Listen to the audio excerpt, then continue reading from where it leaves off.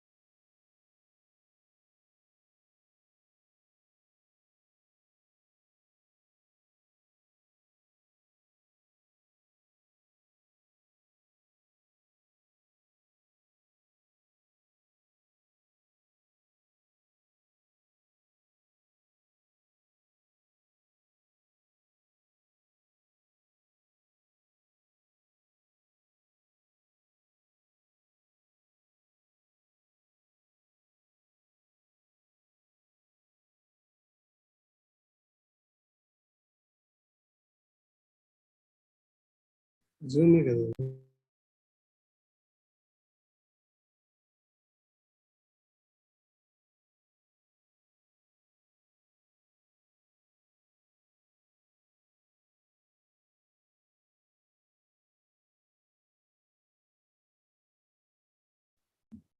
Time ఉంది.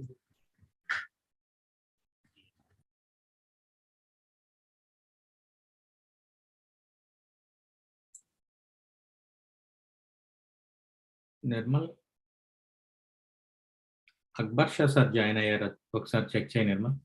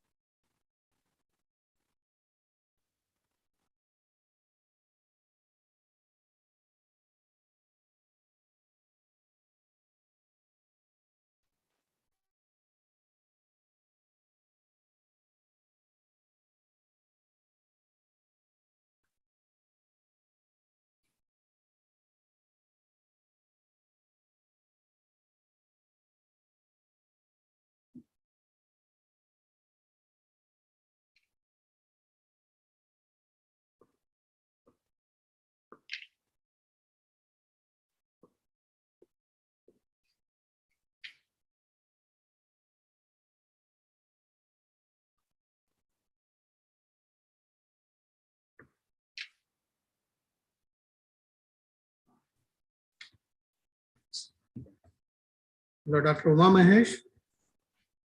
Sir, Can we start? Sir, is Dr. Akbar Shah, sir, has joined Nirmal? No, sir, not yet.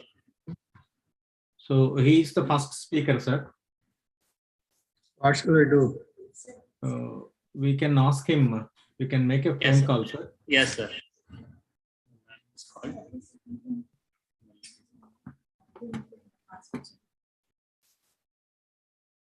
We can make a call to him, sir.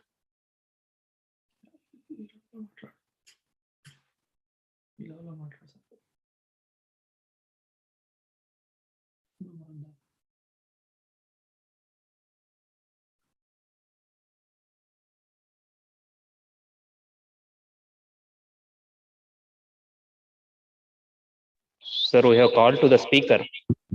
Yeah. He'll join. He may likely to join. Okay. Once the speaker is joined, sir, we can start, sir. Oh.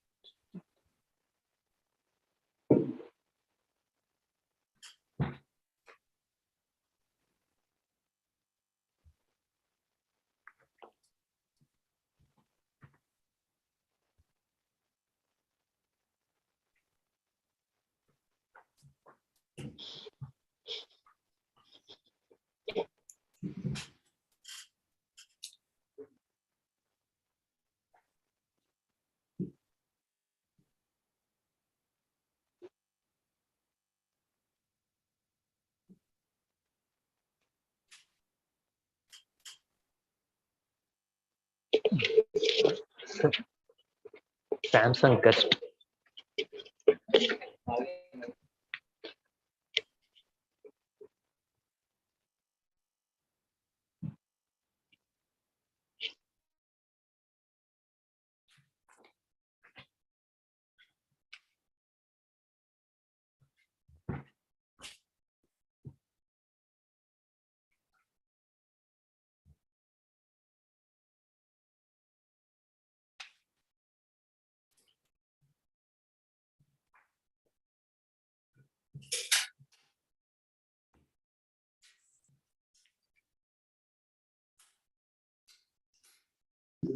Sir, first speaker, sir has joined.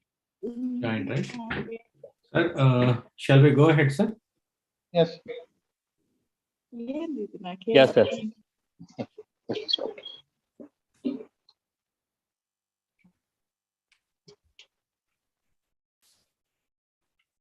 Yes, respected university authorities of ANGREAU, Associate Dean, SP Agricultural College, Tirupati, distinguished speakers, senior faculty members, research scientists, young researchers, and our budding scientists, our PG and PhD students, print and electronic media.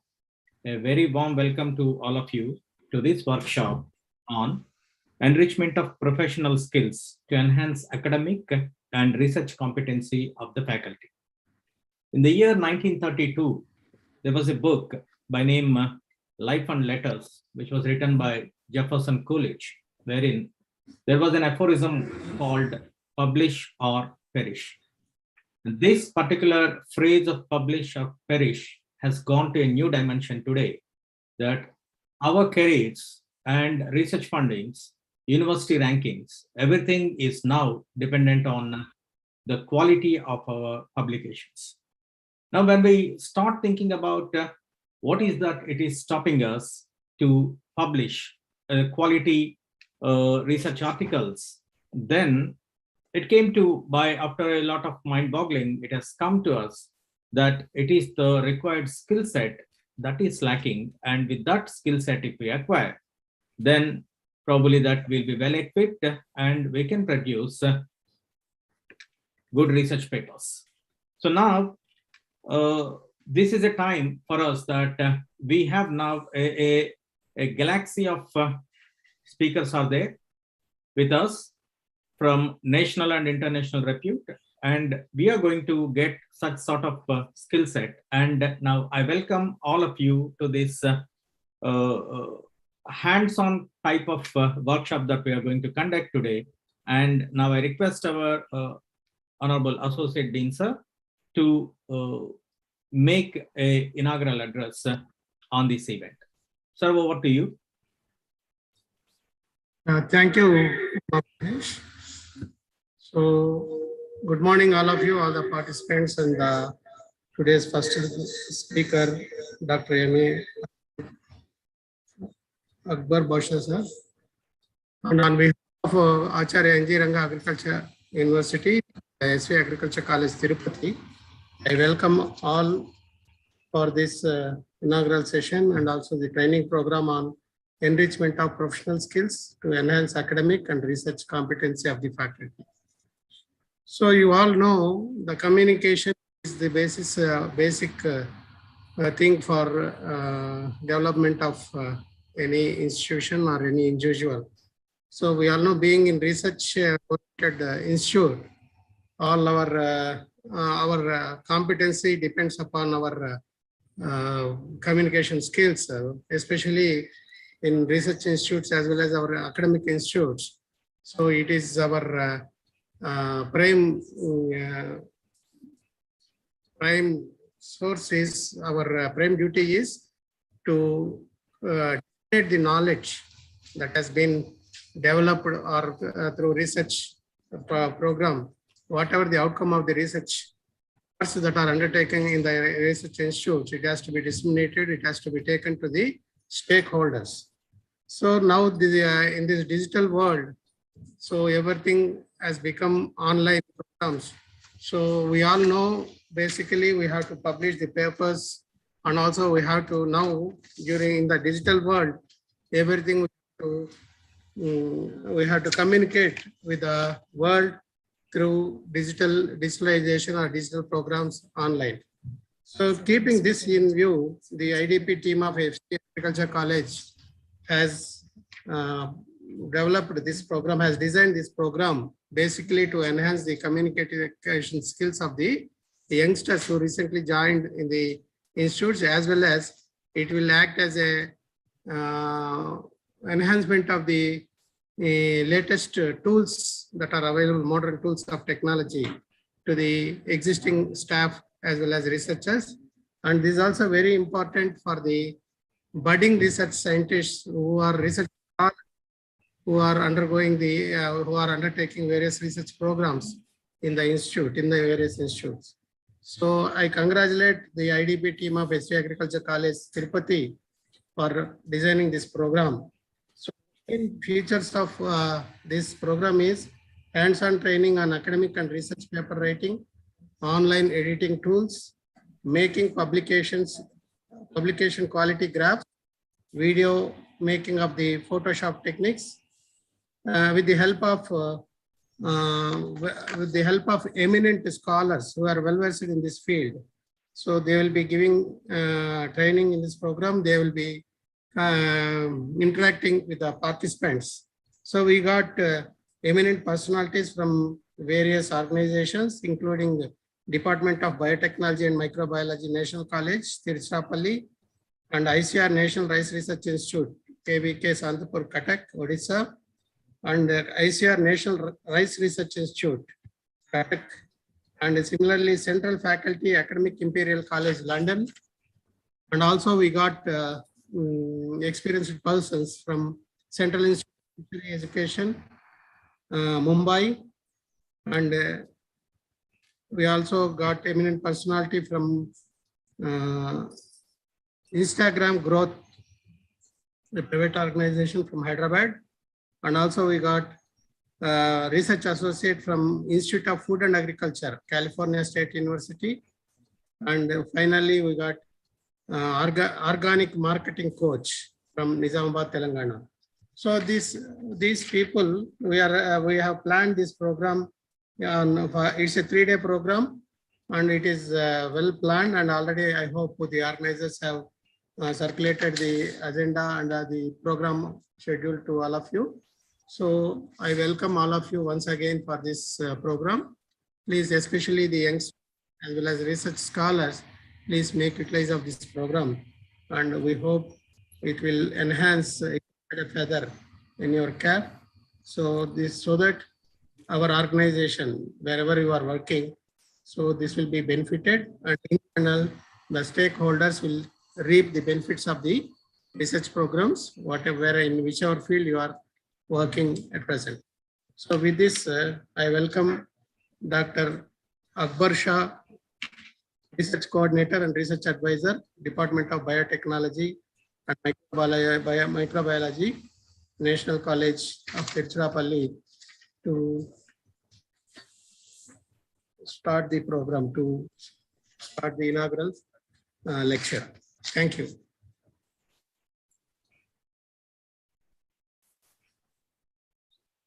Am I audible, sir? Can you hear me? Sir. Yes, can you hear me? Yeah, sorry, you are audible, sir. Sir, Okay. Can you give me 1 minute time to just introduce you to the audience? Oh, please. I'm sorry. Yeah. Little bit stressed because of the morning fiasco with this system, right? Yeah. Yes, sir. For the audience, it is going to be a celebrated career of Professor Muhammad Abdul Qadir Akbar Shah, sir. So he started career as a faculty of geology in Jamal Muhammad College, Tiruchirappalli, India in 1970. Qualified for PhD by part-time research in 1980. Moved over to Bharatidasan University, Tiruchirappalli in 1989 as reader in life sciences. Passed through positions such as Professor of Animal Science, Head of Animal Science Department, Coordinator, School of Life Sciences, and Dean, Faculty of Science. Retired from formal service in 2008. Emeritus Professor of Life Sciences 2008-9. Established Mahatma Gandhi Dorenkamp Center for Alternatives and became Dorenkamp Chair and Director. Moved out of the university in 2017 and became Research Coordinator at National College, Tiruchirappalli, India. His total career span is 52 years in teaching and research. So his research areas include animal science, biomedical science, and biotechnology. More than 250 plus research publications, 15 plus review chapters in international editor publications, 2 books on medicinal plants, 1 edited book on laboratory animal science is in print. Currently, he is the editor-in-chief of Journal of Endocrinology and Reproduction. He is a review editor for Frantis in Toxicology, and he is a editorial board member for Altex, that is a Springer publication. And he has been to several different countries like USA and to the King Saud University, Riyadh, Saudi Arabia. And the latest awards include Professor K.R. Loomis Oration of Aims, New Delhi. So this is a celebrated career of a long celebrated career of Professor Muhammad Abdul Qadir Akbar Shah, sir. Sir, we are very glad to have you on board. So, sir, you may please continue, sir. So, very good morning to colleagues from the Agricultural University in Tirupati. Because it is a very short notice, I haven't become familiar with who invited and to whom I'm addressing. It is not usually the way I do it, but it doesn't matter. Respected Vice Chancellor, the Dean of the Sciences, the Assistant Dean, and all those colleagues who were in contact with me, Dr. Brahma Mahesh, who has given a wonderful introduction about me for the nice words spoken. And my dear participants and colleagues from the Agricultural University. At the outset, I am very grateful to the IDB team for putting the choice on me to be the speaker. on this topic of writing a research proposal in aiming at a grant. So, as you are aware now, the research is really the unified concept of trying to make a discovery and then make it the discovery, the science that you discover becomes available for people, the next generation or the same generation people who are interested in that research to be that they finding to be useful to them. But within a unified theme of concept of research, it is indeed a multifaceted thing in the sense that there are very different domains in the research, and one has got to be very familiar with and engrossed with all the gamuts and facets of the research as an endeavor. So you have, the IDB team has chosen to identify certain very specific areas among the multiple domains. These are not the only domains within the research. You have many more domains, but perhaps the team is a limitation of time, and therefore they've chosen the very specific topics which are listed. And I'm so glad that the university, the team, the dean's office has found very enlightened and very efficient speakers, experts who will speak on the different themes. And I'm so glad that I am one of those picked and chosen. So I'm so happy. I'll take you to the PowerPoint. Please, will you allow me to share the PowerPoint?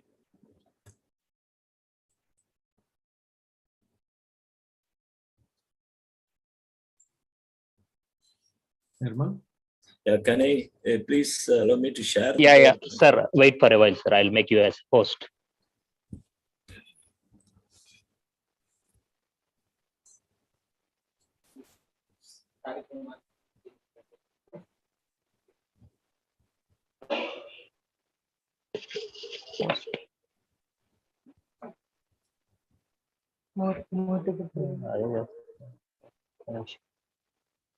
Just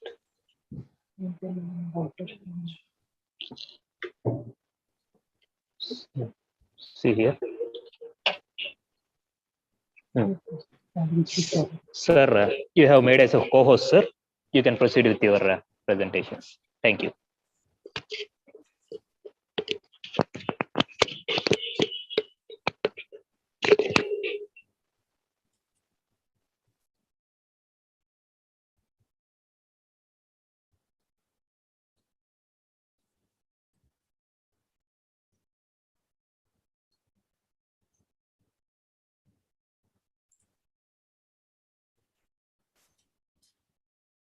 Sir, you can share your screen. I'm starting. Yes. Okay.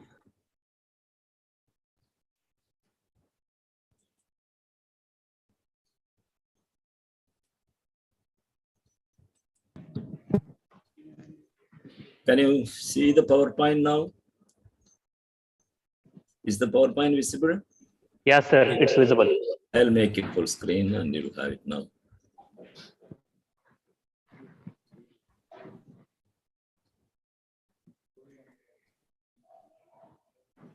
So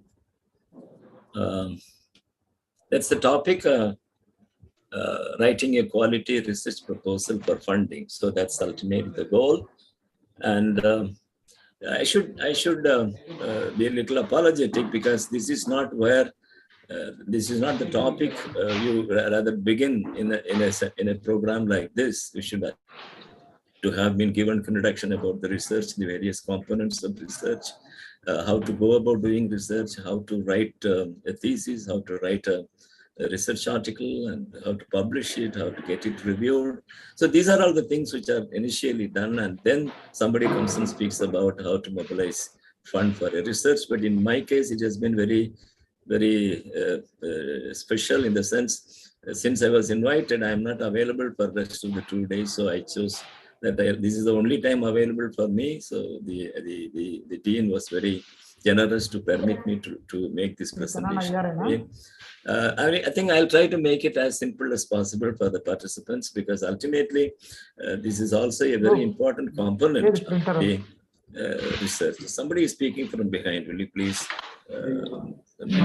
maybe. So participants, kindly mute your phones. Kindly mute your phones, please. So this is the title as writing a quality research proposal. This is practically, well, I have an introductory slide usually in some places I'm not introduced, so I have a little bit of my profile there. And now your Umeya Mahesh has given a detailed introduction about me, so I skipped this slide. So, I start with telling why this topic of a research proposal to attract good funding. Well, let me tell you that writing a good research proposal is not that easy. It is little almost task, and one should be exposed to different components of writing a research proposal, such that you are putting up a very effective proposal for the funding agency to grant the money. Well, research has become practically expensive. When I started research in 1970s, well, it was very simple, economical, and cost-effective in the sense. My first research grant that came from University Grants Commission was only 3 lakhs. So that was big money in those days. I'm talking about 70s and early 80s. But now the cost of the research has gone up. The chemicals, reagents, equipments, and they're all very expensive, and there will get newer and newer equipments coming in, newer and newer reagents coming in, the newer techniques coming in, and therefore the research has become very expensive, and there should be tremendous input of money, and you need money to carry out the research. So yeah, it is expensive and cost prohibitive, and therefore a researcher, one who is interested in doing the research, when he is desirous of conducting research, he is forced to seek external funding. Again, I want to tell you, my days when I started, there were hardly few agencies and few avenues available. Now you have plenty of research funding agencies, governmental as well as philanthropic private agencies, and you can approach them for a grant. So researchers are being forced to seek external funding, and the funding agencies are quite many. Well, this particular phrase I'm going to present now is very important for you to be successful in getting a grant approved by a granting agency. The research grant is made based on the way you ask. Please keep this, in print some of these expressions. So the research grant is made available based on the way you ask, how you are putting across a case in support of your claim for a grant to conduct research, and how convincingly you put across the case. The way you ask and how convincingly you put across the case. You should be able to convince the funding agency, the review committee, the project advisory committee, monitoring committee, who are ultimately going to be responsible, sitting in judgment over what you have proposed as the research project or the proposal. So you will have to be convincing them, and that is done the way, based on the way you ask and how convincingly you put across the case. Well, this is essentially to help you gain, the aim of this presentation is to help you gain insight into the way decision makers assess and evaluate research proposal, to guide you as to how to write a research proposal, what all things to do, what all things not to do, and what all things you should do to improve what you are presenting, you are putting across to the funding agency, the project advisory PAC committee. So to give you an insight into the way the decision makers assess and evaluate the research proposals, you should. This is like, I have done on both sides. I have been a person asking for grant from funding agencies. I have sat in the project advisory committees where decisions are taken. So I have sufficient experience on both sides as one who has claimed money from the funding agency, as one who has sat in committee which evaluated the projects and approved the grant or rejected the proposal. So based on this experience, I'm going to share my thoughts on how to put up a good case and tell you how the decision makers assess and evaluate the research proposals.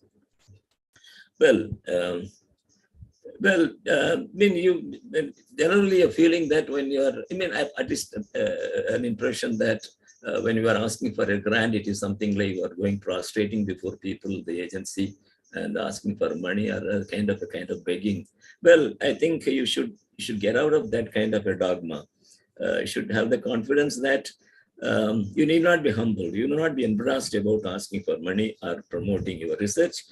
You should have the feeling that you are only putting across a case and you are asking what is due to you, what you deserve. So you are not begging, right?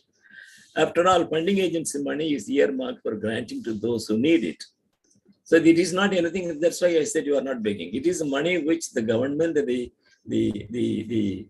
funding agency has allocated the money for that specific purpose of being distributed and disbursed among the people who are putting across proposals asking for research grant. And so the money is earmarked for granting to those who need money, and therefore you need not be hesitant or embarrassed to ask money from the funding agency. And you should remember that unless you ask for the money, the agency is not going to give you the money. Nobody from the CRB, DST is going to knock at your doors, knock at the doors of your university, your lab, and give some X or Y, the grant. It's not going to happen. It never happens. Unless it is an extraordinary case of a very top scientist who is very close to Bhatnagar Awadi or close to the member, I mean, the fellows of academies, top scientific positions. There are some pilot projects which the funding agency might identify X, Y, or Z and ask him or her to start a project on a particular theme, where the agency will allocate some money and ask the scientist, the leading scientist, to start a research. This is very rare. Otherwise, I mean, the people who are sitting in this this meeting are those who are at the early career, and you should be that's where money is not given to you without you ask. So you'll have to ask for the money, and it will never be offered. And initially, you put up, for the first time, you make an attempt, give a proposal, and the PSC sits over it. Maybe it approves, or it also finds reason that it is not that much worthy of approving the grant, so it may be rejected. Don't get dejected when it is rejected. Don't get dejected. This is the first time, and therefore you go on revising and submitting it either the same agency or to other agencies. There are points coming up where you will be told about how to do this. So if at first, if you don't succeed, try and try again. And essentially, you will, when you submit a project, there is an evaluation done, and you will have a report coming out of the evaluation. Either you get the grant, or you get the grant on some conditions, or there are some comments which based on which the agency says the project is not approved. And in that case, you take messages from that comment, and you'll have to improve the writing next time and put across the case again. So you'll have to be positive. Don't get dejected. That's the point I use again. You don't get dejected once it is rejected. You put effort to more improve the project and present it again. You'll sometimes succeed. Well, so some basic concepts about grants. Now you should remember that grants are sums of money awarded to support particular activities. I told you in the beginning that the research grant is money which is allocated for that purpose. You get a notification coming from the agency like DST, DBT, or DRDO. The notification is there. The notification says that there is a concept, there's the proposal that the agency is going to it has money to be disbursed as such grants, and they are inviting proposals. And therefore, grants are sums of money awarded in support of particular activities, and you are not going to pay it back. This is the most important condition. You are approaching the funding agency for money on the ground that it is money which is allocated for the research. And once it is approved and you have utilized it, you are not going to return the money to the agency. But But there is other expectations. The agency expects returns, not the money to be returned, but it expects returns in the form of good research, good data, good publication, or good product, or process. That is ultimately what the agency looks from you.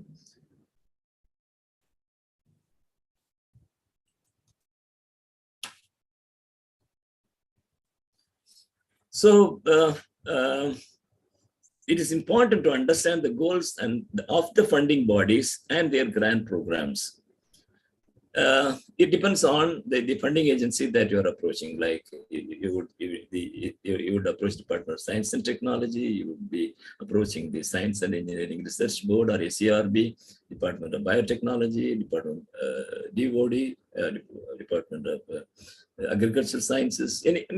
Depending on the funding agency, you will have to be familiar with the understanding the goals and of the funding bodies and their grant programs.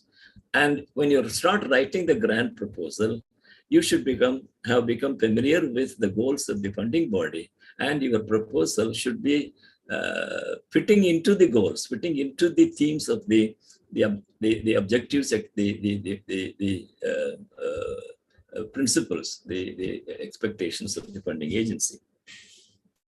Decisions are made on the applicant's ability to fit the proposed research. They have a research scheme. They will say this is the thrust area. This is usually the word used. The funding agency has identified some thrust areas. They notify it. The agency notifies the thrust areas, and you will have to be right. The thrust areas may not be the same every year. Depending upon the priorities, depending upon the trends of science, the funding agency will decide on the thrust areas. And you will have to be focusing on the thrust area. Supposing you are not so familiar with the thrust area, perhaps you are not going to put up a very strong case for defense, okay? So decisions are made on the applicant's ability to fit the proposed research activities to the interest of the funding body. Generally, say, only if the proposal that is submitted is fulfilling the requirement, fulfilling the expectation of the funding agency, the agency considers it positively. And if you are not fulfilling, you are not fulfilling the requirement, if you are not really reaching the expectation of the funding agency, well, you'll have to be facing a rejection. So before beginning to prepare a grant proposal, you'll have to be considering a few points. Well, believe that someone wants to give you the money or through you to the institution. This is a very important class. See, here is the case, as I told you earlier. It is not the money which belongs to the project monitoring committee, the PAC, advisory committee. It doesn't belong to them.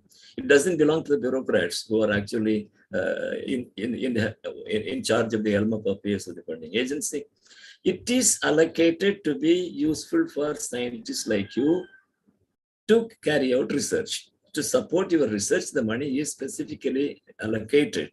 And therefore, the money is to be given to somebody, and through somebody, the money is given to the institution. You could remember that it is not anything which is very uniquely, you become eligible, you become competent to receive or apply for the grant only because you are an employee, you are a scientist of that institution, your university, your college, your establishment. So the money is not, though it is sanctioned based on your proposal, and it is sanctioned in your name. It is ultimately money that comes to the institution, that you should always remember. And in doing that, you should, therefore, money is, I said money is given to the institution through you. So when you write a proposal, you should remember the goals of your institution. On one side, you will have to fulfill the expectation of the funding agency. On the other side, you should also consider the long-term goals of your institution. How best you will take institution to your newer heights based on the outcome of the research you're going to conduct from the money that is going to be given to you by the funding agency. So you always have a concept of start with the end in mind. Ultimately, you will have to believe that the money that comes is going to be of some advantage, some use, some privilege to the institution. So start from there and then go up to the up, where it is essentially to satisfy the requirements of the funding agency. So you'll have to essentially take into consideration the goals of your institution, the objectives of the institution that you should be able to fulfill through this grant. And that is done essentially to looking at the by looking at the objectives of the funding agency. Identify yourself. You should know what you are capable of, what you are not capable of. You talk about identify yourself, your strengths and weaknesses. In writing the proposal, you should be revealing and exposing to the best extent your strengths. The way you are putting across the case, writing a project, good language, good analysis, good approach, and the good science you are going, the good techniques, good tools. Well, that's all the strength. And there may be some issues where you have a little problem with your language, a little bit of problem with your understanding of the background of the topic, that you should be able to handle the situation in such a way that you are putting up or presenting your assets, and you are not anyway to any extent revealing your liabilities that you are not capable of. You will have to hide, you will have to conceal, speaking more about the assets, what you are capable of. You'll have to, in putting up a proposal, you'll have to have a comprehensive plan. You should have thought about months sitting on the theme of the topic you are going to present to the funding agency as the proposal for the grant. You should have applied a lot of your thoughts. You should have made consultation with people, discussion with your friends, discussion with your mentors, discussion with your colleagues, and even fellow scientists who are your friends in the neighboring institutions and labs. So you should have made a thorough analysis of the situation. You should have created a comprehensive plan, a definite plan as to what you are going to crack, what you are going to resolve in this research. Well, you should know there is some. You remember that again, to say that the funding agency is actually looking for good researchers. I told you the money is not meant for the authorities. Money is not meant to be taken by the PAC members. It is meant to be given to us, given to you, the people who are looking for money to have the research conducted. So funding agencies look for good researchers. Think of them as potential investors in you. The DBT is investing money on you. Why should they invest money on you? In anticipation, they expect some returns from you, not the money. They expect returns from you. You should always remember that it is not your stake of claim to put across a case asking for money.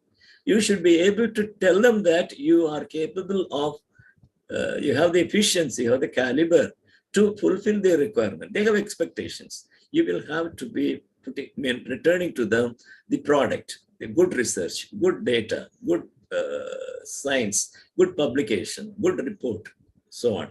So think of the funding agencies look for good investors. Think of them as potential investors. DBT is investing his money on you, in you and your ideas. And you must sell your idea. And people used to talk about the content and container. I have not said this in the PowerPoint. Usually they talk about content and container. What you write, what you submit in the form of 100 pages as a project proposal is the container. And the content, what you have written there, is as important as the container. Both are important. You should be able to sell your idea, make people get convinced that you have some stuff, you have a potential, you have a caliber, which the funding agency should encourage. So you should be able to sell the idea. You should have put a lot of effort to convince us to how to sell the idea. Okay, so be enthusiastic about the work. Be positive that you are going to do it, and you should be able to not to take an impression that you are going to do it, but positively you are going to prove that you are going to do it. So be enthusiastic about the work. Why should they give you a grant? So see it from the funder's point of view. you will have to look at the expectations, make an assessment of the expectations, what the funding agency is looking from you, expecting from you. So you see it from the funder's point of view. You have ideas. These are two things. You have ideas. Without idea, you don't write a project. It's a fiasco. And they have the money. The funding agency has the money meant for that, earmarked for that, allocated for that. So you are the one with the idea. You are in need of the money, and the funding agency has the money for that purpose, which is meant to support the ideas. So it should be a meeting point of your ideas, which you convincingly put across to the funding agency, and the funding agency, which has the money, which is meant to support the ideas of people like you.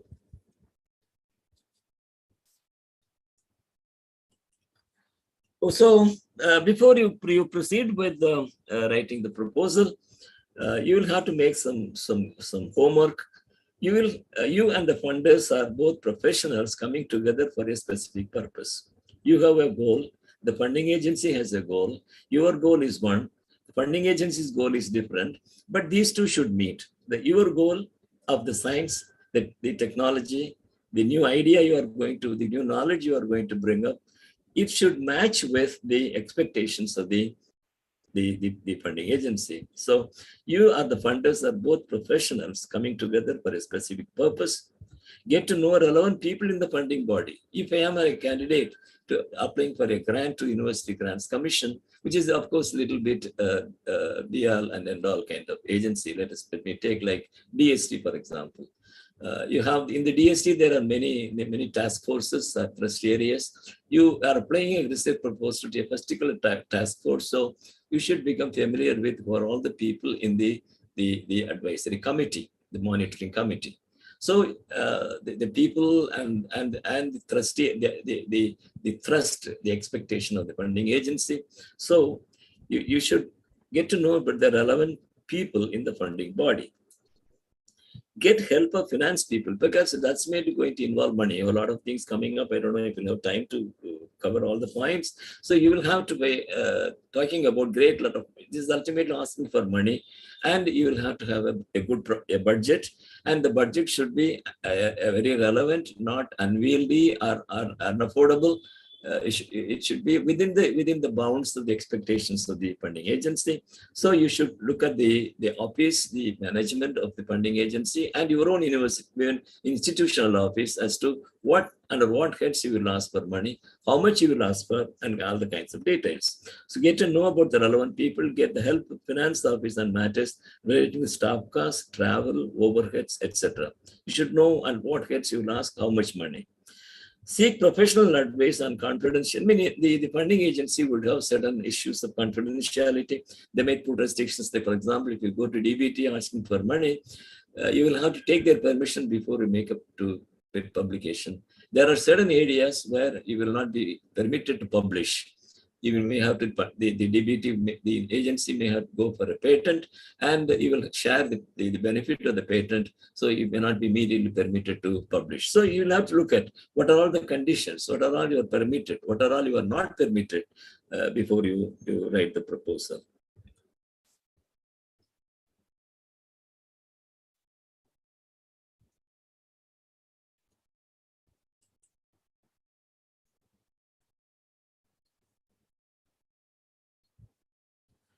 So you will have to remember before your case will be read. This is a very important critical point.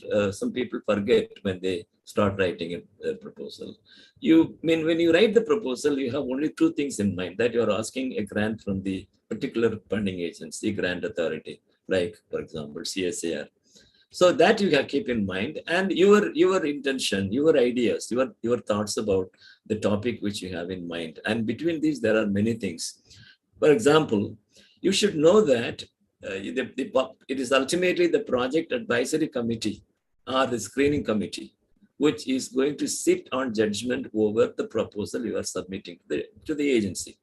Supposing it is the Department of Biotechnology, see the Agriculture Research Improvement section, for example, you should know that in that peer review and in that committee, in the review committee, in that advisory committee, you may get a dozen people. And the 12 people all the 12 people are not familiar with the topic you are writing about, the content of your proposal. Each one has a high profile knowledge about different areas of the topic. And therefore, when you write a proposal, all 12 people may not be very familiar with what you are writing. So how do you write the proposal? The proposal should be satisfying those who are immediately going to sit on judgment, to read your project and advise the project review committee how good you have written the proposal, how effective the proposal is going to be, how useful the outcome of research is going to be. That will be done by the 2-3 people who really read your proposal. But then the decision is taken by the committee, where the people who have not read your proposal will also they will also have a role in the final decision. And therefore, when the proposal should be such that it should be understandable, people should be able to understand. Even those who are not experts in the field should be able to understand what is there. So you must write to their understanding too. A lot of people ask a lot of people to help you improve your proposal. Once you have something like a skeleton, you discuss with the people and take their ideas to improve it. So in a proposal, initially there is an abstract or a summary. Make sure the first page acts as a standalone summary of the entire proposal. Please remember, I'm taking in the technicalities after the general introduction. I'm taking slowly into the technicalities of how to write this proposal. So the opening should be a title page, and then you take it to a summary, which is it's an abstract, a short presentation of what the project or the proposal is about. A proposal is more like a written job interview. You are writing it, presenting yourself as a candidate. You are presenting yourself as a case, asking for grant, and you should be convincing, satisfying the people in the advisory committee to the effect that you are capable of resolving the issue which you are going to address. You are going to crack the hypothesis which you are going to across, or answer the question you are raising. These are all the way the research is thought about. You have hypothesis, you have some questions, so you are going to resolve the hypothesis, you are going to answer the question, and you should be able to, that should be presented in the form of a document as if it is a written job interview. Okay, so that's the way you do that. So you'll have to be emphasizing in the proposal what's new in your approach. Please remember this. What's new? There is no way, there is no meaning in repeating. Somebody has done it some time back in a different language, different tool, different approach, and you are presenting it in now as if you are going to use a different tool. That's not a good research proposal that will take you to fund. So you should have to prove what is new in your approach. And why do you think it will be successful? You will have to justify. Please keep remember this in mind. This is not simply writing a few pages in the way you think about and then make a type out a presentation, type out a proposal and submit to the funding agency. You should be convinced of, in your own case, what is new in your approach and why do you think it will be successful. The question you are asking ultimately will be going to resolve an issue, a big issue in science, or answer a big question. So you will be able, you should know, you should be able to convince us to how it will be successful. And you should know about who cares. Well, I mean, who is going to be interested in this? Who is ultimately going to be benefited? You make a discovery. You answer a question, you resolve an issue through a hypothesis, and you should know to whom it is going to be useful, the knowledge, the answer, how it is going to be useful. So if you are successful, what difference will it make? There is the science is at a particular status today, and you are going to put effort towards towards advancing the knowledge in that particular component of science. You are not going to answer be all and end all the issues in science. You are choosing a small peg in the ocean, a small issue in the science, which you would like to resolve through your knowledge, enterprise, and technical skill. And so you should know about who cares, and if you are successful, what difference will it make? How it is going to improve the scenario of that particular special area of science which you are going to be interested in. In the writing, there are two approaches of writing. Again, you should be very, very, very, very careful about it. There are two ways of writing: persuasive writing and expository writing. I mean, these are certain things we should memorize. Persuasive writing compared to expository writing. And expository writing is one where you rely on, you dwell on what is something already done. And you are putting across that you will further develop on this. So that is called expository writing. You are exposing what has been already done. You start saying, I have conducted this experiment and based on the theory of science, and this is what I have found.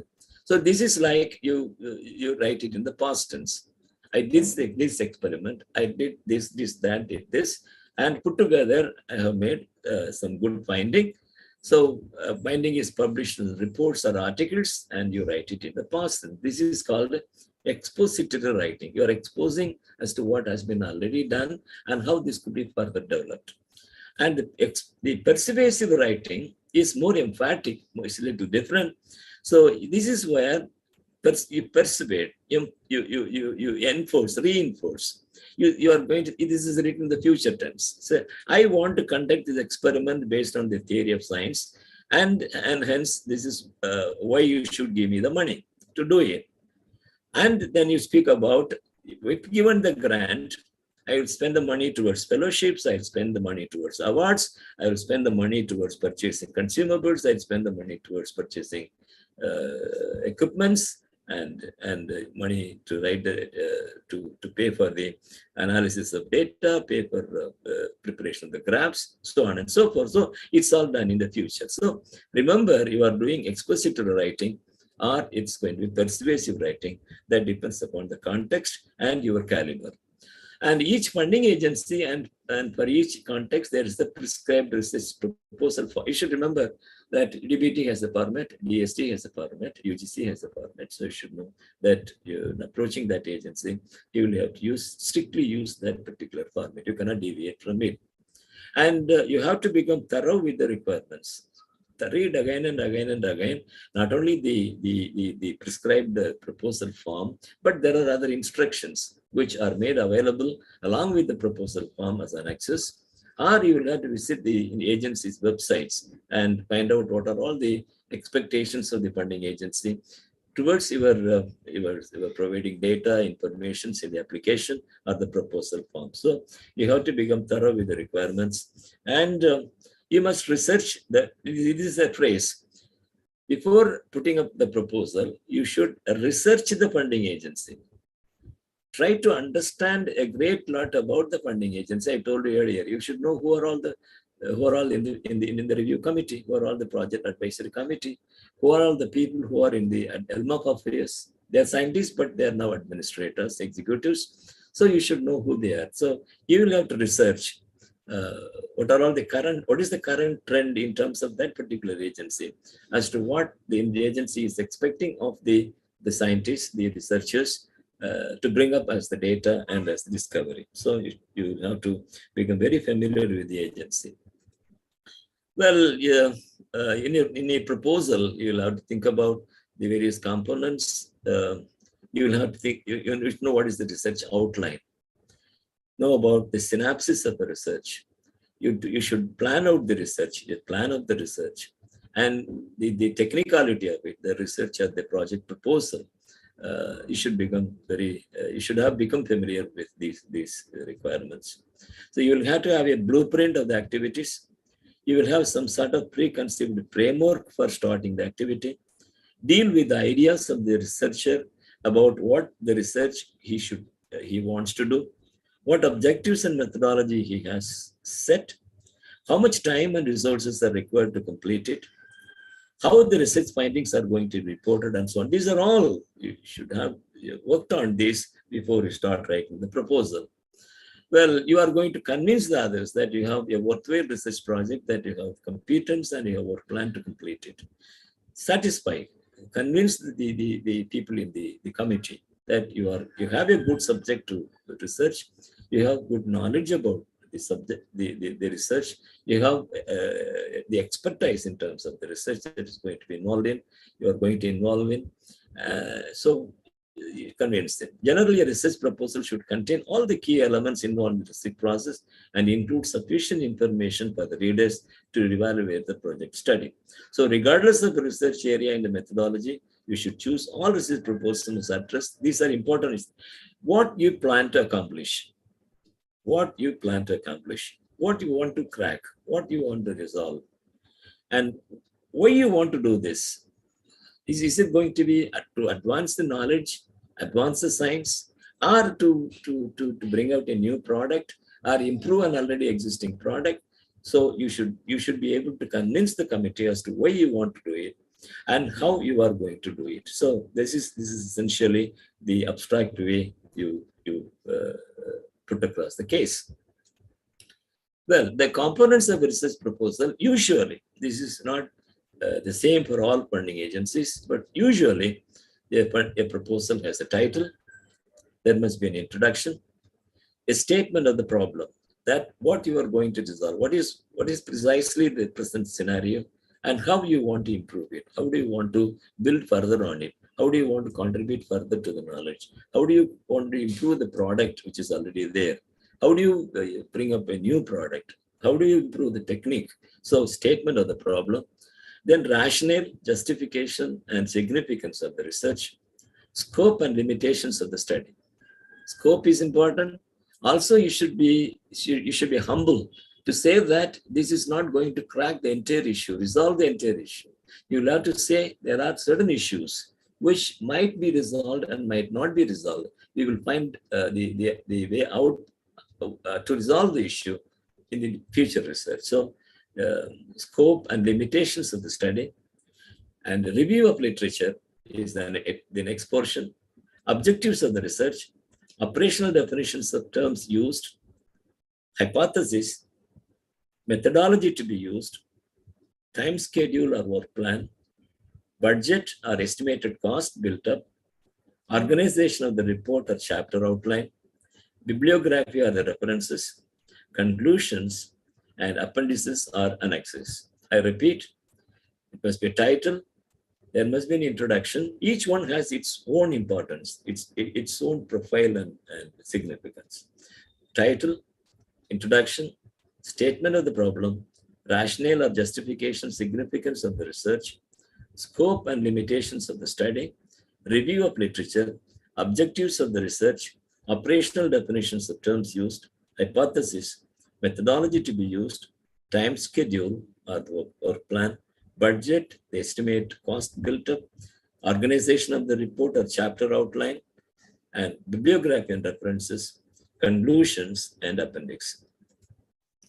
Well, how to write a research proposal? The proposal should have sufficient information to convince your reviewers that you have an important research idea. I have been repeatedly telling this.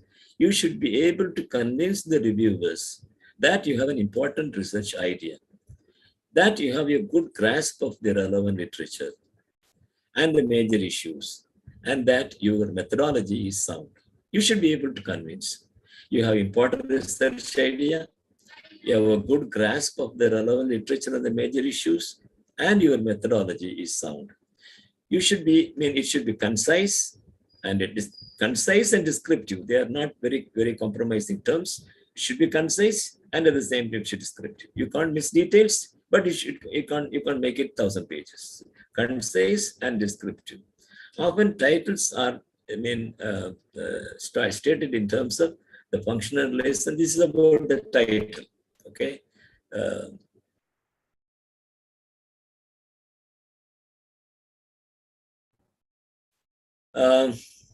It's good title. It makes the proposal more memorable, especially important for proposals. To propose title is very important. it need not be very academic. It can be even less academic.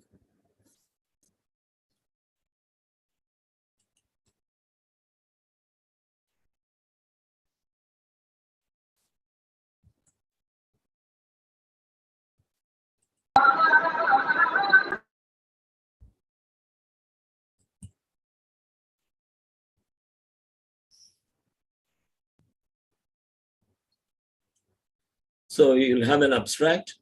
Abstract is a brief summary of a small 300 words. It should be clear. It should be concise. It should be active. It should be interesting. As a reviewer, I would first look at the abstract or the summary. How clear it is. It should be like 300 words, 400 words, 500 words. The agency would have prescribed it. It should be clear, it should be concise, it should be active, and it should be interesting. That only makes the reviewer get satisfied with the proposal we're giving. And you will have to be asking like several questions. I have no time to go into the details. If somebody is interested, I can give this PowerPoint to the organizer. You can make use of this and try to understand. So you'd have to have many questions to be asked, and then you'll have to suggest, think about the steps to be taken and the elements of the step. What are the elements of the step? Okay. So plan. A lot of planning is required. So then you think about the introduction. Introduction is to provide necessary background or the context of the research problem, how to frame research problem, perhaps the biggest problem in proposal writing. This introduction must be very precise, convincing, revealing as what the background of your research. Try to place your research question in the context of either the current hot idea or an older idea that remains viable. You can emerge, you can bring about a new thought, a new technology, a new procedure, a new approach. So that should be new. Or there is already existing issues are there. The like Watson and Crick discovering the double helical structure of the DNA. Well, starting in 1952, 50s, early 50s, well, another we have passed with 70 years. It has never remained static. It has gone on improving, making, and bring it ultimately into the very great field of molecular biology and the recombinant DNA technology.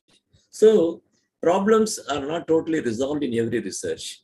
The research ends somewhere, and it's also the beginning of new research. And you will have to either take a new topic or a topic which is already there where there are issues still to resolve. That's the way you will look at it. So introduction, what are all the nuances? You write in the introduction, you'll have to become familiar with that. After the introduction, next piece is about the review of literature. Is again, there are certain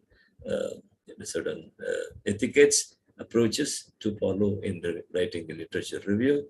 It is the review, it is the literature review which convinces, which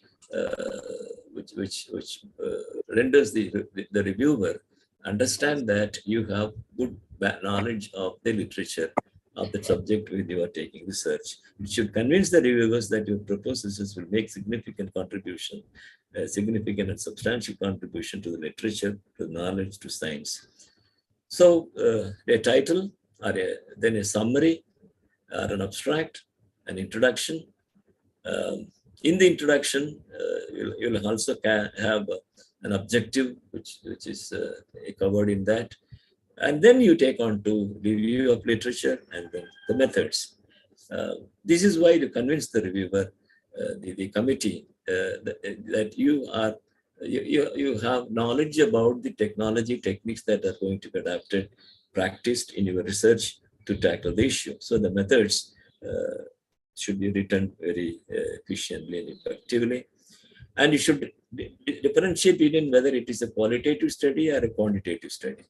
A qualitative study has certain approaches. You will have to prescribe those approaches. And a quantitative study will require data analysis, data processing, and the pictorial presentation of the data.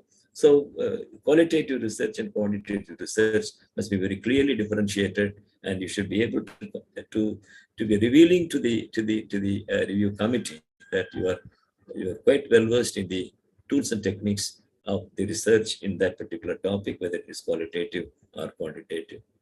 After the methodology, you little write about the expected results. You don't have the result. If you have the result, it is no proposal. You are going to ask a question. You are going to put across the hypothesis as to resolve an issue. You have written the introduction. You have written the methodology. And next, methodology tells how you will tackle the issue. And then you go for the expected result. You will have to say, this is what I expect out of this research. In conducting this research, this way the science could be improved. This way the product could be improved. This way the knowledge could be improved. So you should write a little about the expected result. And then, of course, there should be a brief discussion. Convince your reviewers of the potential impact of your proposed research. How will it make the present knowledge, or change the present knowledge, the understanding of the present knowledge, improve the present knowledge? So there should be some discussion. And then a conclusion.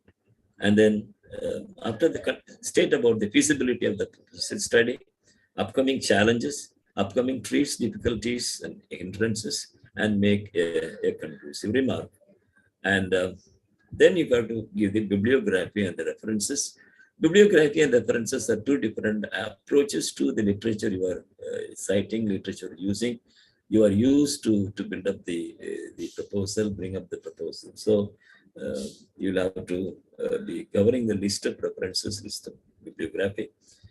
So having said this, now the budget, the most crucial part of the proposal. Again, the budget should be like convincing, like you will not ask for the heaven, or you will not be asking for only so meager an amount. The agency will not be happy. They may say that with this money you will not be able to crack or tackle this issue. So budget should be put across in the way you are. It should be.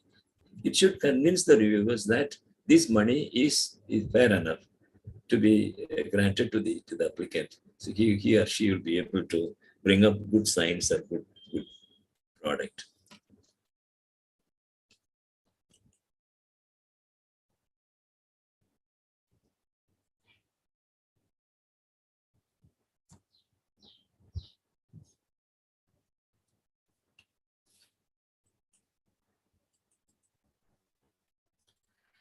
There should be justification when you justification for the project.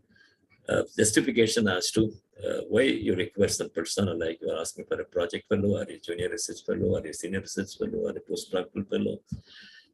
Consumable costs, cost of equipment, cost of supplies, or reagents, or consumables, travel cost. Some agencies do not provide for cost of travel abroad. So you can claim money for travel within the country, and you'll have to say why you need money for the travel. Then the other expenses, like higher charges, like maintenance of equipment. These are not routinely provided. You will have to be finding a place for these items. And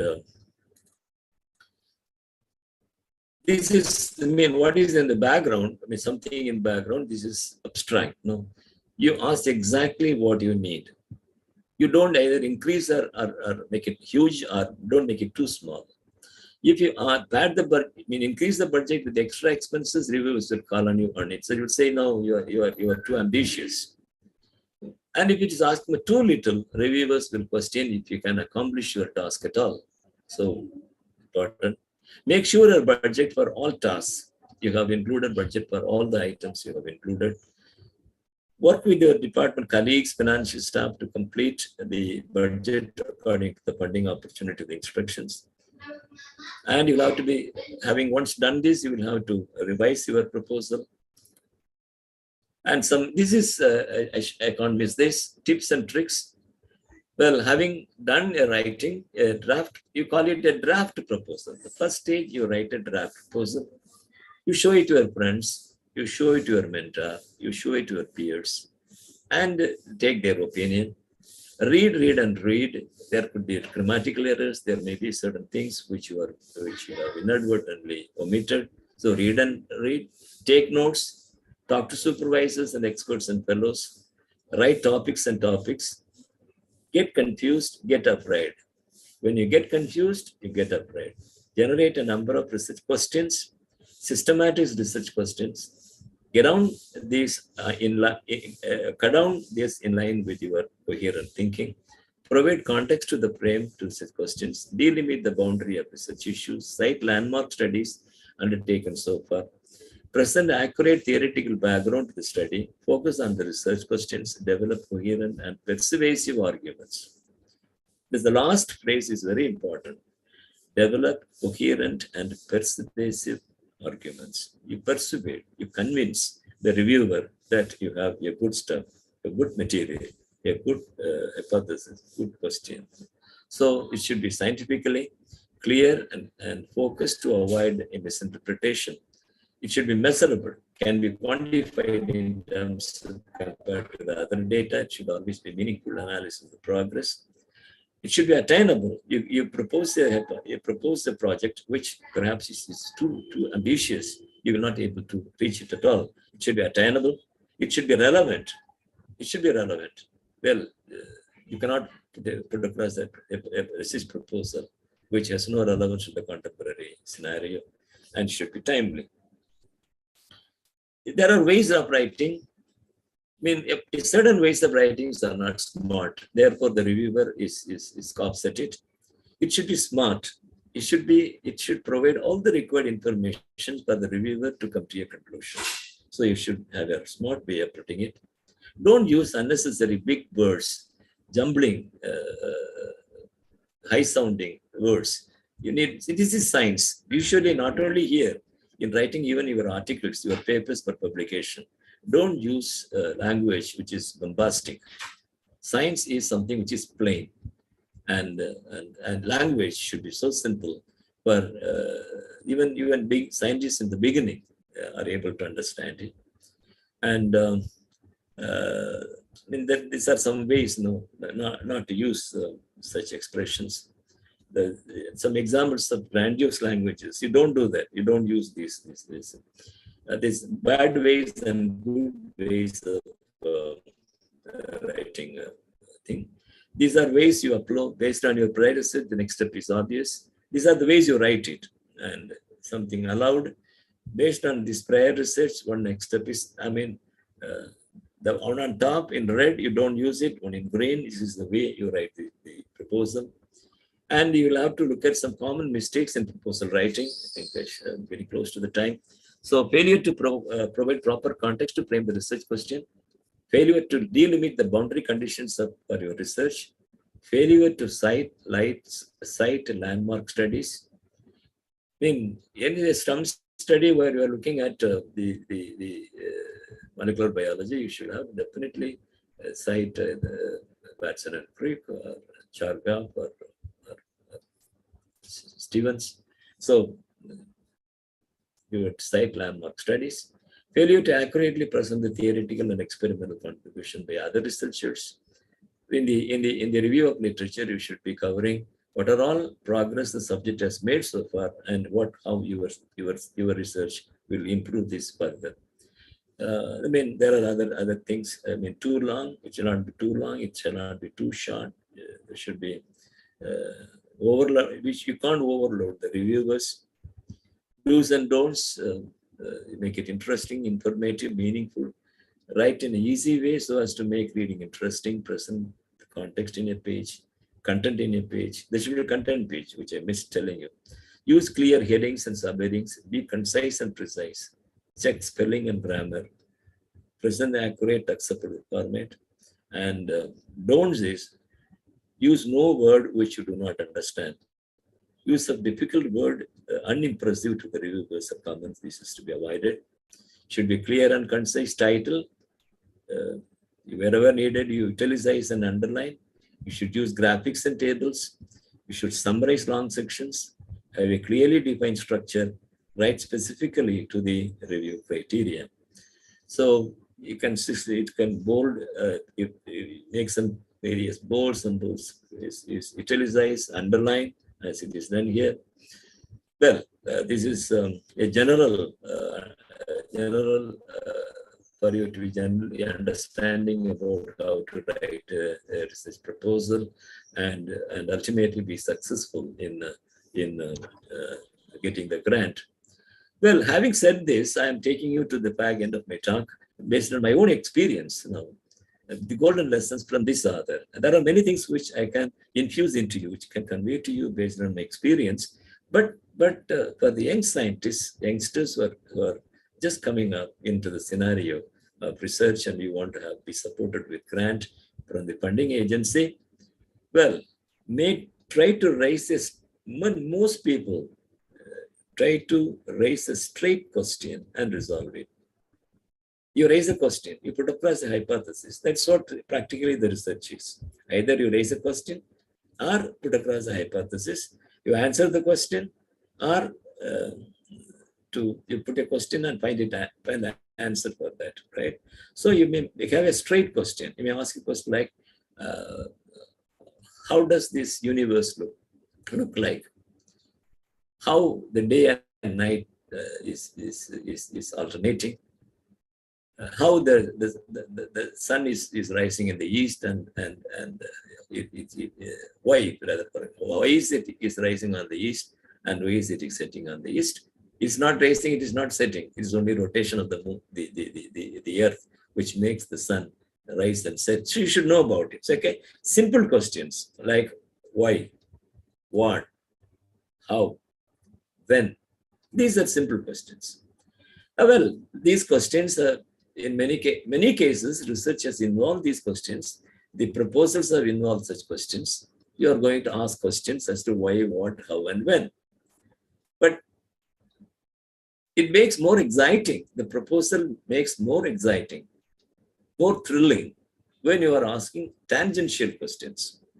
Breakthrough scientific methodology, breakthroughs in science have come more out of tangential, exciting science. Exciting science has come more out of more out of non-conventional questions or tangential questions, which we usually do not ask. Like, for example, when you ask a question as to why, more things come out if you ask a question, why not?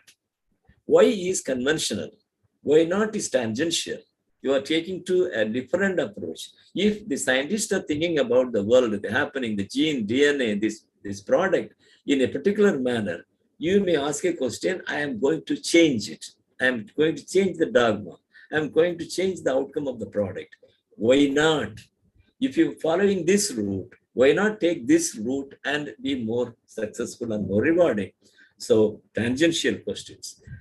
And in my experience, in my understanding of the subject, people who have asked such tangential questions have been much more popular, much more prominent in science.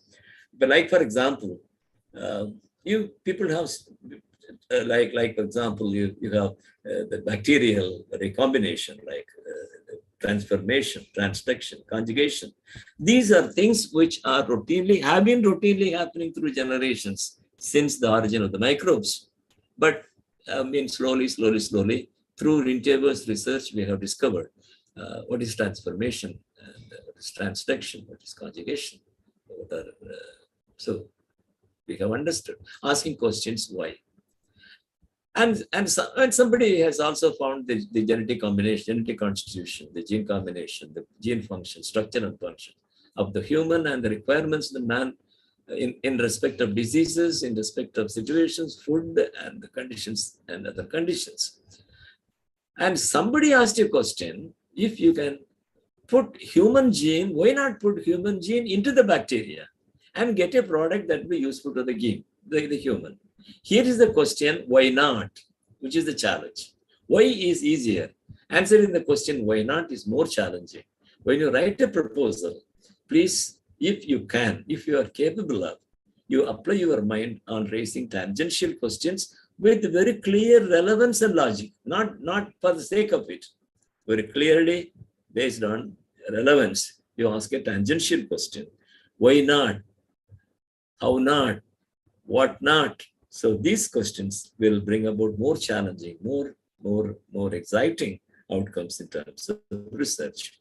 Now, this is an article, if you can just have a screenshot, Secrets of Writing a Winning Grant. This is a one-page or two-page articles, which I really enjoyed. I have no time to explain why, how these authors have been successful in their endeavor in writing research grants, but it is based on experience. Secrets to Writing a Winning Grant. The detail is there.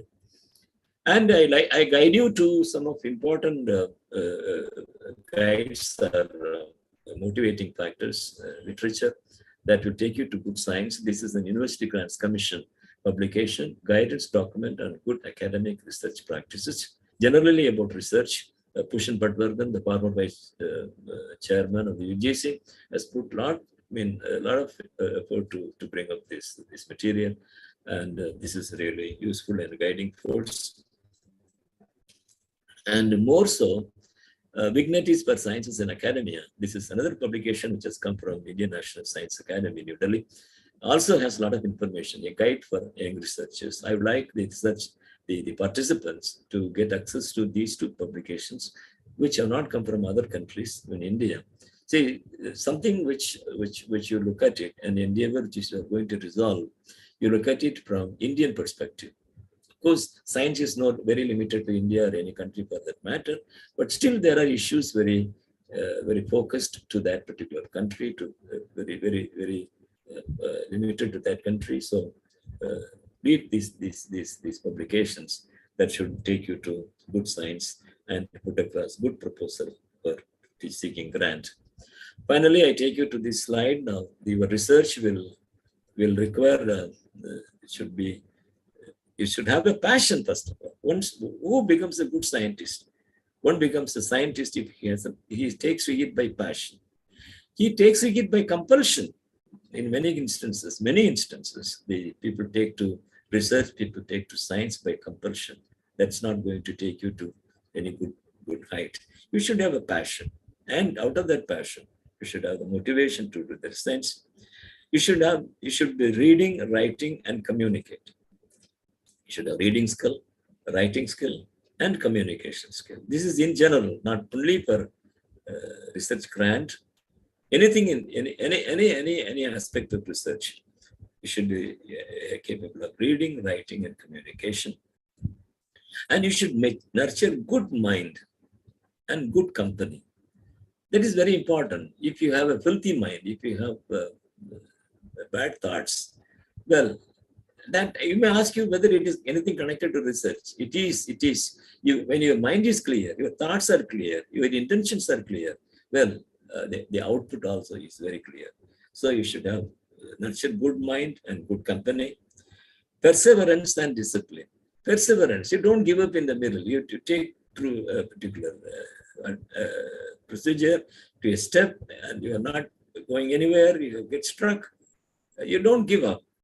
You repeatedly try and find out where you committed that mistake, where you committed an error. Where the problem lies. It may be lying in the sodium chloride that is used in preparation of the reagent, not in the other very expensive chemical, but in the sodium chloride.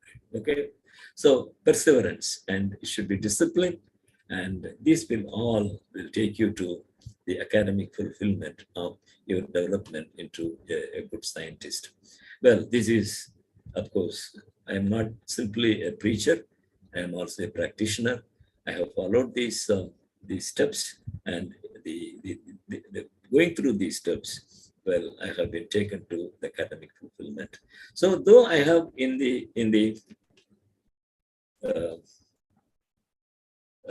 this presentation, I have relied on material from sources, motivating sources. Most of it also is my own experience in doing good research and availing grants, to the extent of a huge grant coming from NIH and the Commonwealth Foundation. Of course, they were granted as where I was a collaborator. The grant was granted in the name of people who are in the United States within my collaboration, but the thoughts and sequences and the ideas were mine. So I just want to claim that part of it is adapted and part of the content of my talk is based on my own experience. I don't think I'll have time to answer questions. So you can have my mail ID from the organizers. You can contact me in my mail and I'll be ever available for the youngsters to get benefited through my experience and expertise. I thank the college for this, university for this invitation. I thank the organizers for the opportunity to again reveal be useful to the community at large, not only discovering science, making good discovery in science, but also motivating people. So I conclude with the good quote of Albert Einstein: education is not the learning of facts, but the training of the mind to think. Research is ultimately a mind that thinks. So I wish the participants. Sir, good morning. This is Dr. Dr. Bimal. I have one actually fundamental question. You know, we have written some research proposals. So we got the technical bid first. Then when we went to the financial bid, you know, we couldn't get the L1. So someone else who has actually quoted very low, they got that project. So in that case, what should be done? You know, when you look for the quality, you have to also pay for that. So what is your? I think I understand your anxiety and concern, but I did answer this question earlier in my presentation. The funding agency has a limit. Like UGC, if you are asking 2 crore rupees grant from the University Grants Commission, your grant, even proposal is going to be rejected at the very first instance. University Grants Commission cannot afford a 2 crore rupee. And you cannot consider a grant, a proposal, which asking for 2 crore rupees, giving all descriptions and expenses for 2 crore. The University Grants Commission to give only 10 lakh rupees. This is no match at all. So you will have to be practically fulfilling the requirement, the bounds, the limits of the funding agency. And in some cases, it so happens that it goes through the first stage, but it goes to the second stage. That committee, the people who are concerned more about the finances, the expenditures, the equipments, they will be able to make fast judgment as to whether your proposal is within the bounds of the budget which you have proposed. Like there are two things: the proposal and the budget. These should match, and this should match the fund availability, the limits of the funding agency. So please, in the next time, don't give up. This is again and again my emphasis: don't give up. Make an attempt. You try to learn from what the expectation of the funding agency is. Next time you put the proposal with the modification in such a way that the budget is within the limits, the bounds of the availability at the funding agency, and at the same time, it will be sufficient enough to answer all questions, practice all the technologies and techniques which you have proposed. Okay. So again, don't give up. Don't give up. Don't give up. Don't ever give up. Try. Consult your friends. Consult your experts. They will be able to help you improve the project and get you successful. Is there anybody else asking questions?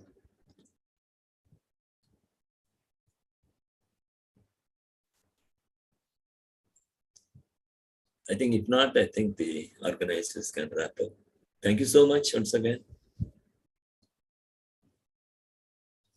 Thank you very much for your elaborate talk on this particular issue, sir. Sir, our AD, sir. So on behalf of Acharya N.G. Ranga Agriculture University, SV Agriculture College, Tirupati, we thank Dr. N.A. Akbar Shah Garu for giving elaborate presentation on how to write a research proposal. And in a nutshell, he said, raise a question and resolve it. That's what we understand from, and also the stepping stones for the successful research project. So thank you, sir. Thank you for sparing your valuable time for our participants. Thank you very much. On behalf of Acharya N.G. Ranga Agriculture University, team, I thank once again all the participants and also the presenter. Thank you very much, sir. Thank Now you. I request our Nirmal Kumar to introduce the second lecture guest. Thank you very much.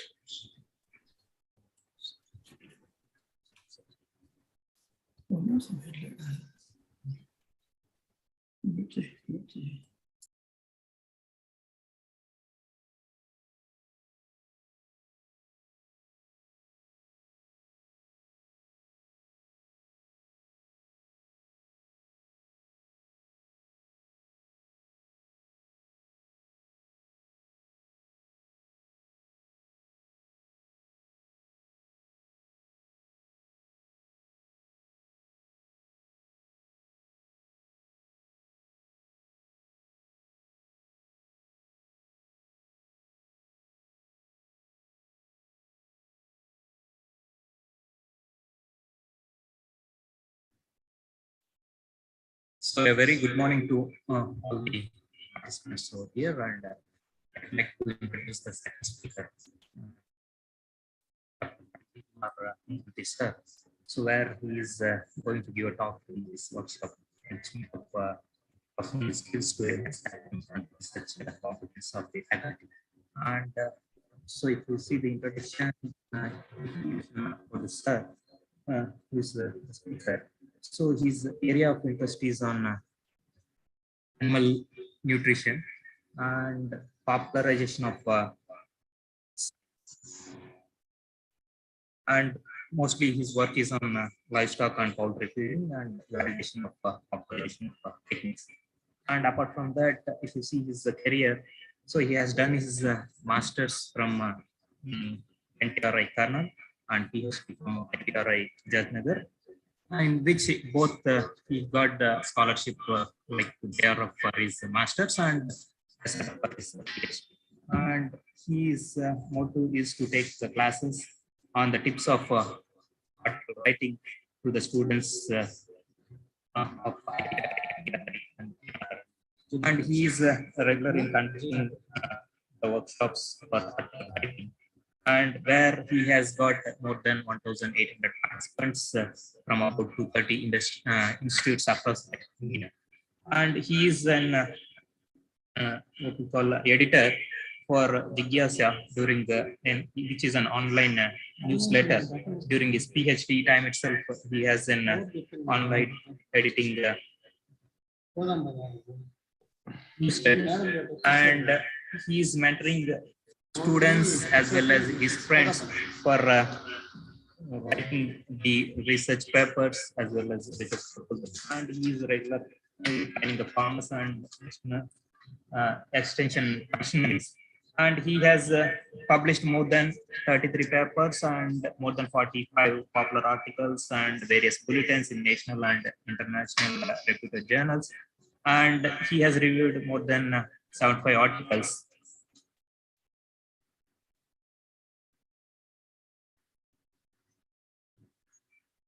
And he is a managing editor for ePlanet Journal, EB Journal, and Journal of Christian.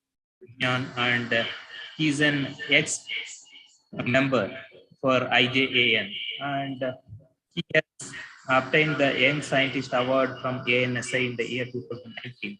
So it is the Dr. A. Pradhan Young Scientist Award. And he has also obtained ANA Saroj Jethmola Award for his best PhD thesis.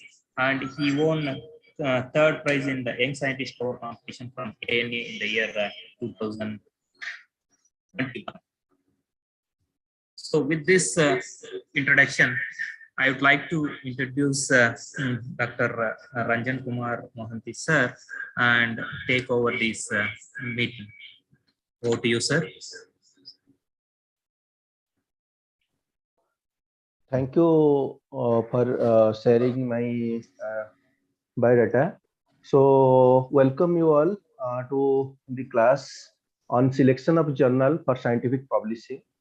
So I thank to all the organizers for taking this pen for organizing this type of workshop. Actually, this is a very nice and elaborative one, and this type of workshop should be organized on regular basis. So let us move ahead. So the participants, they can notice my number and mail ID. They can WhatsApp me, or they can also mail me on mahanta.ranjan@gmail.com. So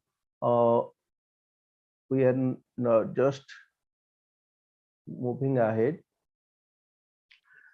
To my best of my knowledge, I have worked on work from many universities, and it is being seen that research or research work that is being in the thesis, nearly more than 40% or 50% of work from even the deemed universities, they are not being published in good publications.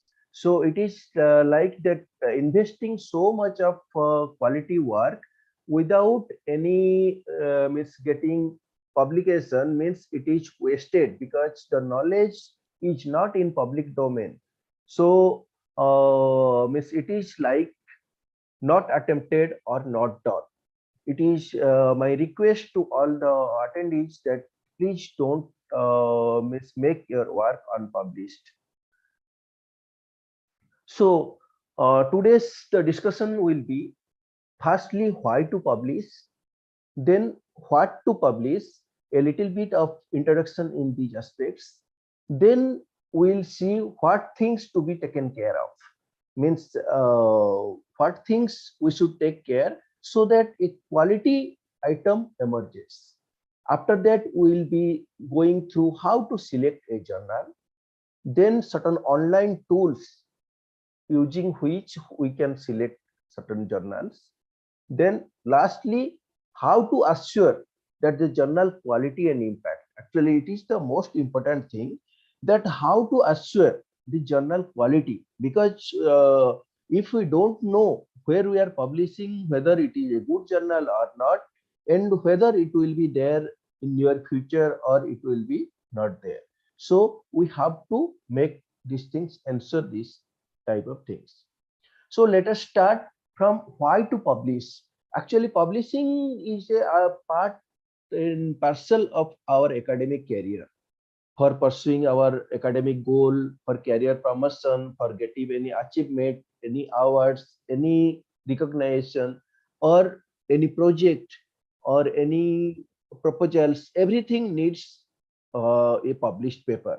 As our previous speaker highlighted, that a research proposal, if we are giving our publications and also our knowledge on that topic with writing, everything gets recognition. Means we have to be thorough in all the aspects. So that is why the publication is utmost importance in any intellectual career. Then what to publish? In what to publish aspect, we are going to see, we can see that what to write. In this, actually, we can see that we can make it for common public. Even certain technical articles we are writing for common public, and for specialized audience, like certain fully technical article, but for common public, these are mostly popular article.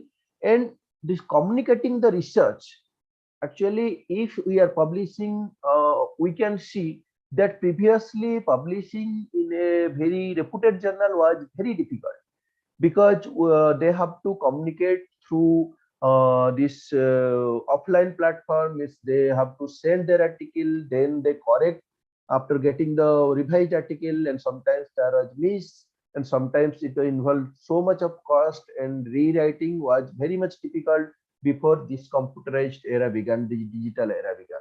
So nowadays it has become a very easy task.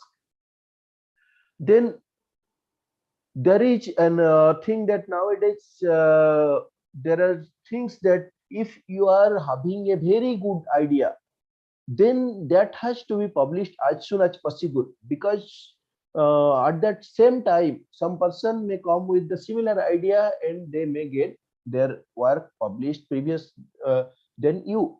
So then your article gets it may be published in a good journal or not, depending upon the other article.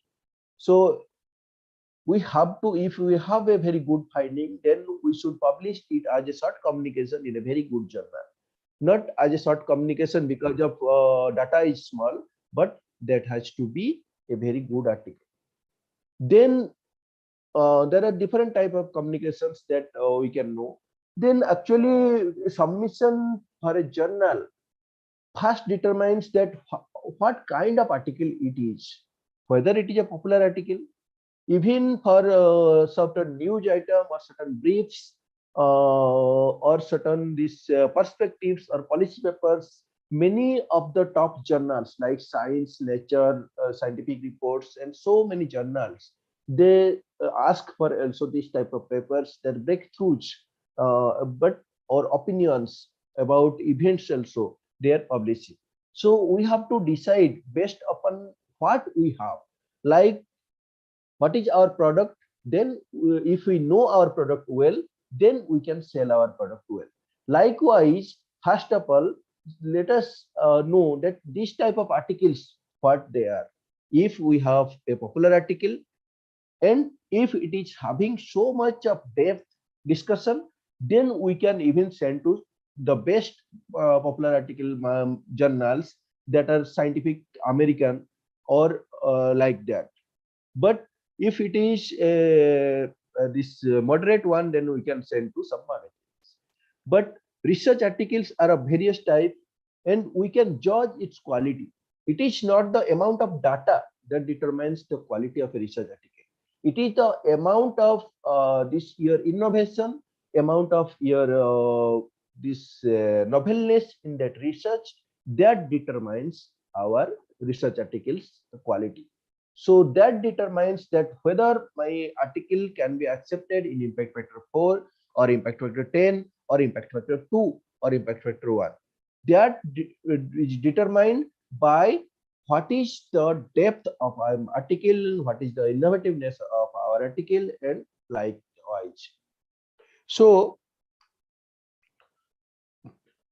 then we can see that short communication or short note. Actually, usually short communication refers to what we discussed just before, just previously, that short communication measures that it is a very important finding that has to be communicated, because if it is kept for after finishing the full work, then there may be some other person, they may report this type of work, because many persons are simultaneously working on similar lines, and that may result in duplicacy. And so that the if we publish at a later date, the publication will be of very cannot be in a very high impact factor journal. Then there are many things like case report or case study. There we have to see that which journals are accepting case reports or case study. So we'll be seeing that what things we need to do for doing this type of things. Then the most attractive thing about this publishing in high impact factor journals is review article or perspectives. If we are preparing a very good review article or a very good synthesis of what has been done till now and what need to be done, means what are the challenges and what are the things that need to be done, means this in the recent times, in the future, near future. If we are identifying those areas and we are doing that type of the synthesis, then that will be being high impact in the scientific society. So, but only just copying, pasting, and means keeping the cases, that is not a good review article. Then book review and editorials are there. Those are not much of these things. So in review articles that I will touch in a brief, that actually it should be to the point. As our previous speaker told, that actually a journal does not have that much of space to give everything in it. So the main thing is that we have to see that what are the main things that need to be identified, and those things we have to point out in brief and repeatable way or replicable way. Means as he was also being pointed out, the methodology section should be proper so that it can be replicable. Otherwise means it is like reporting not so worthy research. So we have to do our research, then we have to communicate our findings. Then mostly the research articles, they tend for this our scientific groups. So main thing is that in this research our this objective should be that to report our this articles exact findings in a brief but in a simple and communicable way and readable way. It is said that if you are writing an article and that should be readable, means if I read it line by line, then I should not read means more than once. While reading in once, we should get to the core of the article so that it will be very easy. Then actually this fixed structure or these things are there. So I'll not be going into details because we have a different type of we have to see how we can search a journal. Synthesized articles, actually these are now a permanent importance because there are very few persons who are involved in writing a very good synthesized articles. And you can see the annual review series, means annual reviews of public health, annual reviews of this nutrition, or annual review of immunology, annual review of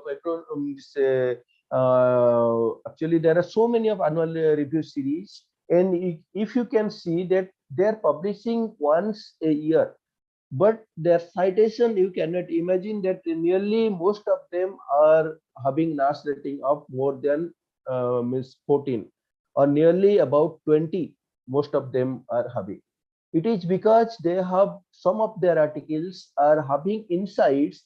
Suppose it is published in 1990, but they are having insight that it is even we cannot understand the core. We can get the core idea, but we cannot understand most of the things in many of the articles because they are written seeing the future, not only the present. So if your analysis and if your thinking is very good, if your idea is very good, then getting a research proposal or getting any good synthesized article or review article and also research article will be very good, because writing is a must. And many of our Indian articles are getting rejected because of not so good writing. When I discussed with some of the editors of international journals, many have told that actually because of not so good writing, our research is good, our findings are good, but most of the time we do not give much time for writing the article, and that gives a very bad impression in the scenario, and our articles get rejected. Then the review articles may be chronological, either year-wise or critical. We can see in the thesis, most of our reviews are chronological. In chronological reviews, they do not have very good meaning because we cannot get any precise thing that what it is communicating. But the critical reviews, actually, they are means very much effective and very much importance in the present context. So it should have a comprehensive information, and they have the interpretation. The authors should have their own ideas incorporated into it, and they should based on the original findings. That should be there. So our review articles, they should not be just copying from other articles and just synthesizing, but we should go through them and find that what they have done and what will be coming out of that, and what should the previous future research foray into or go into that area, so that actually the this review articles with prominent importance. Then what are the journals Actually, there are array of journals. There's thousands of journals coming. Even on day-to-day basis, there are so many journals coming in even our agriculture sector. Just I have highlighted here some of the big journals, not the normal journals. So about Nature, Cell, Lancet, Science, NAS. This their their rating is about NAS rating is 20, and the highest NAS setting that we can get. What their rank is very high, and they are very much respected also. It is because they maintain a pure discipline into getting an article, and also the peer review process is too much this you can say cumbersome, because what I have seen that many even certain reviewers, they, if our article is of 10 page, then we may get a 5 page of these comments to our paper, but don't get rejected, because the person who has given 5 page comments means he or she has delved into your paper, and the critical comments will help, definitely help to improve your article. So if we are sending to a very big journal, then we have to do our part also previously. If we are just sending our article without doing proper homework, then our article may get rejected simultaneously, because these high impact factor journals, they are getting now thousands and lakhs of articles. So if they want to publish suppose 100 articles per year, but getting about 1000 or 2000 articles per year, then more than 50 or 60% articles they have to reject out at the outset before reviewing also. The editors have the capability to do so. So that is why actually we should get our homework done previously, so that our articles just get into the review.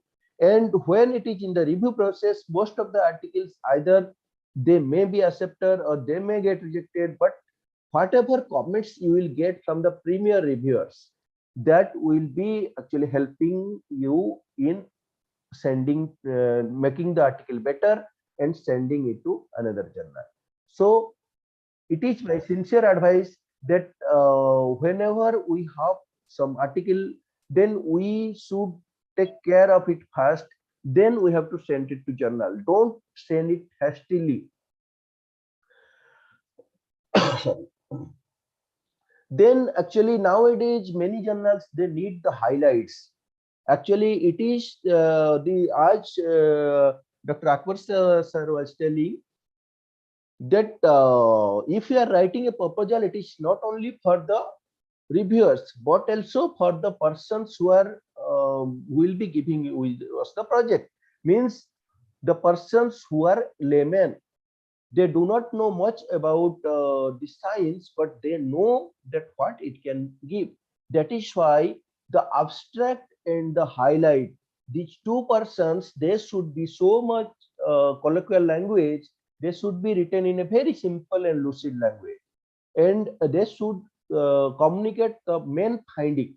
Actually, that becomes the motto of an article, that the abstract, because it is the visible to all the readers, and so if our abstract contains all the gist of our research and findings, and also the highlight is having all the important findings, then our article has more chance of being cited. So that is why this highlight and abstract, they should be the topmost priority of any research or review article. Then the title, actually as previous speaker is also telling, the title also determines the most of the person, they first go through the title. If it is attractive, then they will definitely go into that. So that is why our this the research article or review article, they should be of this not just this report, this is a normal communication, but we should make it a attractive title. Suppose any significant finding it is having, then we can make it in the title. but it should not be too long or too short, and it should be catchy like a news item. So that should be there. Then selection of keywords. Actually, it is very much important that we should synthesize our keywords properly. Otherwise, what happens that the search engines, they are not able to see our these findings. So that is why our articles will not be getting in a public domain properly. That is why our keyword selection is very much necessary. And mainly we should understand what our research article or review article they compose. First of things, that introduction, the IMRAD or introduction, material, method, results and discussion. Firstly, the introduction person, it is mainly discusses why we did the experiment, what was the need, what was the objective, and that has to be clearly pointed out. And many persons, they just keep their one introduction in another article also. Please don't do that. You have to justify why you have done your research. That has to be there in the introduction section. Otherwise, means most of the articles, they will not give your article a good rating. Then in the methodology section, except some Indian journals or except some certain very less rated journals, most of the journals say that please describe how you did the experiment. So material method section should be having what we have done and how we have done. If we have adopted certain procedures that is not being listed as a standard procedure, then we have to show how we have done in bit details so that the experiment can be repeated. But most of the times we do not do that. That is why our articles are not being cited by many of the persons from abroad. This is the moment situation. Then about the results, actually what we observe in different articles, that what we got from our study, what are the significant findings in our research. Suppose we have some general findings, then we can add a data sheet. We should not make more number of papers and just keep only 2 or 3 tables in a this article, then make another 2 or 3 tables in different article. That we should not do. But what we should do, that we should make a good paper, means it should be having a story. If your article is not having a story, then nobody is going to listen to that. Nobody is going to read into that. That is why the person or the publication agency, that publisher, they will not be giving attention to your article. So that is why most of the times our results should be pinpointed and most significant findings has to be identified, and those has to be given more emphasis. And in the discussion session, never ever means just discuss on the results. Means we should compare our results, compare our findings with others. But most of the persons, what we do in results and discussion section, we add the results both in table and also in our this writing. Never ever do so. If it is in the table, then one will be referring to the table. And second thing is that the table should be self-explanatory, or any figure that should be self-explanatory. Means one should not be going out of the table to find that what is T1, what is T2, and what is T3, or like that. Means a table should be self-explanatory and a figure should also be self-explanatory. One should not have to go into the this your article to get that what is the things describing. So most of our papers are not getting this accepted in very good journals because our discussion is poor. I am not telling it is general statement, but it is that if our discussion is very good, then chance of getting into a very good journal is nearly more than 50%, because the discussion conveys many ideas and we have to get into that. Then about this conclusion, and conclusion should not be written it should be from our perspective. It should not be from the parameters we have not done. Means only from those parameters what we have done, we have to discuss the conclusion from that only.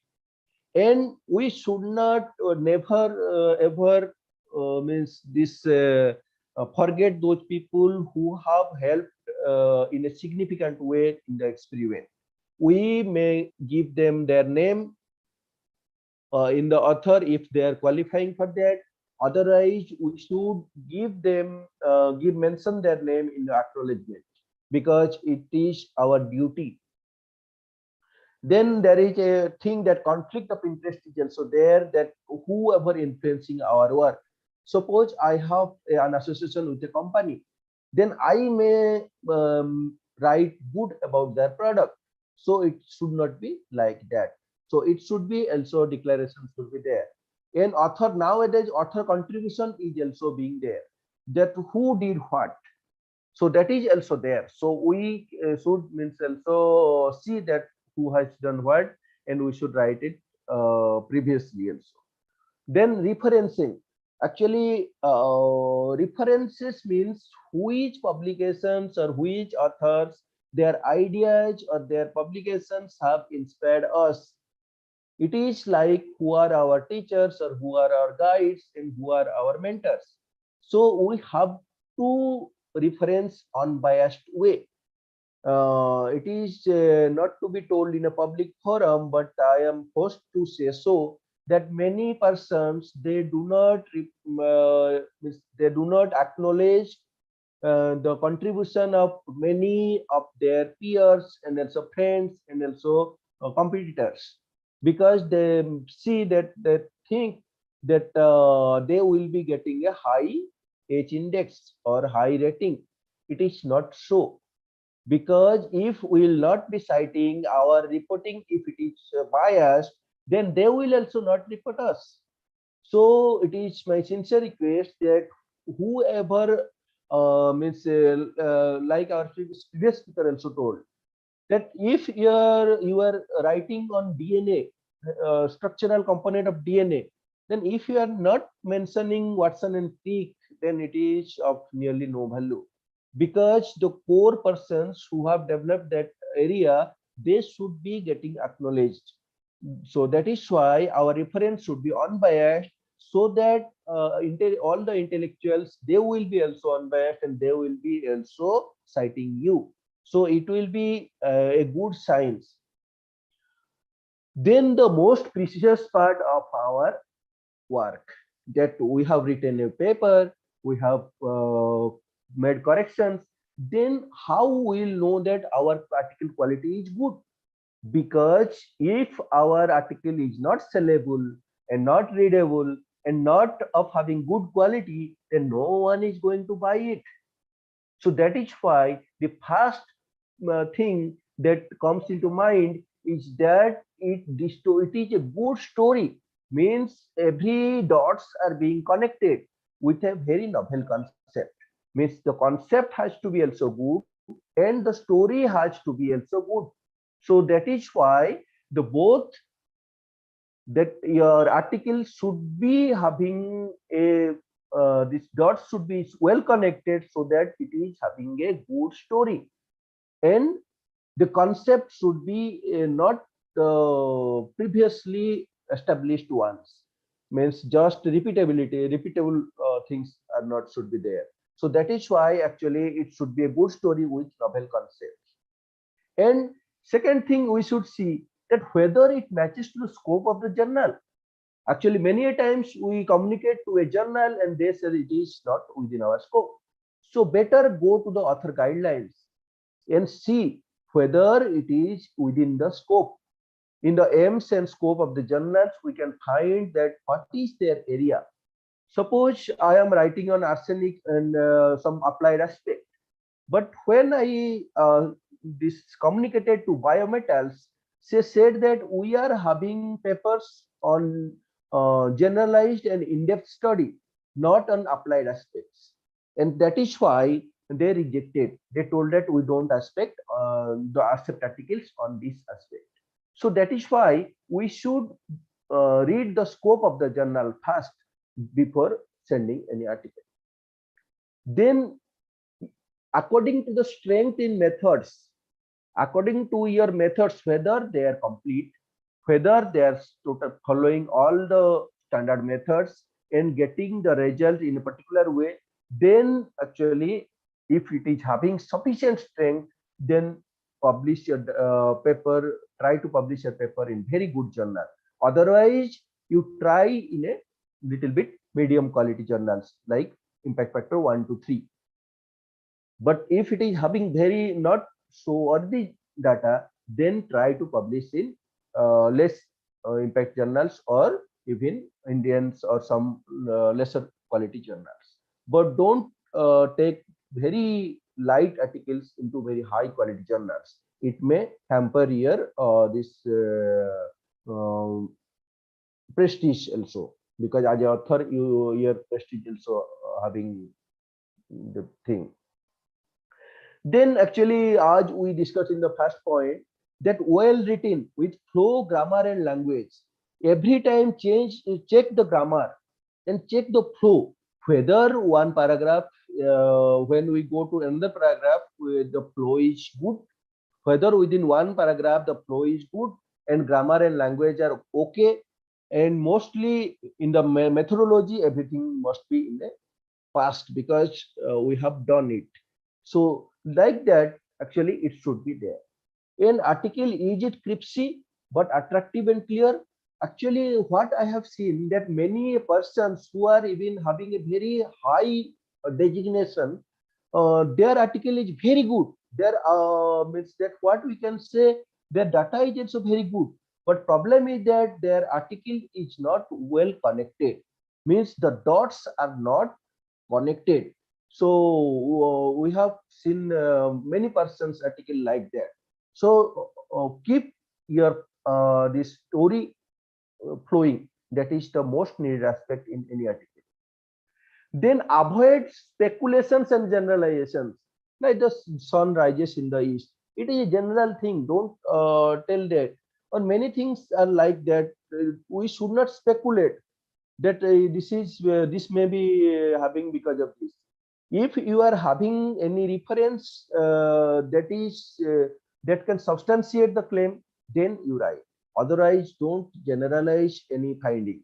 Like that, suppose in my experiment, the blood parameter or certain growth parameter or anything that was very good, then I cannot say that this thing is having very good effect on growth, because only one experiment cannot determine everything. So that has to be there. And strictly follow journal pattern, and that is having most of the problem in this thing, that we have to follow the journal pattern. Many times what happens, we suppose our article has been rejected in one way, then we will be sending the article without any formatting to a different journal. Then the reviewer or editor, when they will be seeing that, it will be a very negative impact for your on personality. So that is why we have to strictly follow the journal pattern. And we should not have no extra reference in the manuscript or in the reference section, or no missing ones. Means both the manuscript references and also references in the reference section, they should be matching, and they should be from reputed journals, and they should be from the last 5 years. Many of the reference should be from the last 5 years. It justified that your article is of current value. If references are from 1980s or so, then it says that your article is not having much importance. So that is why actually we have to see this thing. Then actually, as you all know, that every article goes through a process of selection, and we should not get dejected by when our article is getting rejected. Because what happens if our article is being rejected, it means that we have to re-prepare the manuscript and we have to send it to a journal. Even in my own experience, my article means 3 or 4 of my articles have been rejected in lower rated journals, and then I have revised and published in higher rated journals. So there is no you should not be dejected, but we should rewrite. We should see what are the problems. Then we can get into that. So the editor may reject it. If the editor is blindly rejecting it, don't get disheartened, because one my experience I will be telling that one of my nanojink article, it actually sent to a journal that is a premier journal, but it got rejected by the editor. It told that it is not within the scope of the journal, but that person was never working in livestock. He was working only in the crocodile and some that type of thing. It means that not many times your article will be rejected by good thought, but also sometimes either you can call it bad luck, or either you can call it that some bad persons will be there who will be rejecting your article. So it is not that always because of our bad article, but sometimes some negatives also happen in all the scenarios. Then why to select a good journal? Anybody can take 1 minute to say that why you are selecting a good journal. Just unmute yourself and say in 1 minute, not more than, please, so that we'll be. For good citation, sir. Citation is only one thing, but most important thing is what? Actually, for the young persons, I want to tell that what happens. Suppose for publishing in PG or PhD, we need 2 or 3 articles for getting our submission done. Means without publishing 1 article or 2 article, we will not be getting our thesis submitted. So what we do, we send some article to a journal which is giving acceptance in 15 days. It may be taking 3,000, 5,000, 10,000 rupees. But please don't do that. Why? Because you may be submitting to these type of articles, journals now. But your precious work will be wasted if those journals will not be there when you need the articles. Means when you are applying for assistant professor or associate professor or any job, at that time those journals will not have NAS rating. Then what we will do? So please publish in good society journals and journals from the reputed publishers, because society journals should get very important, but they have a little bit shortcomings that we will be discussing. But please never ever publish in job journals. They are publishing 300 articles per month or more, because they are for only money. So never ever do that. So please, my sincere request to my brothers and sisters that please don't do that, because in our early career, we may, when we need the articles, they will not be there. This is the main problem. Citation will be there. It is the prime criteria for any future thing. And second thing will be that thorough reviewing and editing. If you are submitting to an low rated journal, then the reviewing may not be there. It may be by editorial board. It may be by nobody has reviewed. Even if you can see that if you are writing that the article is on suppose rice, you may have written somewhere on wheat, then also it will be there. Means they will not see even your article. They will just put in PageMaker and they will put it in website. And that is why means in our last article writing workshop, we had so much hard discussion with one of our research person, and after that, some of the bad journals, those journals having predator nature, they have been now rated, not rated, and removed as predatory journals from NAS list. So it is very sorry to regretful to say that many of our peers, means even head of the divisions, professors, associate professors, principal scientists in nature, they are publishing in many predatory journals. I am not identifying any or any author or publisher, but please don't do that. Miss, so I'll be telling just in a brief that how we know them. So they should have good viewership, means the accessibility should good, because if you are publishing in indianjournals.com journals, then their accessibility is mostly in India, but not in abroad. So that is why most of the persons now go for these open access journals, because if your article is not available to others, how they will cite it? Because they should know what is in your article. Suppose I don't know that what is the best in your article. That is why we are repeatedly saying that try to give everything in your abstract. Means it should not be too large. It should be in 200 to 300 words according to journal guidelines.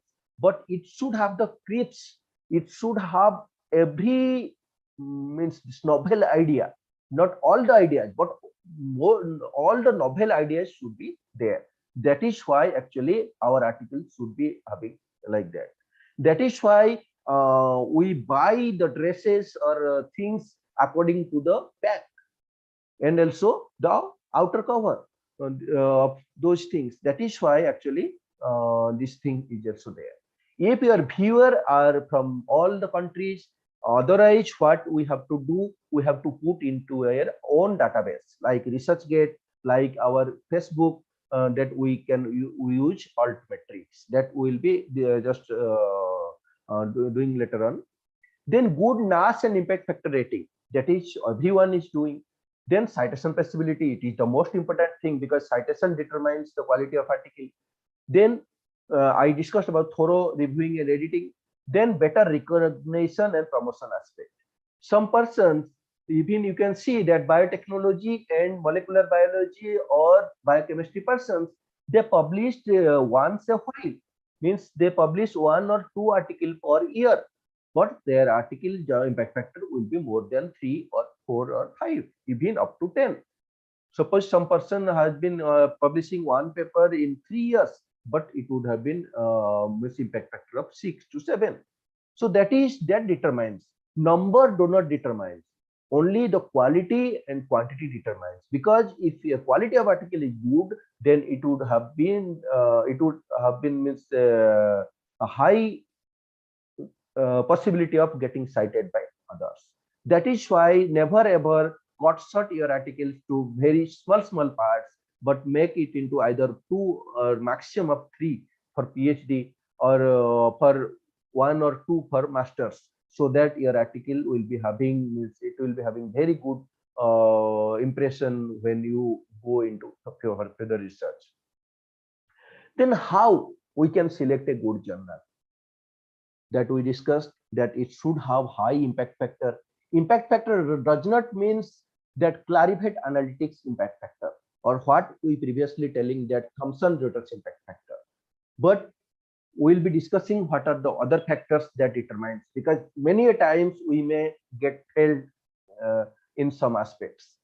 So we should see whether the journal is having good impact factor and site score or this SNIP or SJR or its Google impact. What are the common impacts? Then we have to see. Then strong base of reviewers and editors. We should see whether the reviewers and editors are of good quality and good means this whether they have good reputation. Then we can also select the journal. Then authorship, we have to see of what is the scope, and how many authors are from different countries and different areas and different institutes, and from top institutes are there or not, then we can know that what is the this prestige of that article. Then accessibility, whether the article accessibility of journal is of global or only in certain countries, that we have to also see. Then about online submission, if it is good, then reviewing is good, internet availability is good, that we have to see. Then what are the other features we need? That if it is having online first article, then what happens? Our article will be getting visible from the beginning. So that is why our article will have more possibility of getting citation. Then less time for publishing or processing. If processing time is very less, then actually quality is becomes very good. But most of the Indian journals, many of the very good society journals, they do not process very speed. They process very slow. That is why actual problem is there. If you send an article and it will be publishing after 3 years, then many of its impact will have been gone. So that is why actually this is why many of our best journals of India have been rated very poor because of this thing. Then abstracting by major databases, that is of prime concern, and timely publishing and quality. This is very poor in Indian context.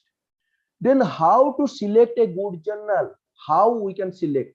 First of all, it will be my request to all that prepare a list of journals in your area or subject of research. We should prepare a list of 20 or 30 journals where we can possibly publish our research. That we can get from our institute publications where they are publishing, or from the publications from institutes where suppose I am working on pulses, then I can see that IIPR Kanpur and pulses research institutions where they are publishing. Then I can get to know which journals are in my field. So prepare the list of journals. Then prepare exhaustive list of impact factor or impact of journal.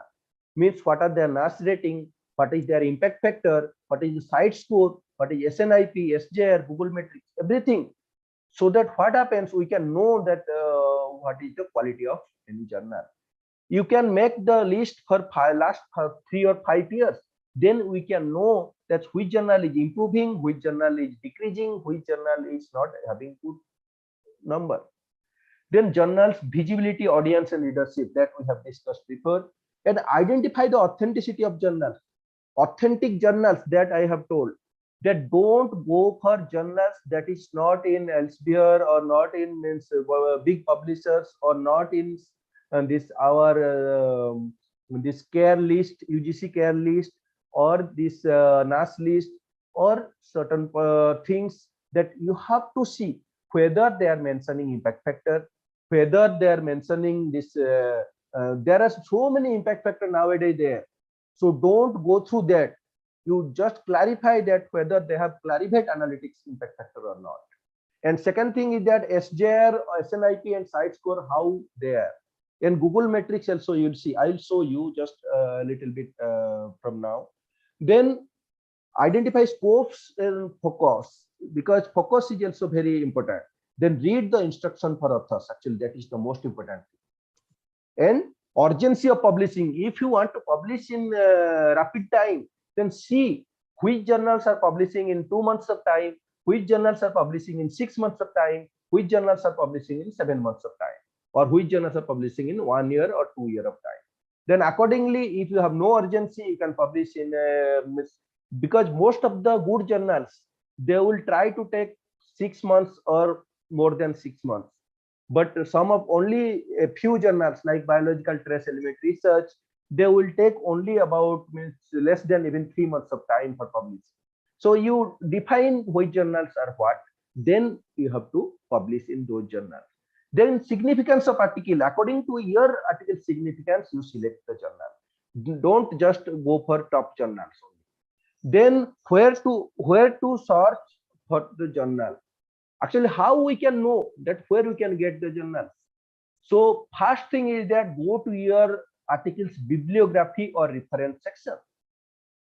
When after writing your article, you see similar articles have been published in which journals.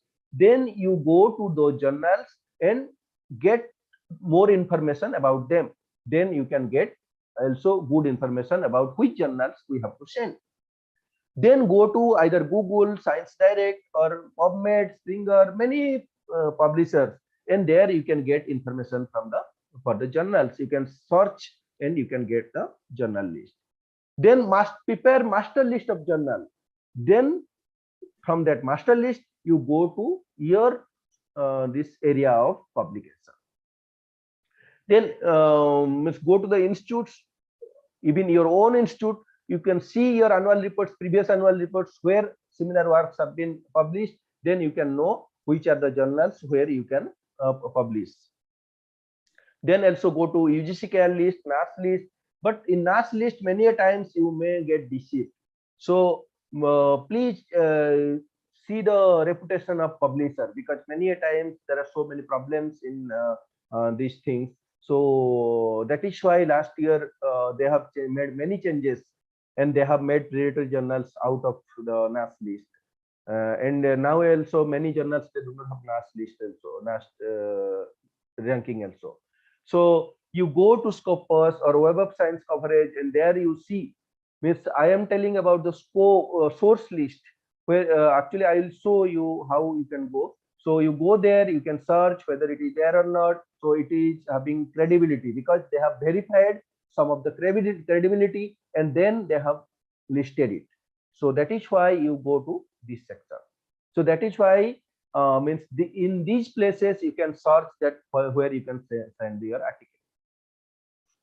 Then these are certain examples that where suppose you have written an article, you can paste your abstract or paste your article manuscript. Then you can get tentative name of certain these journals from, suppose Eden journal selector, Elsevier or journal author name estimator, publisher Flourish Open Access, then like Springer Nature Journal Suggester or Wiley Journal. But the Springer, Wiley, or this Elsevier, they will identify their journal only, not the other publishers' journal.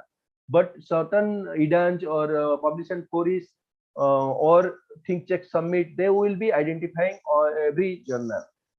They will think that they will be optimal. So please, you can see here, this is the journal selector of Springer.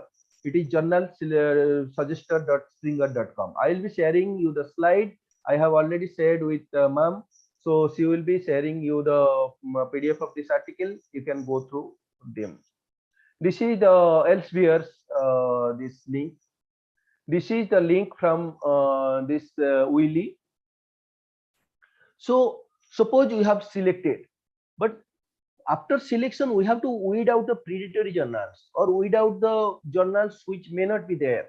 So first thing is that you go to the website of that journal and see whether there is certain grammar and language problem is there in the website, whether they have mentioned some on-hard impact factor like not clarified analytics but other impact factors, whether their time of processing is very less, like 7 days, 15 days, like that. In 7 days or 15 days, which person will be able to do the review and also editing. So please ever and ever see the time of processing and processing and publishing fees.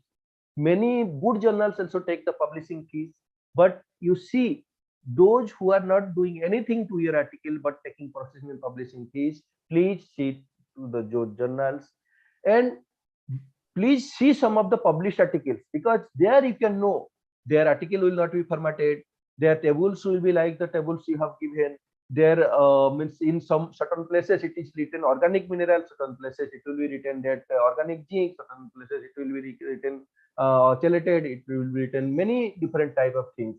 So you see that whether there is means consistency in the articles or not, then you can see that whether it is a good journal or not, you can verify.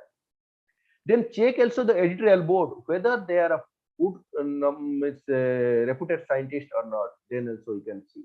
And also we told that publishing process, whether they are giving you the proof, and means whether they're giving you the this reviewers comment, and you have to means attend to them.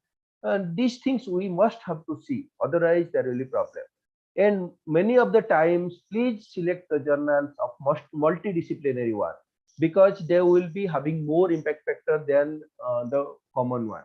So let's now go into our final part of our this seminar, that this today's my lecture, that what are the journal matrices, how we can know that how a journal is good or not. First thing is that impact factor, I mean, that is Clarivate Analytics impact factor. Then site score, what is the site score of the article. Then source normalized impact factor. Then Scimago journal matrix, Google metrics, then H index and H5 index, then eigenfactor score, page rank algorithm, or NAS rating. These are there. So here I have highlighted the animal feed science and technology. You can see its site score is 5. Its impact factor was, the data is 2020, 2019 one. 2020 data I have not found in this format, so I have mentioned here this one. So site score was 5, impact factor was 2.582, 5 impact factor was 3.078, SNIP was 1.878, and Scimago journal rank was 1.2121. It means that the article, the journal is a trustworthy one. Means all the rankings are consistent in its own aspect. So let's see a journal of field crops research in agriculture journal. Its site score is 9.5, means it is very good journal. Then impact factor is 5.225, means it is still very good journal in its rating. Then acceptance rate, you can see it is nearly 14%. And you can see time for fast decision is nearly about 3.7 weeks. Mean in about a month they're giving their fast decision. And review time is nearly about 2 months. Means they are taking about 2 months for total review. Means it may be 1 review, it may be 2 review, it may be 3 review. Then publication time is nearly about 1.9 weeks. Means after reviewing completed, means publication time is nearly about 15 days. So means this is the rigorous one journal is doing. So let us know first citable items, which what items can be cited: research articles, research communications, articles, short communications, short note, reviews, perspective, mini reviews, proceeding. These can be cited, but editorials and letters to editors are not citable items.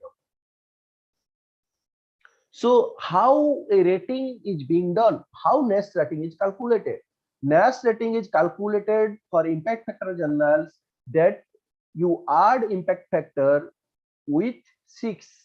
Suppose 2020 impact factor is the latest. So 2020 impact factor I will take and add means 6.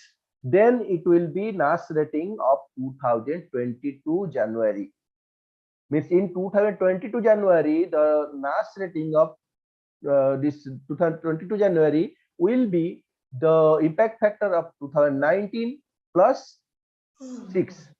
But for category 2 or non-impact factor journals, there will be performance. There is a performance that assess the journals, that how they have been, means how much articles they are publishing, what is their institutional representations, what is their global recognitions, what is their citations, what is their quality, what is their means representation of editorial board, and so many things are there. So then they are ranking them according to 0 to 6.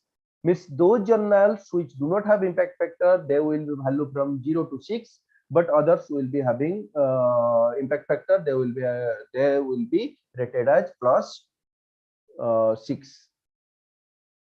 But if it is having more impact factor greater than 14, then it will be having 20 only.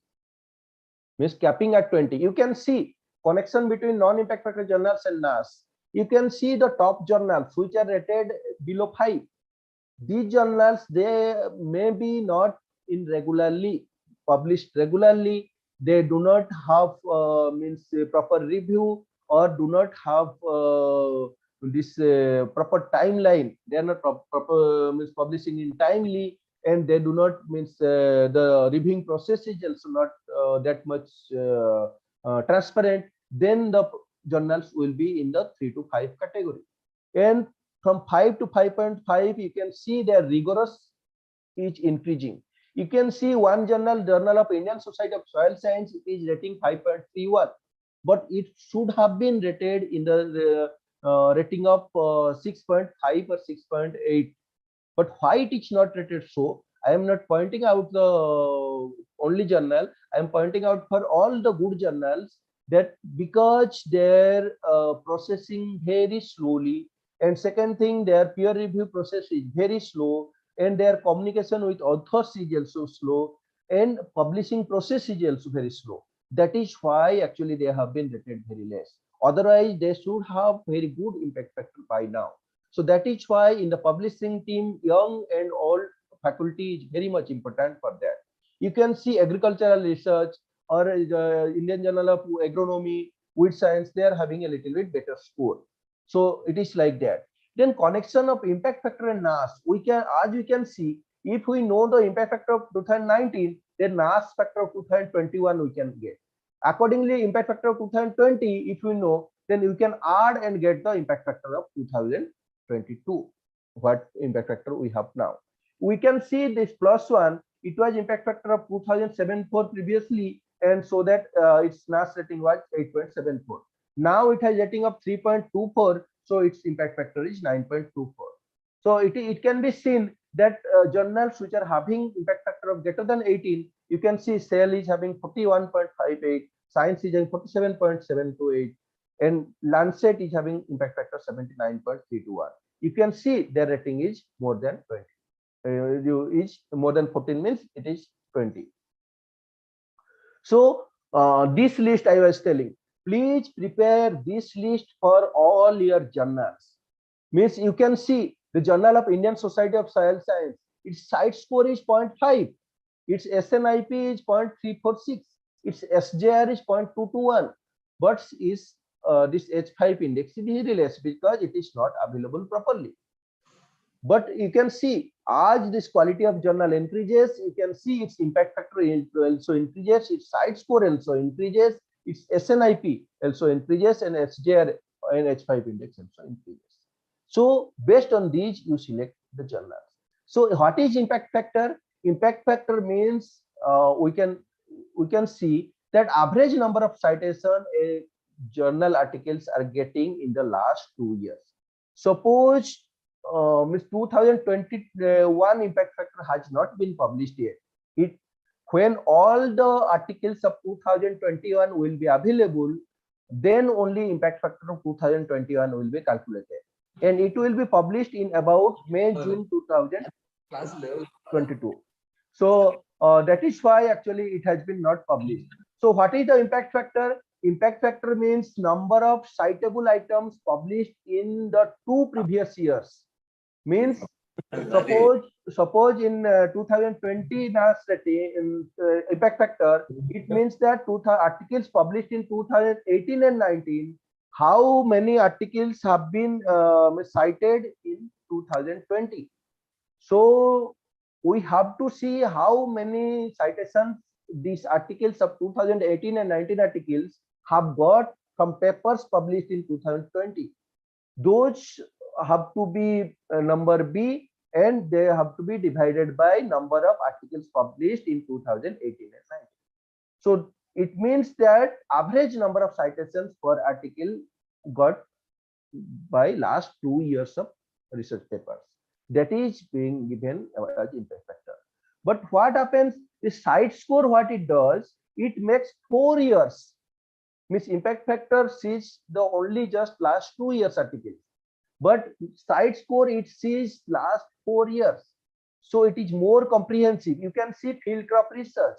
It site score 2020 was 9.5, but now it has increased 10.4 because it is updated regularly, and it is more comprehensive one. So site score is usually bigger than and all the articles. It published all the articles in these years. They have to be calculated. And you can see eigenfactor score is like that, but I am not going into deep into that. Then H index. Actually, you can see the H index. It is for scientist calculation, but for H5 index means in the last 5 years, all the articles they have been published. What number of articles have been cited, minimum of what number each?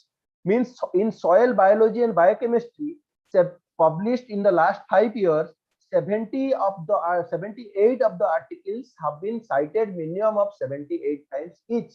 So you can know the H5 index last 5 years how many of articles are cited minimum of what times each. Then item index, it is for general, means for researcher. Then immediacy index. Immediacy index means suppose in the article published in 2022, suppose articles published in 2022 have been cited how many times in the same year, in 2022 only. So immediacy index is very less for normal journals, but for high impact journals there may be a little bit more. So we can see from this number of citations that what it is. And source normalized impact factor per impact per paper, what it does, because citations are not similar in a subject field. That is why what it does, that suppose in biotechnology area or toxicology or climate change, there are so many articles are being published, but in mathematics or in economics, articles are little bit less, very less. So that is why actually citations in a particular subject field are being taken. Then SNIP is being calculated. So you can compare journals from different subject areas into this. But SJR, what it does, that it says that all citations are not equal. Suppose a citation in Journal of Biological Chemistry is not equal to citation in Indian Journal of Agricultural Sciences. So that is why it average prestige per article it sees. So that is why we can see also here. Then we can see Google metrics. In Google metrics, you can see that H5 index. So from the H5 index, we can evaluate our articles. And from there, we can see different journals and see. So what is the future of journal rating? So actually there it is evolving. So what will be there? Nowadays, it is nearly becoming mandatory that please give all your citations of papers in your website. Suppose any journal is publishing the papers, then they have to mandatorily citation data has to be available in the website. You can see that Springer and this many journals nowadays giving the citation of articles free, and also this means you can see every thing, that initiative for open citations, that will be actually the major in the that will be major idea in the near future, because Web of Science or that impact factor what it calculates, it takes upon very few journals, and that Scopus which prepares this SNIP, SJR, and also this site score, it is having a little bit more, but many of the Indian journals are not in the purview of those. So that is why it should be there. Then San Francisco Declaration of Research Assessment, it is there to actually there need to improve the output of scientific research. Then H5 index or H index of journal, that will also determine. In the near future, H5 index will be a better indicator, but slowly SNIP and SJR, they will do with better coverage, can make this journal rating more broader than impact factor. And 5-year impact factor or site score is better than normal just impact factor. And nowadays they are also making article level metrics, like how much articles our article has been downloaded or read in different platforms, and even how much times it has been shared in Facebook, Twitter, and Mendeley, and also these different platforms and cited. That has to be being taken care of. So this is the future of journal rating. Just I'll take another 2 or 3 minutes before finishing. You can see the social media is nowadays you can share in the social media to improve the reach your article. Suppose 1000 person or 100 persons will see your article, then minimum of 10 to 20% will definitely read your article. So that will help in getting 1 or 2 minimum citations. So please use Facebook, Twitter, Google Plus, ResearchGate, LinkedIn, like that. You can see in the Google Scholar profile, if you use your Google Scholar profile, then you can follow your co-authors and other authors in your area, and also you can get your recognition done by means how many citations you are getting, how many means which articles are citing your articles and what not, and who are the authors publishing in your own area. Publishing means you can follow them, you can get what articles they are publishing. So Google Scholar profile is getting a very good means thing like that. And ResearchGate profile, actually it is also nowadays very good tool for communicating your research, and also many persons will get to view your articles, and that is why even top publishers being combined with this ResearchGate. And Facebook, I saw, and LinkedIn, Twitter, and everyone must prepare the ORCID profile, because it is the Aadhaar card of a scientist. So ORCID profile is the Open Researcher and Contributor ID. So you have to make it and make it update one. Then Scopus ID, because if you have an article in Science Direct or elsewhere, then you will having a Scopus ID. So you can this will be a particular assigned to you, so that you can do so. And nowadays you can see Web of Science Researcher ID. It is combined with Publons. You can see all my verified reviews. My reviews in international publications, they will be listed here, and along with your total publications, total time cited, and H index in the Web of Science journals. You can see my total publication is showing only 26 years, because in Web of Science my total number of articles are 26, means Web of Science cited journals. So that is why actually this is a little bit less, verified reviewed will be a little bit less, but this is means comprehensive, means nobody one can challenge the verified reviews, because it will be verified. After that only they will publish. Then before going into that, just I'll take 1 minute, that please never ever use degree symbol as O to make it superscript. Better use it from insert menu, the degree symbol please insert, and multiplication sign also please insert from the insert menu, not the X.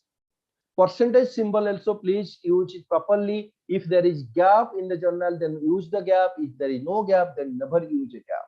Then abbreviation should be proper, because I have seen that many persons, they are not abbreviating properly, and even they are abbreviating the single word journals.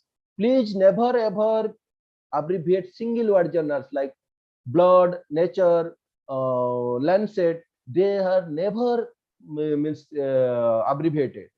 Their abbreviation form is same, but 2 word and 3 word or any other journals, they should be abbreviated in a proper way. Then name of the journal, it should not be means improper. Many persons are writing in a improper way.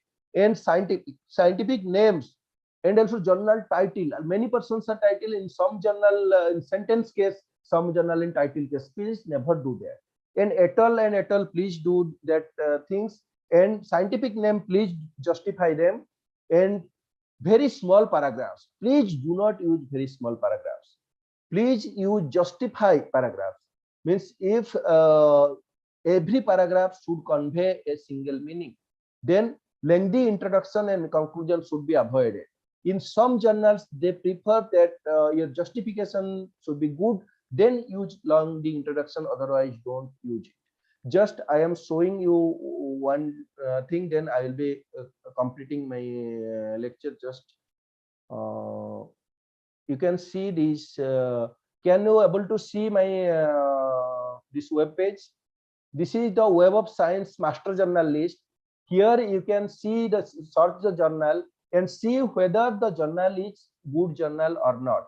Likewise, you can see here the elsewhere journal finder. There you can search and find the elsewhere journal. Likewise, see the Wiley also, there you can search, and you can see here.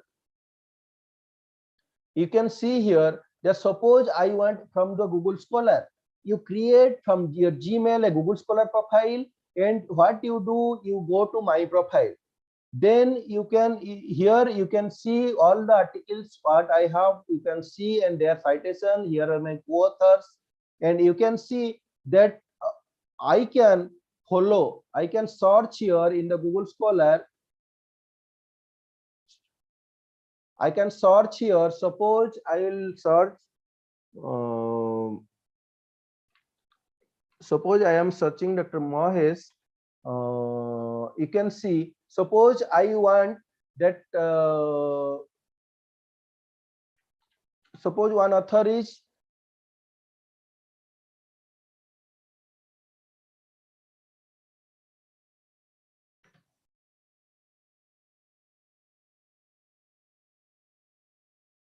okay. Here it is exactly not coming. Actually, you have to know his name.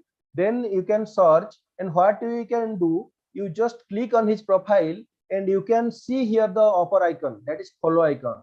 Then you can follow that person. Then whenever if you see here, then new articles by author, new citations by author, new articles related to author search, then it will go to your means Gmail. Whenever the person will be publishing any article, it will go there.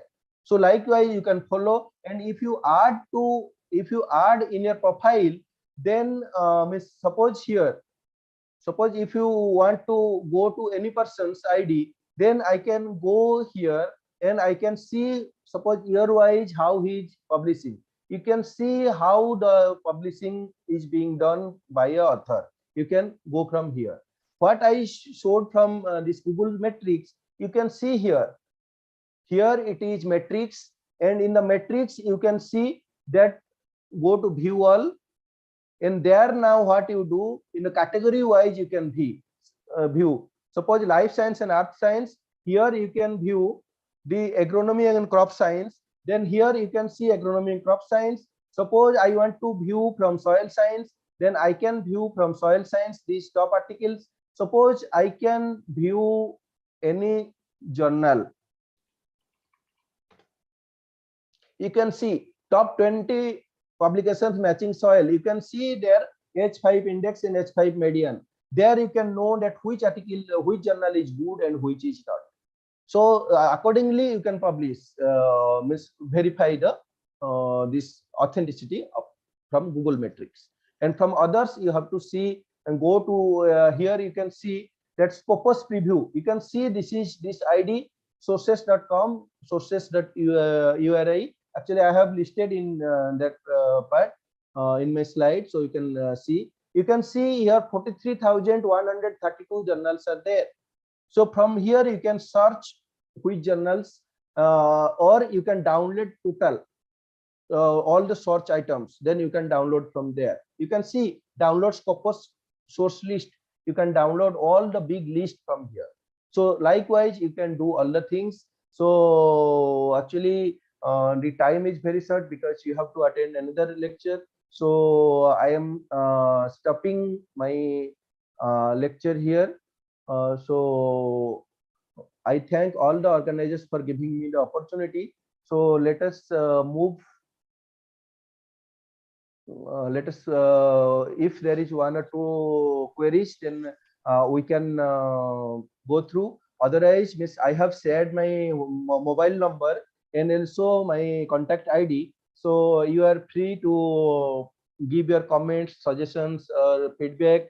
And also, if there is any queries, you can also contact me. Even students or scientists, everyone is welcome. And I am not a very big researcher or big scientist. I am only 40 years old. So we can together we can learn. So my sincere advice will be there that experience is the best thing that teaches us everything. So there is no alternative for experience than experience. So please go through that. And madam will share my PPT to all of you. So thank you again, madam. Please, if anyone have any question, because your session will start at sharply 2 o'clock. Yeah, Ranjan sir, thank you very much. This is Uma Mahesh. Yes, sir. Namaste, sir. Yeah. The session is now open for discussion. So if you have any questions, quick questions, one or two, the speaker can take one or two questions. Or if you are interested to go with in personal questions to sir's mail ID, then that's welcome. Actually, sir, now it is a little bit time because they have to. Yeah, that's they have to go for another lecture. Yes, sir. Yeah. That is why actually. Sir, some of the participants have requested for the PowerPoint, and you can contact sir mail directly. So that No, I have said to ma'am, my Yeah, PowerPoint. we have it.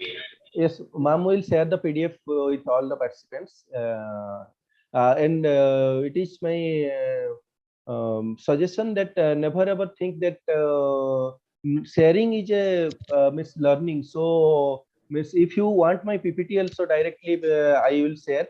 But they will share my PDF because actually PDF is good for sharing. But if anyone wants to improve it and even give lectures in own college or any place, then they are welcome, because it is not I am not making a copyright. Please miss, Yes, you are free to do so. thank you, sir. Thank you. Yeah, participant, you can make use of that. Sir, we will share the PDF of sir's presentation, and I'll be hand over to Dr. Vani, sir, to propose our. Thanks.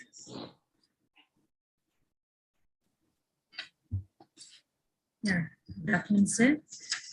It's my pleasure to propose vote of thanks on behalf of the university, our college, SV Agriculture College, and the organization, as well as the participants too. So thank you for your session on how to select a journal for scientific publications. Even though we are having knowledge on various aspects of research, but publication is also very important in this era. Sir, your talk has enlightened us in various aspects about the NAS rating and how it is being calculated, even about the impact factor, again factor score, and many more valuables are being added to our knowledge. Sir, thank you very much for your presentation, sir. Thank you, ma'am, and thank you all the organizers for inviting me. Thank you. Thank you. Thank you. And I request all the participants to get back by 2 o'clock so that we can have the third session on this day, which is on scientific editing of research papers. It will be useful for your research paper writings also. Please log in by 2 o'clock. Thank you one and all.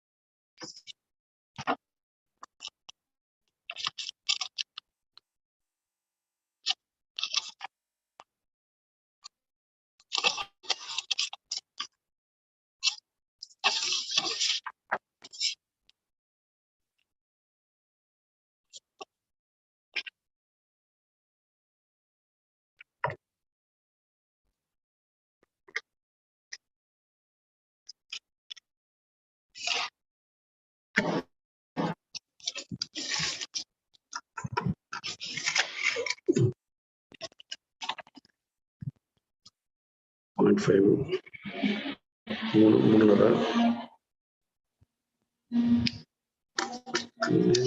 ఎవరికి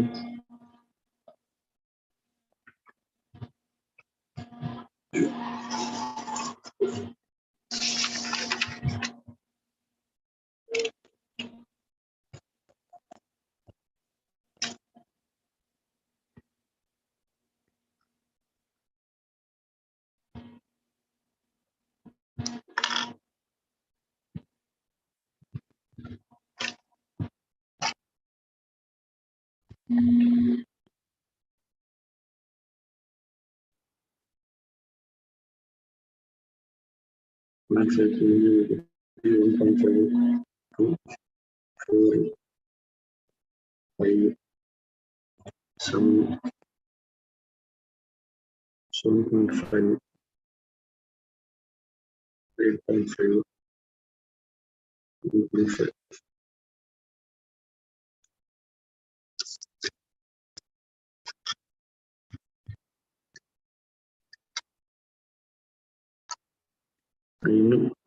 9 plus 13 13 plus 8 21 30 38 38 38 no 38 to 42 42 55 55 59 55 59 59 4 63 63 no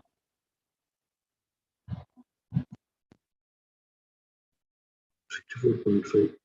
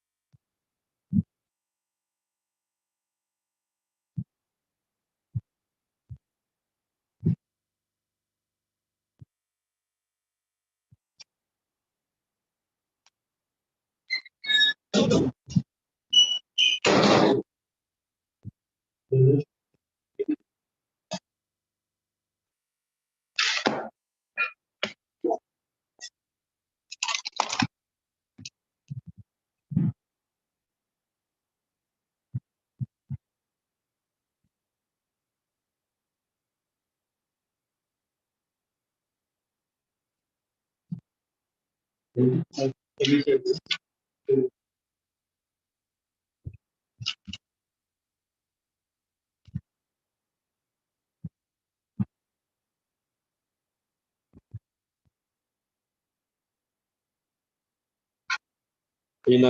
Nazaruddin ఉంటాడు కదా, ఆయన ఒకసారి రమ్మని ఆయన marks ఒక head అయిపోయి వెళ్ళిపోయాడు గోపాల్.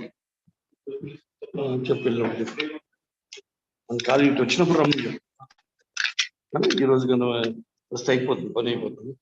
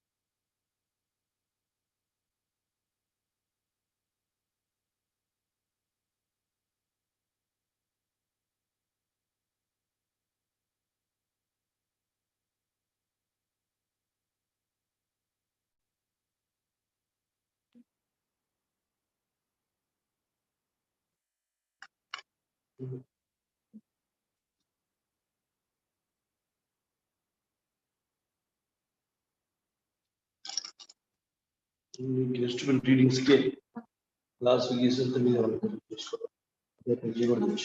రీడింగ్ వచ్చి రీడింగ్ తీసుకున్నా.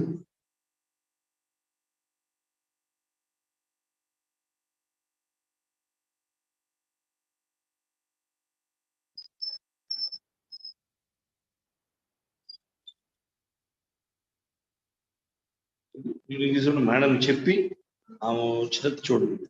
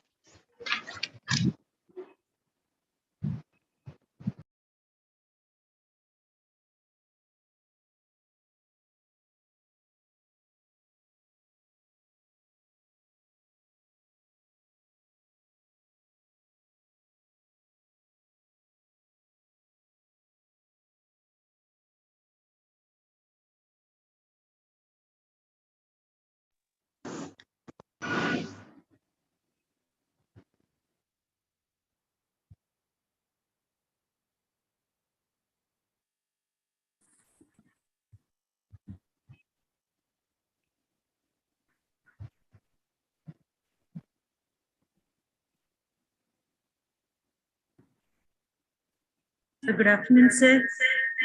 Naik, sir. తీసేస్తున్నానమ్మా. Good afternoon. Yeah. Good afternoon, sir. Nava. Sir, VLND, sir. Hello. Vani. Yeah, sir. Is my voice audible? Hello, Vani. Is it audible? Sir, yes, sir. It is audible. Yes, sir. Sir, here is VLND, sir. Sir, Hello, sir. it is, sir. So this is A.K. Naik, sir, from NRRI, who is going to take the third session, sir. Please, I now request VLND, sir, to take over the session. Hello, namaste, sir. Namaste. Vani, still time is there, no? And meantime, okay, we have 6 more minutes to start the event.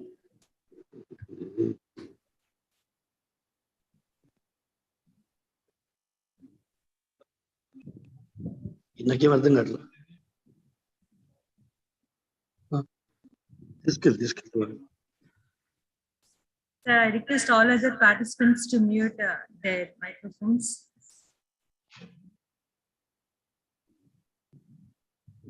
Vani, you are the host, no? You can mute also. Yes, sir. That's what. Okay, I did it, sir. Because sometimes they forget.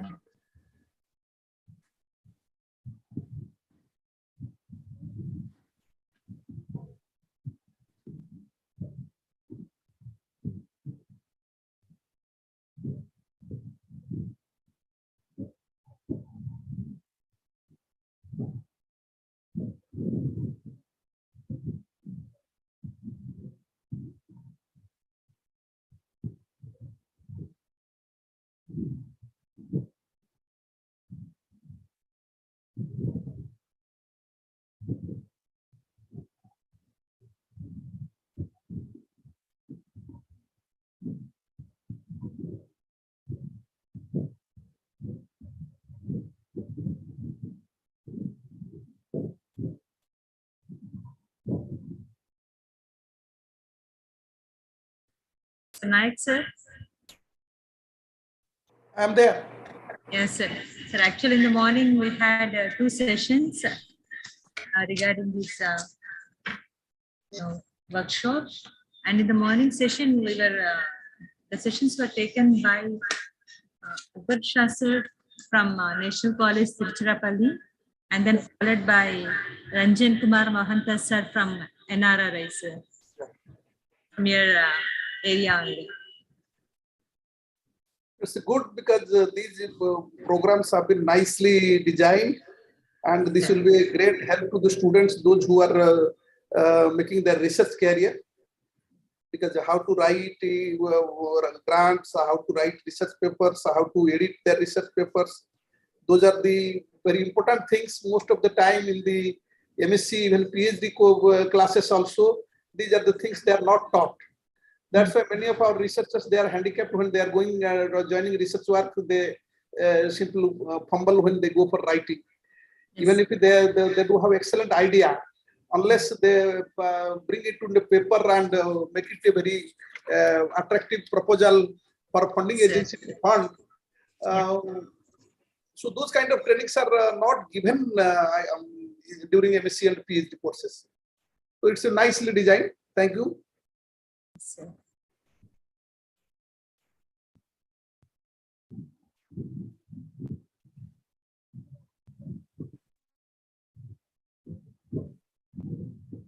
So Naik sir. Yeah. So right now you are the principal scientist and head of the Department of Soil Science and Agriculture. Department of Crop Production. Crop Production. Crop production. Here we do have 5 disciplines: crop production, crop protection, crop improvement, and physiology and biochemistry, and social science department. 5 departments are there. Okay. In crop production, your soil scientist, soil department, soil sections, agronomy sections, farm engineering sections, so microbiology sections, all these are coming under crop production. Okay.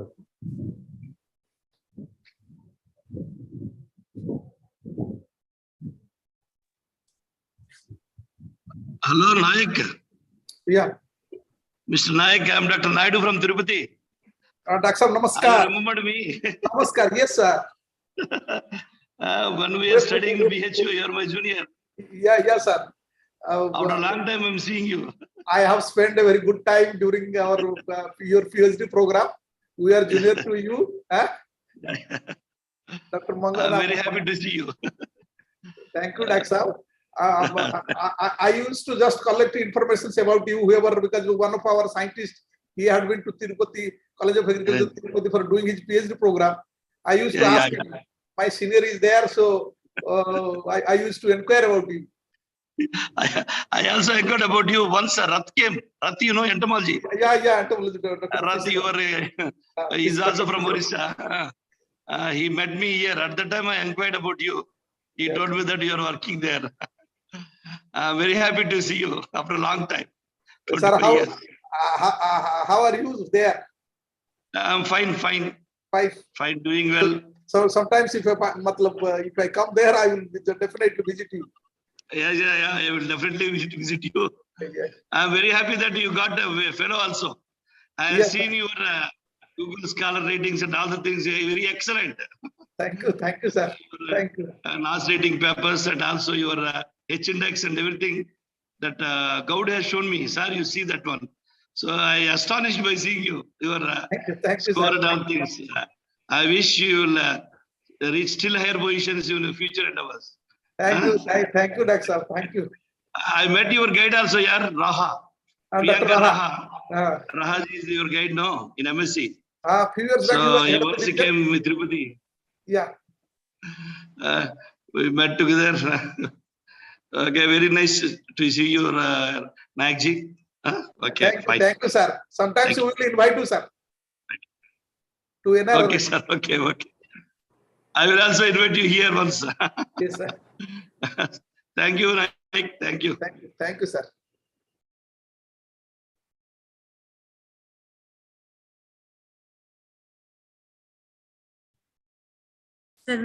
Sir. Vani, shall we start? Yes, sir. So, a very good afternoon, all of you. Myself, Dr. V.L. Reddy, Associate Professor, Department of Molecular Biology and Biotechnology, SVAG College, Tirupati. So, I am happy to introduce today's speaker, that is Dr. A.K. Nayak. He is a principal scientist and head of the Department of Crop Production. You see his educational qualification, his graduation is BSc Agriculture from Orissa University of Agriculture and Technology, Bhubaneswar, completed in 1991. Then Masters specialized in Soil Science and Agricultural Chemistry from Banaras Hindu University, Varanasi in 1993. Then the same university, PhD also completed in 1997. Since that time, he is working in National Rice Research Institute, Cuttack, and he has 184 publications, 11 books and 41 book chapters, and 52 popular articles and 42 technical bulletins. In addition to that, there are so many awards to his credit. He is a fellow of the Indian Society of Soil Science 2019, fellow of Association of Rice Research Workers 2019. He got Endeavour Executive Fellow Award by Australian Government 2018, then IPNI FAA Award 2016, and more importantly, he is a Fellow of National Academy of Agricultural Sciences also since 2015. So in addition to that, he got JSP Yadav Memorial Award in 2013, Best Worker Award 2013, Harivom Ashram Trust Award 2012, Fellow of Indo-US Normal Borlaug International Agricultural Science and Technology in 2008, UGC Junior Research Fellow for his PhD 1994, and BHU Medal for outstanding thesis by BHU 1993. So besides, he is also Editor-in-Chief of the journal Orisa and also Associate Editor of Applied and Environmental soil science, and he is a member for many committees like Institute Management Committee and the Research Advisory Committee and Institute Biosafety Committee of ILS, and he has visited so many countries, to name some of them: Bangladesh, Egypt, US, Thailand, and so many countries. Now, I request Dr. Naik sir to give your experience on this workshop. Over to Dr. Naik.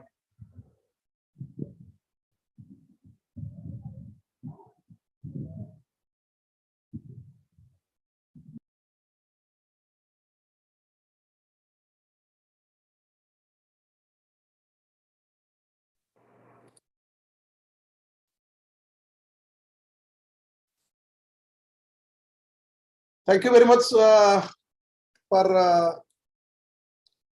giving a good introduction to me. Is it audible now? Hello. Yes, sir. Yes, sir. Okay. It is audible, So, sir. very good afternoon to everybody.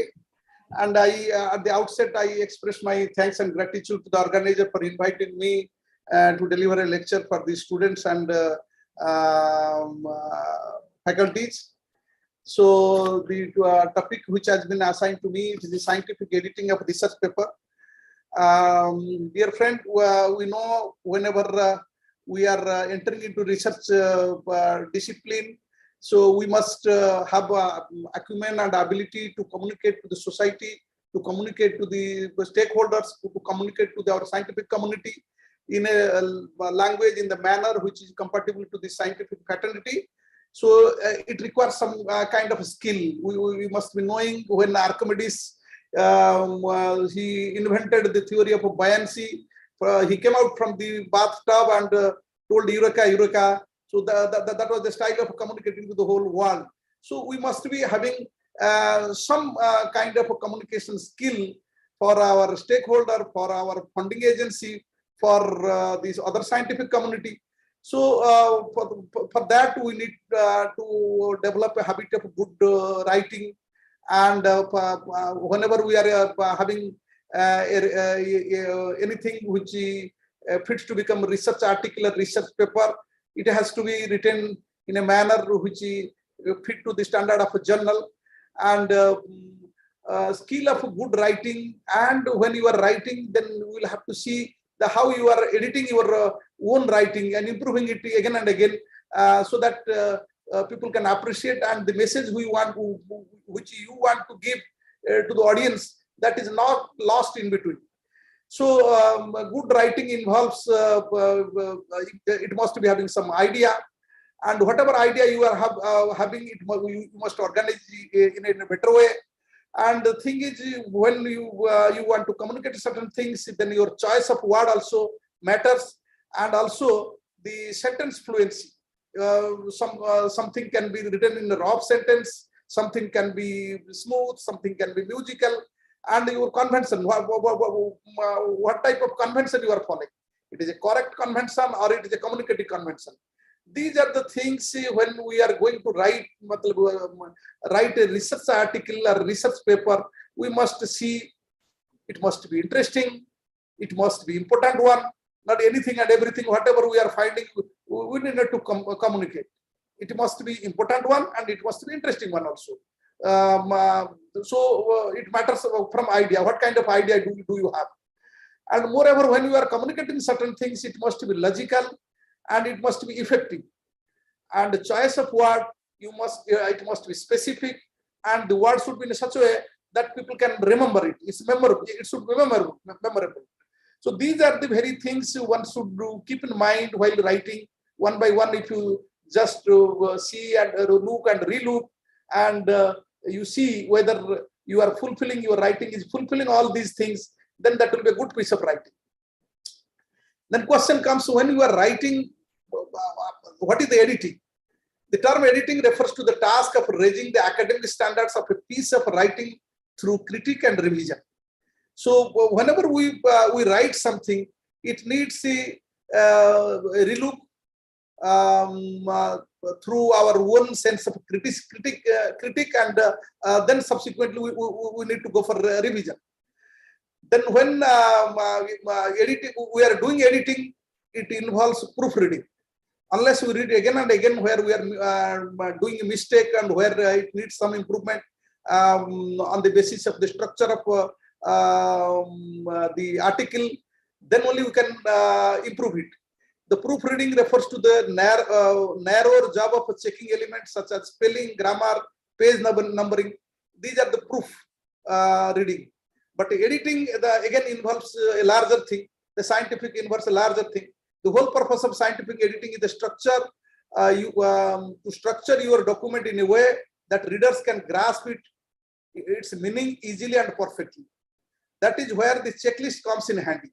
Using this checklist, you can look at each aspect of the document, the structure, the content, and the formatting systematically. So, what editing involves? Whenever we are going to editing your paper, we must be having a checklist on your hand. So what you want to edit, what are the important aspects that you need to follow in the process of editing. So if you see the overall editing plan, you must be an editing plan. And you must see what are the objective of editing.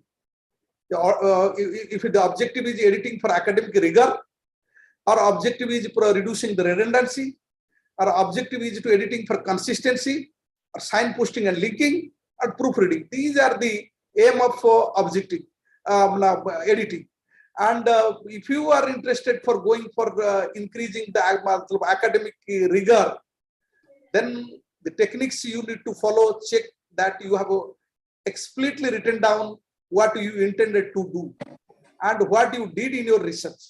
Sometimes whatever research work we do, whatever the findings we get, instead of directly communicating that, we write several things, not focusing the things which we want to communicate. First of all, we need to see what we are interested to communicate, whether that message is going through the piece of text or not. Ensure you have a clear and a logical thread running throughout. When you are writing, then the second paragraph should be the logic, come from the logical flow of the first paragraph. So it must be clear, and there must be a logical thread running throughout the text. Back up all claims and interpretations. When you are telling some things, that your claims should be supported by some facts, figure, logic, and also interpretations. Then only the audience to whom you are targeting, they will appreciate and they will accept what you are speaking. So these are the things that increase the academic rigor, that gives the academic rigor of your work. So that is the one aspect of editing. Then the second aspect of editing is reducing redundancy. Sometimes throughout a paragraph or throughout the 2 or 3 pages, what we do, we repeat the same thing again and again. In the first page also, we have spoken the same, written the same thing, and in the second page also, we are directly or indirectly repeating the same thing in a different sentence or in the different context. So that also reduces the quality of writing. So the care must be taken that the redundancy, to reduce the redundancy. So how we will do, what are the techniques? Identify and remove unnecessary duplications, unnecessary explanations. Sometimes something does not require any explanation. It is obvious. So we need to go for those kind of explanation. And interesting but irrelevant materials. Of course, whatever you are explaining, they are interesting, but they are irrelevant, and it should not find a place in the scientific writing. Unclutter the language you are used. If you are using the same sentence pattern, the same structure in every paragraph, that makes the cluttering in our writing. So we should try to unclutter the language which you are using. Then editing for consistency. Check a consistent use of tense, voice, and style. In the first paragraph, you are using certain tense, and the second paragraph, you are using some other tense. So there is no consistency, and that does not constitute to be a good piece of writing. Then signposting and linking. Whenever we are writing a first paragraph, the reader must develop interest to go for the second paragraph. That means there must be some interesting thing about the second paragraph in the first paragraph itself, so that the reader develop interest whether he should read the second paragraph or not. So that's why there must be some linking from previous paragraph to the next paragraph. So there will be a logical, interesting flow throughout the text. Again, proofreading, we must do it for checking grammars, word spelling, all those things we need to do. So coming to the detail regarding the academic rigor, how in fact when somebody is sitting for editing certain research articles, how will go about to enhancing the academic rigor of a particular article. This relates to the essence of academic writing. It needs to be your main editing focus. Sometimes we just edit is, am, are, comma, full stop. Those are the not main focus of editing. Main focus of editing is to increase the academic rigor. Language does not matter if your message is focused. Sometimes language does not matter. But the main focus of editing is to see whether you are enhancing the academic rigor. And we will take the most of time. This section describes 3 aspects of editing of academic rigor. Firstly, on a broad level, it can be helpful to ask these 2 deceptively simple questions. What did I try to do? Did I do it? Sometimes some experiments, the plan of experiment we are making, but when we are implementing or executing it, we have done something else. But our plan was something else. We tried to do something, but we did it differently. We did it in a different way or a different thing. So that must be there. But what we tried to do and we did it, that means we are focusing our research objective and research output. So these are the most important things one should, when someone is editing certain research article, he should see the person who has written this when he is introducing his topic. That means what he thought before conducting the experiment, and subsequently whether he did it or not. If there is no coherence, that means this is not a good academic standard article. Then the second part is one should see what I am trying to say. Do I say it? Sometimes we want to communicate something, but the way we speak, it does not communicate exactly what we were interested to say. So that also we need to see when we are editing our own research paper before submitting, or when we are editing research paper for somebody else. So that is the very first thing. What did I try to do? Did I do it? What I am trying to say, do I say it? In the whole research paper, these are the most important aspect we must see. Secondly, you need to ensure that you have provided a clear thread of coherent reasoning throughout the work. It is also vital that your work is well supported by appropriate evidence. A good research paper, whenever you are telling a story, it must be coherent and it should be free-flowing from beginning to end. And everything what you are telling, you have given enough reason to support your statement. And the next aspect is to see whether you have provided explanation and logic you have given, whether you have provided adequate evidences and you have supported with the appropriate facts. So the facts, suppose in research you do have data, and then logically put it subject into the statistical analysis, and giving supporting it through the logic or the work done by any other scientist in any other places with the scientific principle and the scientific facts. So your section should appear in a logical order. Some background sound is coming. Please host should look into it. Your section should appear in a logical order that presents your reasoning effectively. To check the structure of your work, explain to a friend as clearly as possible the overall reason for your research, what you did, and what you found. These are the 3 things Then the second part we must see when we are going to improve the academic rigor. Thirdly, you need to consider the reader's ever-present question. Why should I believe this? This question, when you are telling something, then your audience, you should ask the questions. Why should they believe this, what you are speaking? The audience himself will be asking question, why should I believe this?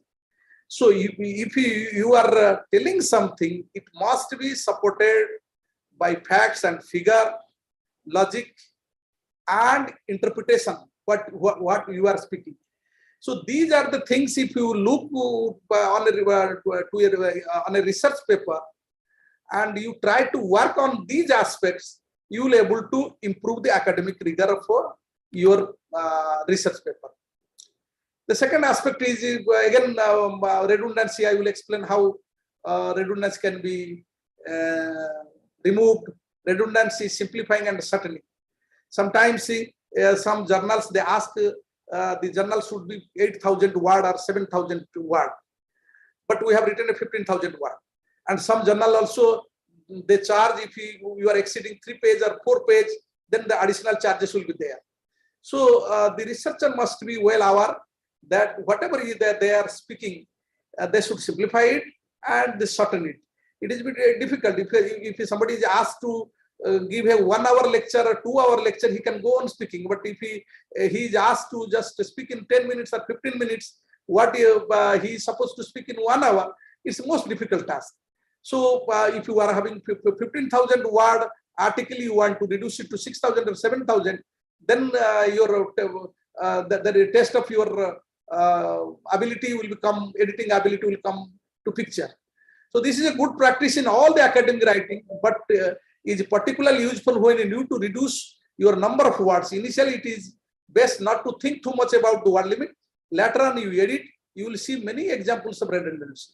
You can also reduce the number of words by simplifying the language used.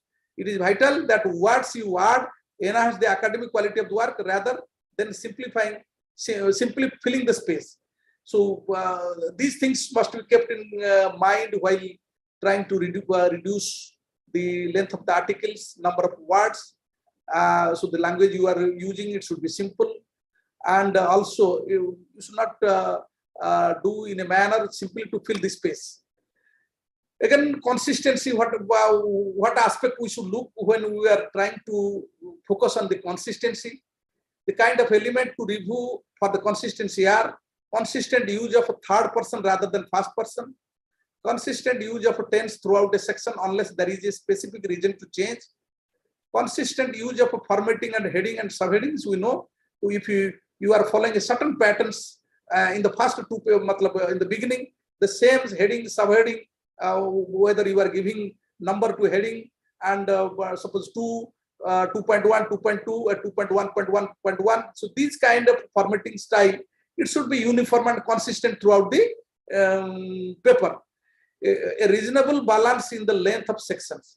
Sometimes what we do in one paragraph, we have covered the whole page in one paragraph, or there is a bigger paragraph and the second paragraph is a very small paragraph. So there must be a reasonable balance between the length of section. Consistent use of either bullet points or numbering of list. Consistency in the referencing style. Most of the journals, they follow a certain referencing style.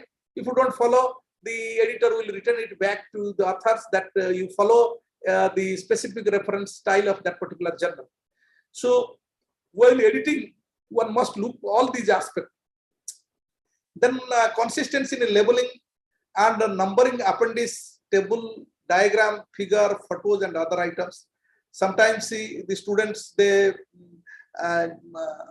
figure number, table number, they will be discussing the figure number, latter figure number, then earlier figure number will be discussed in subsequent sections. There is no consistency. So the first figure, first table will be discussed first, and the second figure and the second table will be subsequently discussed. There must be a flow and a pattern. So table number and the table and the diagram and figures should be labeled in such a manner it should explain what the graph and the table it is meant to say to the audience. So properly labeling of table and the diagram has to be seen at the time of editing. Again, then another aspect of editing is signposting and linking. Signposting and linking are techniques that guides reader through your assignment and dissertation. They highlight connections between the ideas. As such, they help the reader to maintain a coherent picture of the topic you are discussing. Signposting is helpful in the introduction and at the beginning of section and chapters. It allows the reader to understand the structure of the work and follow the movement of idea. How you want to speak the story to the audience, whether there is a coherence, and how you are moving from one section to another section, how your idea is moving from beginning of the paper to end of the paper. So signposting helps linking the previous sections to the subsequent sections. Linking guides the reader through the different paragraphs. It also highlights the logical structure of your writing.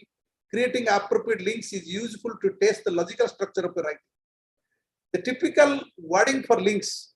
So what are the typical words that used to link the previous section to the subsequent section?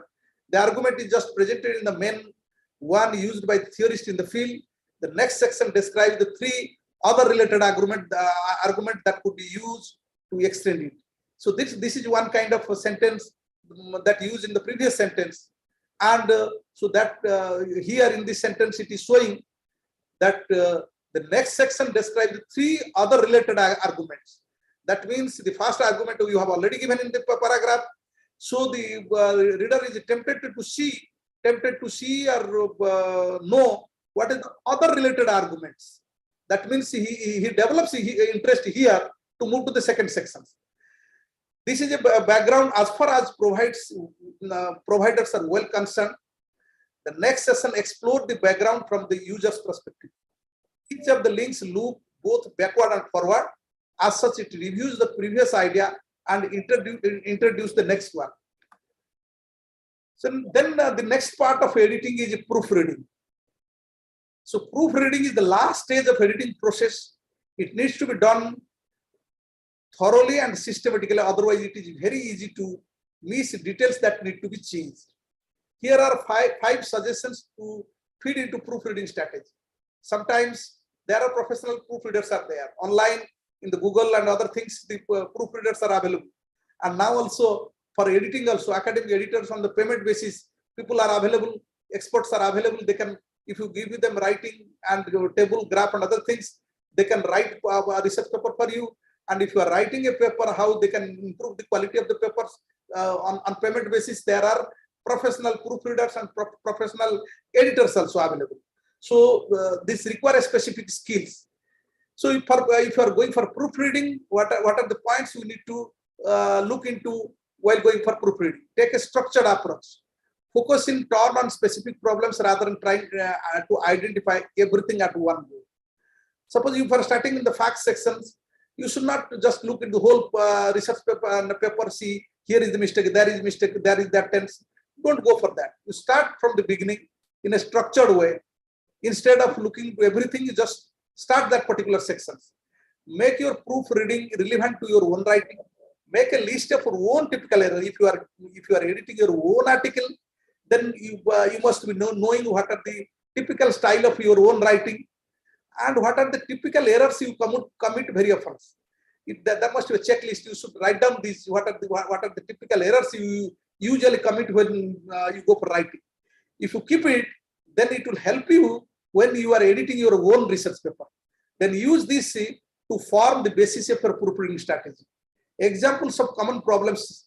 Sometimes you go for faulty abbreviations, duplication of words, spelling errors, too much space between the two words, missing or misplaced apostrophes, inappropriate change of tense, singular or plural, inaccurate cross-referencing. These are the things when we go for proofreading. Besides that, there are several other things are there. So mostly, if you look into these things, so this is the strategy you can follow while going for proofreading. Then check referencing format in detail. It must be appropriate, accurate, and consistent. So when you do referencing, n number of journals they do follow. Now there are tools available, reference managers, Mendleaf.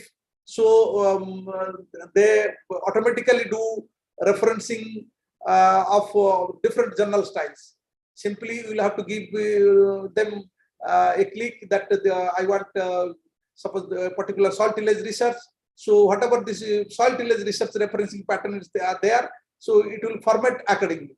But if you are not taking help of any reference manager or any tools, then you must look into the referencing pattern of that particular journal, and the reference should be accurate, appropriate, and consistent. Then conduct a final check of the following. When you have edited, then how we will go for final check? Final check is tables, figures, diagrams. If you are having supplementary materials, how you have numbered the supplementary materials, page numbering, content list, appendices, all the reference to any of these within the text. So if you are having all these lists, and one by one, if you are checking in your own research paper, at the end you will see the quality of your research paper has increased tremendously. You see, the different aspects of scientific editing process, I told what are the different ways and the different tools and techniques for editing. So what are the framework of editing? Scientific editing process is structural review, formatting review, substantive review, or editorial review. If it is going to editor, how editor will review it. So this is the framework of editing process. Any journal or any person involved in scientific work, they follow these processes for doing appropriate editing. Structural review, I told already, I have discussed it. Does the document have appropriate section as per the journal and guidelines? Are there any subsection, and if yes, are they properly organized? Is there any duplicate content except in the abstract? Consistency through the document. For example, same ordering of endpoints in methods and the result section, size of the figures, etc. So these are the things we look into if you are seeing the structure of your article. So the structural review, you should go for the structural review. An editor should see whether structurally it is correct. So if he is doing a structural review, these are the points he needs to put before him for proceeding further. Then formatting review, check the consistency, font size, font type, size, formatting throughout the document. Are there any large empty space, blank space? This is the formatting review. So pay special attention to table, figures, list of breaking across the pages. Then substantive review. The substantive review, as I told, when our aim is to improve the academic rigor, then we do a substantive review. The substantive review says, have you stated the aim and purpose of your study? Unless you do have a hypothesis, you have your research paper is having certain hypothesis or not. Your aim, objective are clearly stated or not. The purpose of your study is clearly defined. So that comes on the substantive review process. Do your conclusion meet the desired aim? Whatever the hypothesis or aim you have kept before conducting the study or writing the paper, in the conclusion, are you able to meet those desired aim? Does the abstract describe the study objective, study design, result, and conclusion? Because when you are writing abstract is a miniature of your paper, miniaturization of a whole paper. One or two sentences must be about your hypothesis and objective, your study design, result, and conclusion. Everything should be there in the text. And sometimes some journals they prescribe the abstract should be of 100 words. And now many journals they are telling that you can also tell your abstract in a graphical way. The graphical abstract also many journals are asking. So what was your objective or hypothesis? How you studied it? Your result and conclusion you can depict in your abstract. both in graphical as well as in a textual format. The next aspect is, do you give a clear picture how your study relates to the past studies, why the study is being conducted. Okay, you do have a hypothesis, but again, the studies has already been conducted and the results are obvious. So there is no need of conducting the study. So it must have a compelling need why the study need to be conducted. And also, do you have a clear picture how the study relates to the past study? Whether you have adequate review of literature, or when you do you have some gap in knowledge which you want to find throughout the study. So these things must be there, and explaining your section should give you a clear picture. Are there references for all the statements related to the published finding? Sometimes what we do, we give some sentences and borrow from some papers that is a particular statement and such a certain claim, but we don't give the references. So that's unethical. So we must see all the statement which you are giving related to a published findings, and it must be having due references. Then there are certain review at the level of editors, be it sectional editors, be it editor, or be it chief editors. They do their own task. So editorial review process, any words that could be interpreted in more than one way or grammatically incorrect, long paragraph. So here, keep your paragraphs short to 3 to 5 sentences each. Any text that is the wrong section, having wrong section, too little details in the abstract, inconsistent terminology, consistency of the section heading and the section content, the appropriate numbering of the section if applicable, do all subjects and verb agree, singular and plural. These are the things. The consistency of a verb tense through the document, all style convention, for example, numbering and spacing, spelling and grammar. These are the, now we are discussing the framework of editorial process. So this editorial review, we can call it copy editing sometimes. So these are the things that involves.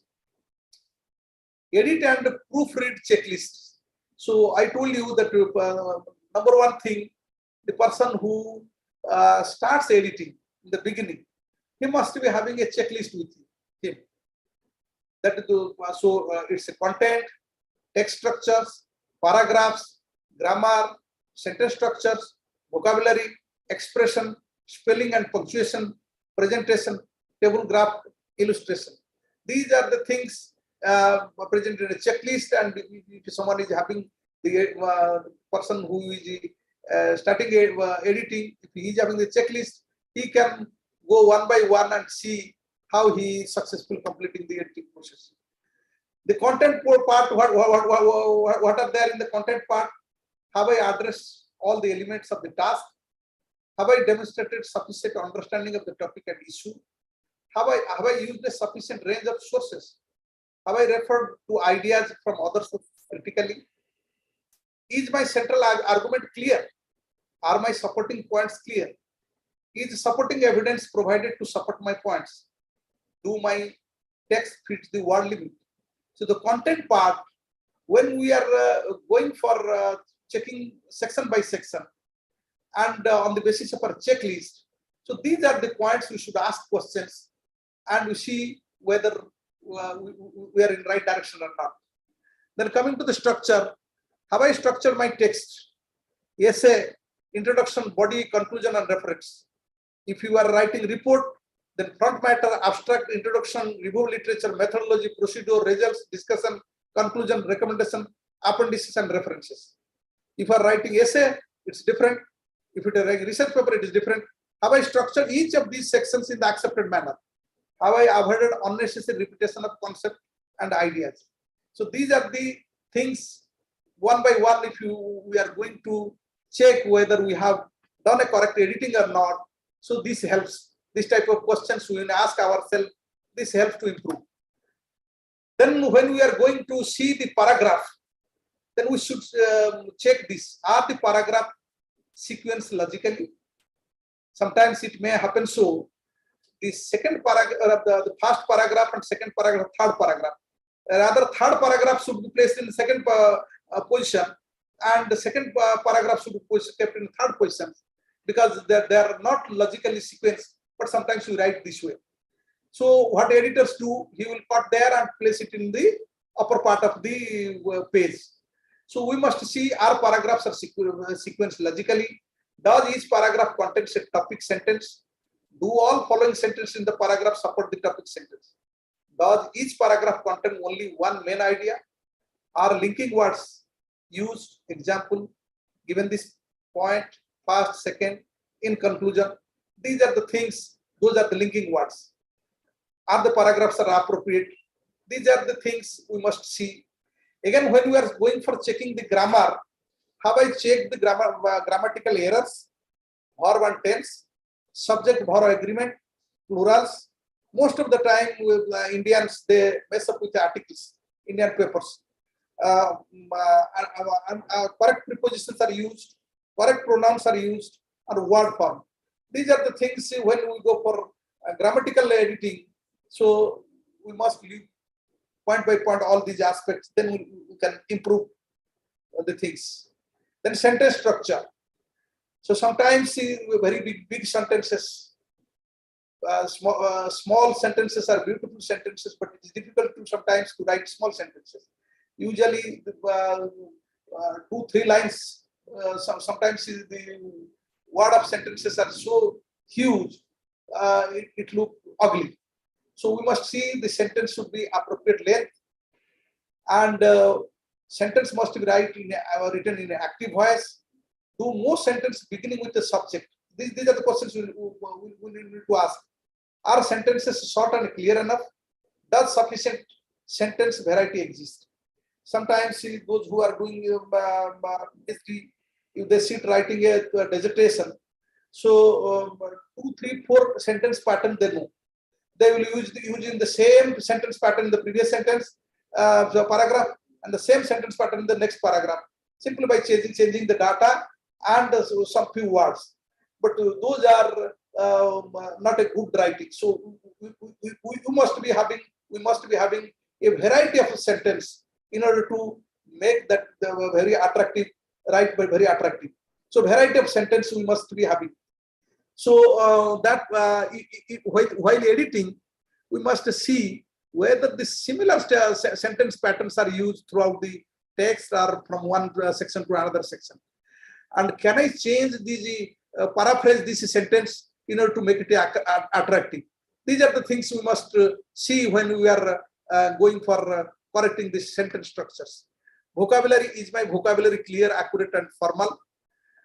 Do I refer subject themselves instead of overusing pronoun such as it, they, or them? So that's we should avoid overuse of the pronouns. Do I explain all technical terms, abbreviation when used? Sometimes we use abbreviations, we don't explain. Even sometimes certain word that needs defining, we don't define. We start using, thinking that our audience, they know it. No, whenever you are using any terms, so in the first place it needs defining. You should define it. So an abbreviation for the first time, it should be expanded. Then coming to the expression, is my writing as clear as and concise as possible? Does it avoid redundancy? Sometimes redundancy, example is absolutely perfect. The perfect is the same meaning, absolutely perfect. It's a redundancy. Completely surrounded. Surrounded means it is surrounded, not completely surrounded. These are the redundancy. Serious crisis. These are redundant words. And we should also see the tautology, a comparative study covering both the aspects. So these are the tautology we should see where we use and where we should not use. Empty expression or waffle in terms of reflected in regard to, these are the empty expressions. Vague words like factor, sum, significant, aspect. Then empty modifiers also used. Sometimes it's slang. We should see the paper should not use slangs. Again, coming to the spelling and punctuation, is spelling correct and punctuation correct? So if these checklists are with a student when he's writing his thesis or research paper, so a lot of improvement he can bring at the end of writing. Then coming to the presentation style, how I check the presentation? This will include font size type, indentation, justification of paragraphs, margins, spacing, section and page numbering, headers and footers, capitalization, italicize, bold printed, underlined words, don't overuse. So these are the things one must see when he is looking into the presentation style. Table and graph illustration, what are things we need to see, table, graphs and illustration. How I check table, graph and illustration. And what are the points we should look into? Whether it is positioned properly. Suppose you are referring about a table, so after 2 pages the table is placed. That's not a properly position. Whether it is referred directly, title and labeled correctly, and cited appropriately. So any text, paper or photographs, it should not go uncited. In the text, it should be reflected. The table number, graph or any photographs, whatever you are using in the text, in the paper, it must be correctly, labeled correctly and cited appropriately. Listed in the list of tables or illustration. They're coming to referencing and citation. Here, what are the things we need to check? Are all the reference sources acknowledged? Are citation formatted correctly? Are ideas from other sources paraphrased or summarized adequately? Nowadays, you see certain plagiarism aspects, they are coming. Sometimes the same more than 6 words, if you are copying, then it shows that you have stolen it from somebody else. Either it requires giving references, even if you are giving references, exact sentence you cannot copy it. So you need appropriately paraphrase this sentence or summarize the sentence adequately. Are my positions and idea from other sources are clear? Are quotation marks used for direct quotes? Sometimes some quotations we use, but we don't go for direct quotes. Is the reference list incomplete and accurate? Is referencing consistent? These are the questions if you will ask ourselves while we are going for editing the referencing and citation parts, then there will be a little chance for committing error. So the question is, what are the other things that comes while going for editing? The positive and negative feeling about editing. Students can experience a range of feeling as they approach the task of editing their work. Editing can feel like a negative experience after a creative process of writing. When you have written a paper, and if you are going for editing your own work, so you don't have a negative experience. The thing is, are there any mistakes? Can I correct these things? These kind of feelings comes because when you are going to again edit your own piece of writing, that your creative because writing is a creative process. Once the writing is finished, then when you are going for editing your own work, sometimes this negative feeling comes. You may have already spent such a lot of effort in writing that it feels impossible to improve what you have done. You may need to reduce a significant number of words. I can't see how you can do this without losing crucial materials. These are the things comes to mind when you are going to reduce the word numbers of your own research paper. You're thinking that your crucial materials is not lost while reducing the numbers. You might be tired of looking your writing. In this case, the thought of studying it again for editing process may make you want to run away. Sometimes what we do, some students, they have written the paper, but some editors, they just written it back for improving the paper. So they simply, they cannot do it. They just keep it pending for a longer time. And sometimes it may happen so they don't communicate the paper again. So that's the editorial tiredness. So you have been tired of editing your own piece of works. And other times editing can feel more positive than writing. These are the negative feeling what I told, but whatever are the positive feelings. This is a stage at which you can raise the standard of work. So what is the positive feeling about editing? If you are thinking about editing your work, you must already have written something substantial. So when you are going to edit your one work, if you are feeling that, okay, substantial part I have done. Now, if I am editing, it's a minor thing I will be doing in the process of editing. Every useful change which you make is a step towards improving the quality of your work. It is easier to criticize and improve on your writing than it is to produce the writing in the first place. Okay, sometimes what we do, when you send a research paper, certain reviewers and editors, they do give 100 comments. And in the process, the student or the writer, he loses his interest. There are how many things, but the positive things, one must be positive. It is easy to criticize on certain piece of writing, a certain piece of work, but it is difficult to originally recreate it, create it. So if you do have this kind of feeling, then it will be easier for you, whatever the comments and criticism is given, to improve your piece of writing. You can produce a significant improvement within the editing stage. So when you are going to editing, and if you have written something, and if you are having positive feeling about your editing process, so through that process you can significantly improve. Recording your critique, that is another aspect. When you are editing away from the computer, it is important to read actively. This requires that you critique your work and make full notes of any improvement that occur to you. Changes that occur to you at this stage may seem obvious.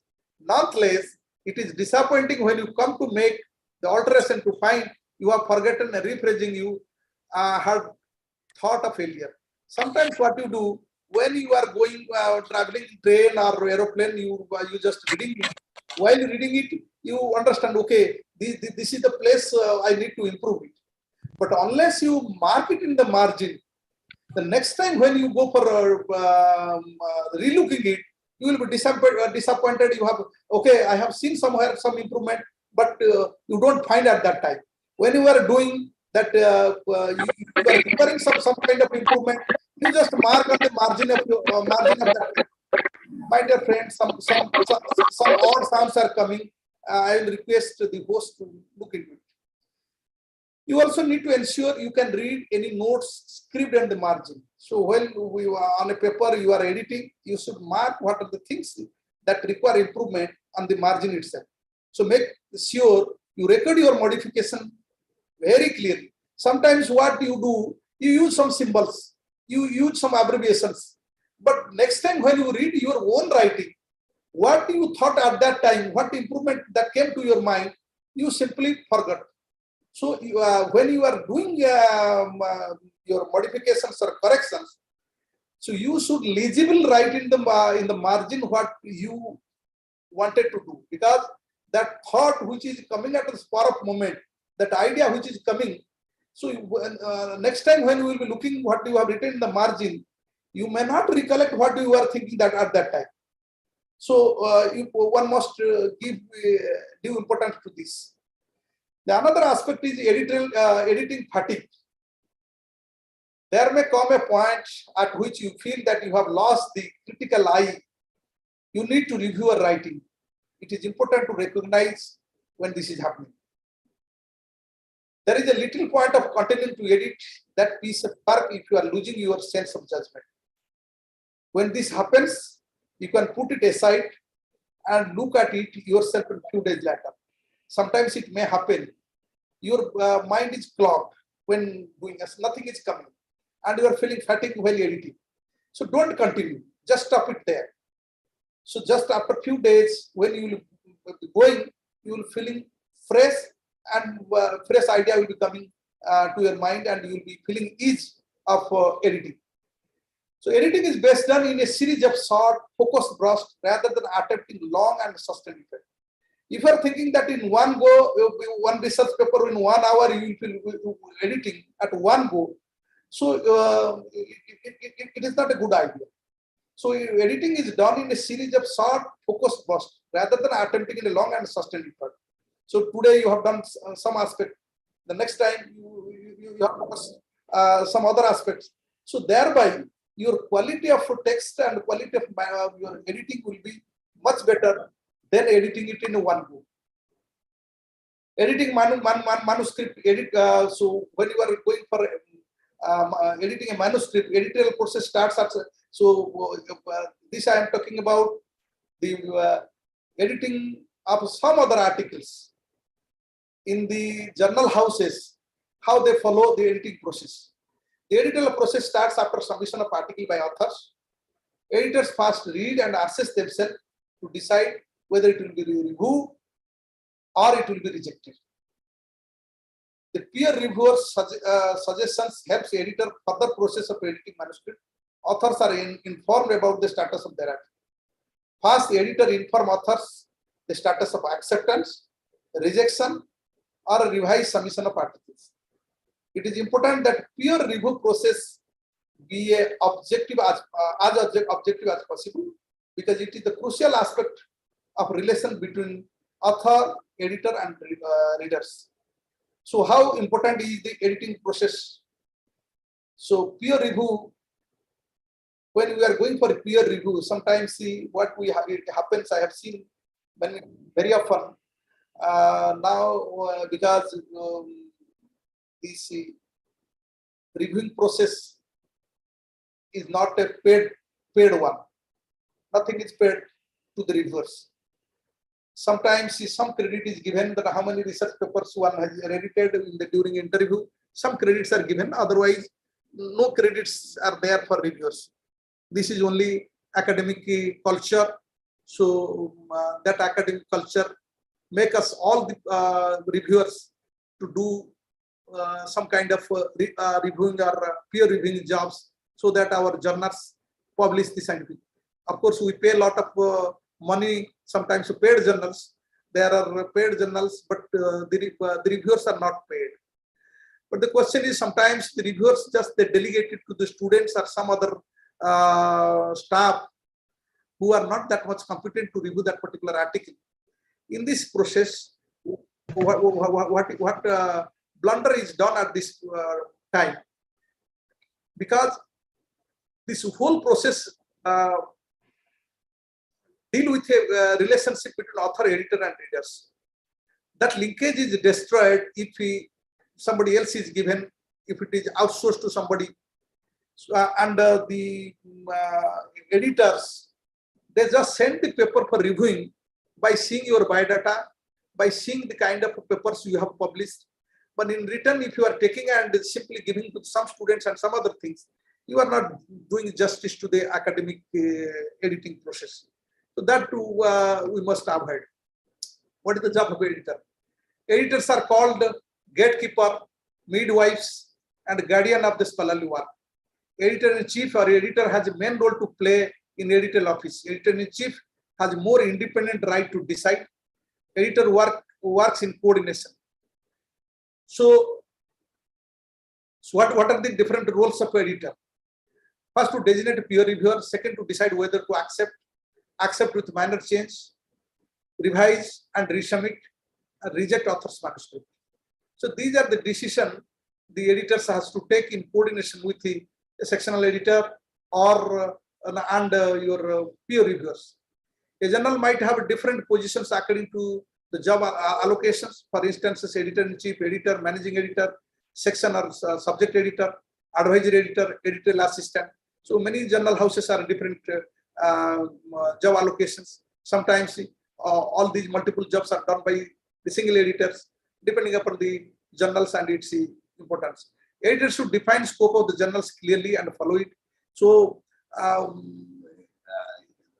every journal in the first page and the last page, they define what are the scope of the journals. So sometimes when you submit a research paper, if it is not fitting to the scope of the journal, so it will outrightly rejected and it will not be subjected to the editorial process. Editors should work to increase the number of manuscript submission and check manuscript with the title, abstract keywords, appropriate structure of papers to flow of ideas, ability, and ethics. So these are the aspects the editor take care of. But the editor will not go to the nitty-gritty of the scientific rigorosity the way the experiment conducted, appropriate methodology followed or not. So those are the things that are the work of the peer reviewers. But the editor, they only look whether it is falling on the scope of the journals, whether abstract keywords, appropriate structure of paper and flow of ideas are there, whether there is a novelty or not, or ethics part is there or not.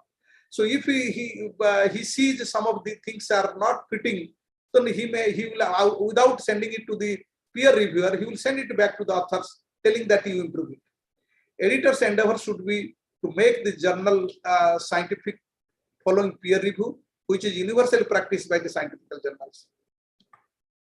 Then what is how peer review process? Peer review is the critical assessment of manuscript submitted to the journal by experts who is not part of the editorial staff.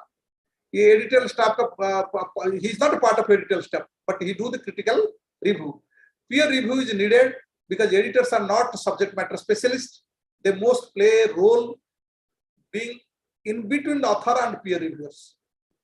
Peer reviewers are the subject experts and suggest to editors on the basis of areas, scope, and focus of the issue of the journal.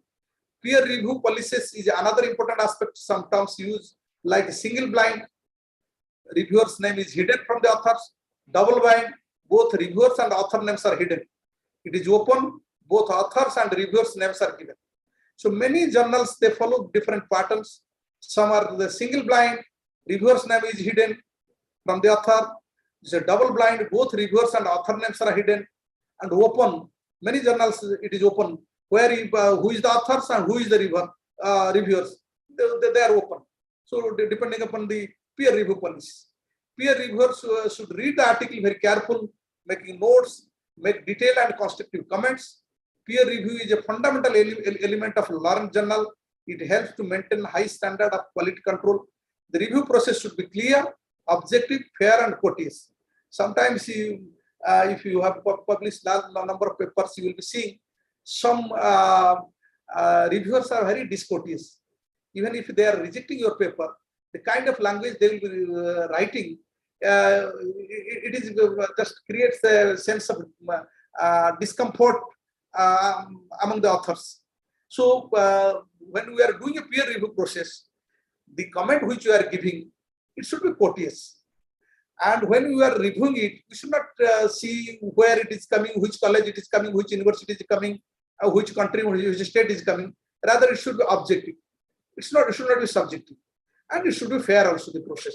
Then only the scientific culture that thrives. Then another aspect is copy editing. Copy editing, when the article is accepted, then copy editing is done to ensure that the text is clear, consistent, unambiguous, well organized, and easy to understand. Copy editing is not written, rewriting the entire section. Editing or deleting text, figure, and table, you must be seeing when the article is sent to the production editor. At the level of a production editor, they do some kind of corrections and they send it to authors to make some corrections. If substantial corrections is there, they don't entertain it. Again, the paper has to be resubmitted. So that is done at the level of copy editing. Copy editor should read text, particularly checking reference cited in the text and in the reference list and their completeness, compare the table and figures to the citation, ensure they have the title which accurately represent the table and figure, that numbers add up, ensure adherence to the journal style, ensure consistent units and measurement, check the copy is complete, has a title, full author's detail, no obvious missing sections, etc. These are the things that is checked at the time of at copy editor level. The purpose of copy editing is to improve the content making article more readable, understandable, which is polished and more professional. Efficiency in editing comes not from this from a single all-purpose reading, but from several reading, each with a different focus. It is good, easier to do at least 2 levels of editing. So if you again if you read it, then we'll be able to identify where you are committing mistake, where there is a need for improvement. Then coming another important aspect is scientific ethics and conduct. So this is the most important aspects in a scientific writing. So authenticity, real or genuine, can inform the trust and credibility with readers. research are expected to produce. It should be congruent, tangible, and evidence-based contributions.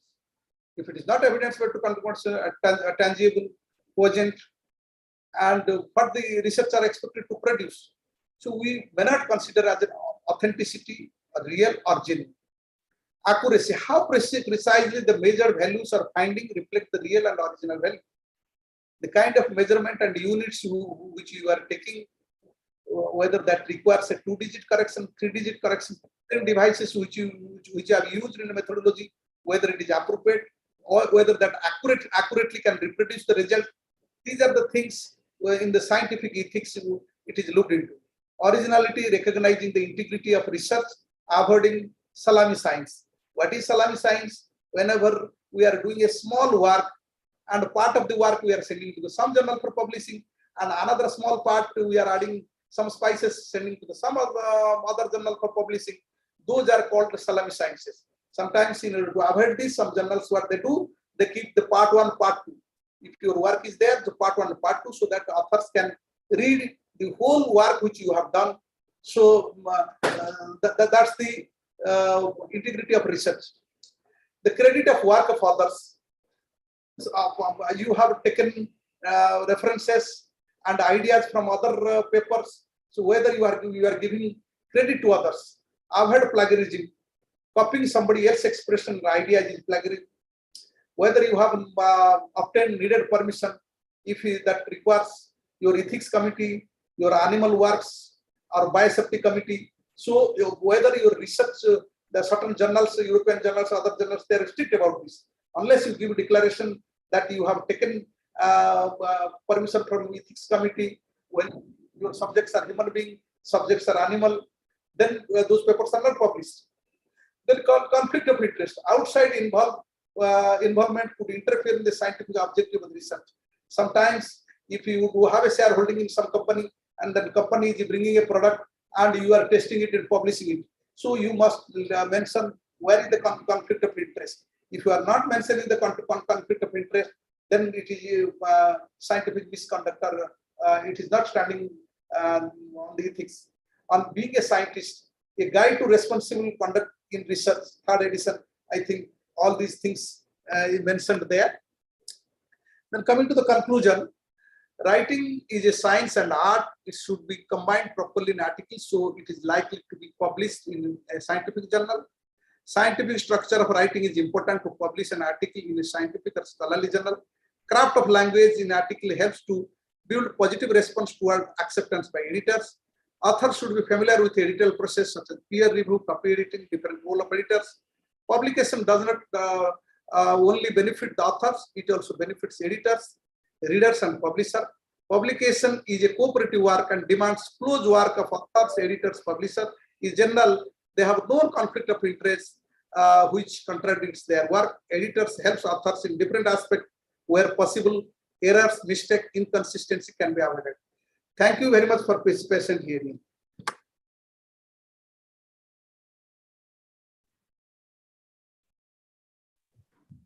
Thank you, sir. Thank you very much, sir. Back to the host. Okay. Thank you very much, sir, for nice presentation. So I think it's already 3:06. Maybe 1 or 2 questions, quick questions. If any doubts.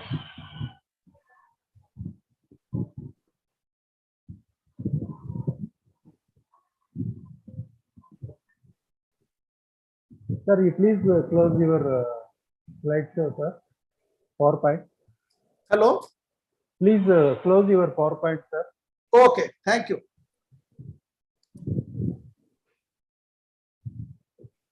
Any questions from the faculty or students? Sir, good afternoon. This is Dr. Bimal. My question is, there are a lot of journals who actually look for whether it is Scopus indexed or Web Science indexed. But why in agriculture and allied sector they only look for the NAS rating? Why they are not taking other factors into consideration?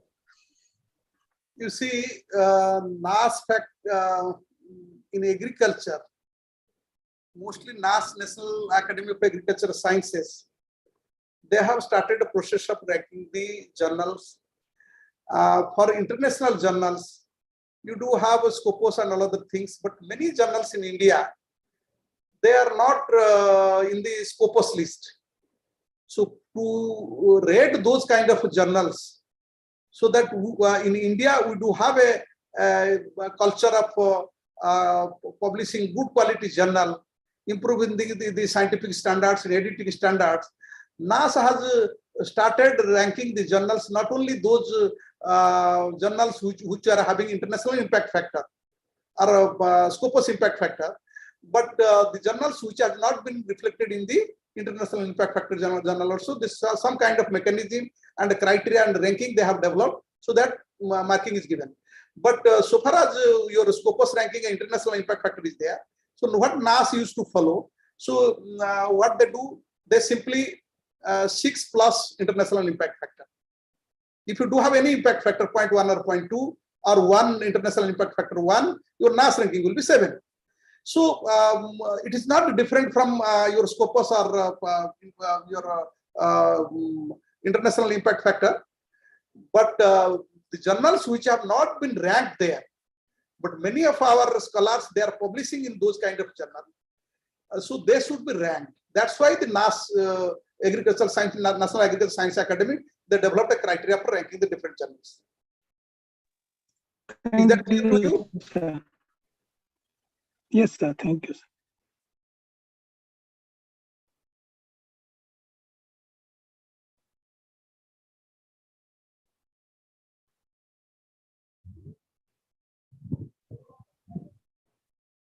So thank you very much, sir. Thank you. Thank you for inviting me. So on behalf of organizing committee and on behalf of Acharya N.G. Ranga Agricultural University, we immensely thank you, sir, for giving such a nice presentation. I hope your presentation is useful to our faculty and the students of the university. Thank you very much, sir. Thank you. Thank you. Thank you.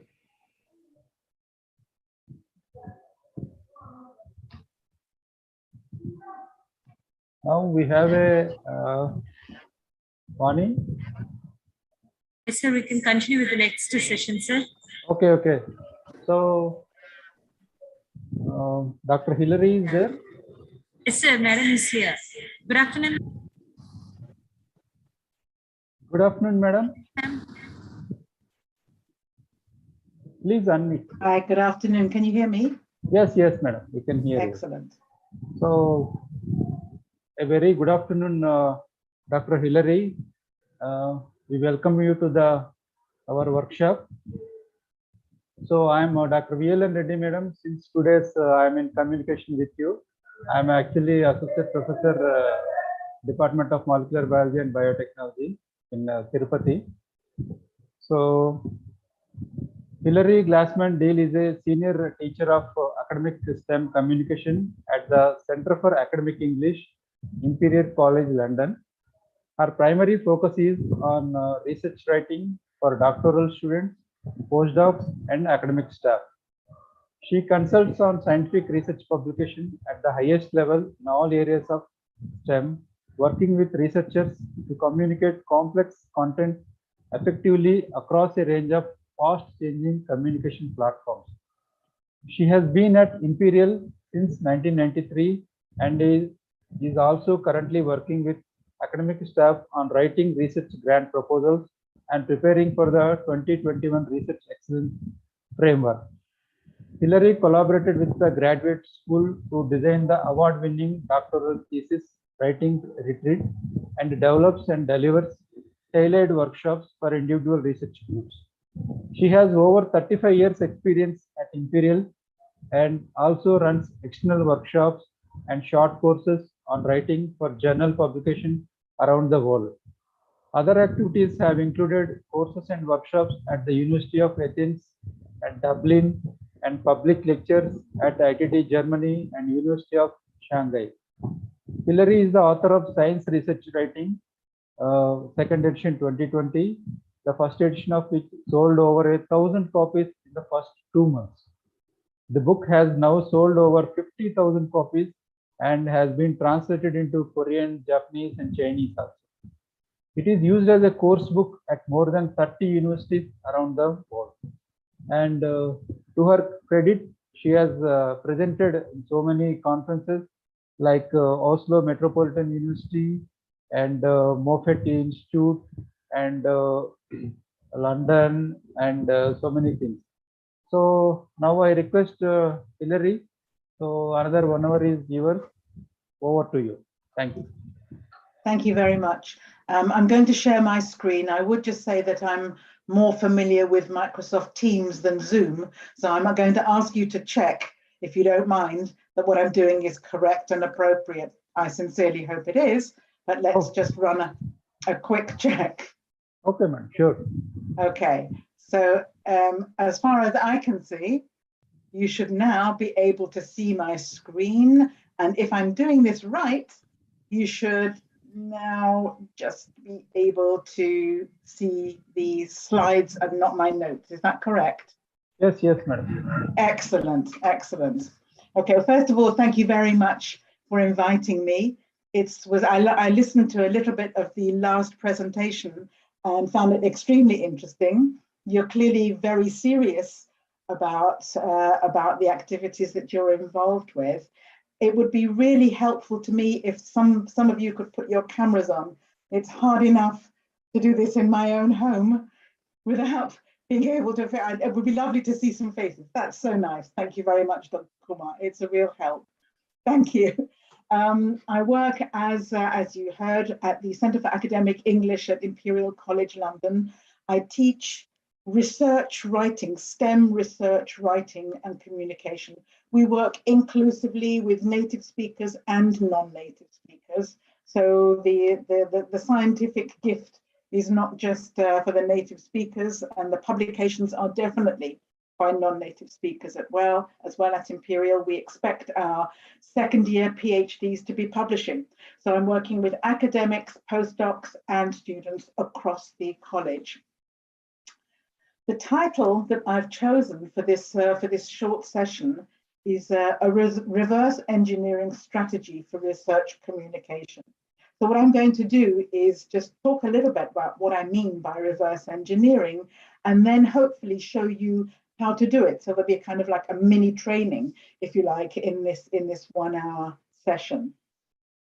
The fact is, as we all know, although it's very frustrating to have to write and publish and base your career development and your research development and professional development on writing in another language, the fact is that there is an advantage, because what it means is that all STEM communication in the high impact journals is essentially written according to the same code. And what that does is, over time, it develops international access to that content because the code is recognizable. It's interesting that when I'm working with native speakers, I'm often telling them actually to dial down their English to make it a little bit more accessible to the global readers. So this is definitely something that we focus on quite strongly. Okay. What we hear from editors is that frequently we're told that something has come back to our writer because it lacks clarity, doesn't communicate effectively. It's quite interesting that surface language errors are generally tolerated, provided they don't have an impact on meaning. There's much less tolerance among editors for information-focused problems or readability issues. So we do see that where the information structuring isn't working well, that seems to be where the editors bounce back a lot of the papers. Obviously, scientific content plays a part here. But what I'm trying to work with you today is to try and show you how aligning yourself with the current communication norms in your field will definitely improve the chances, it certainly improve the writing process, and improve the chances of getting publication reasonably fast. It's true, and I'm listening to your previous speaker, that repeated rewriting and re-editing is extremely demotivating.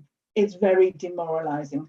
Importantly, it also prolongs, the more peer review comes back and requires re-editing, the longer that lab to publication time becomes.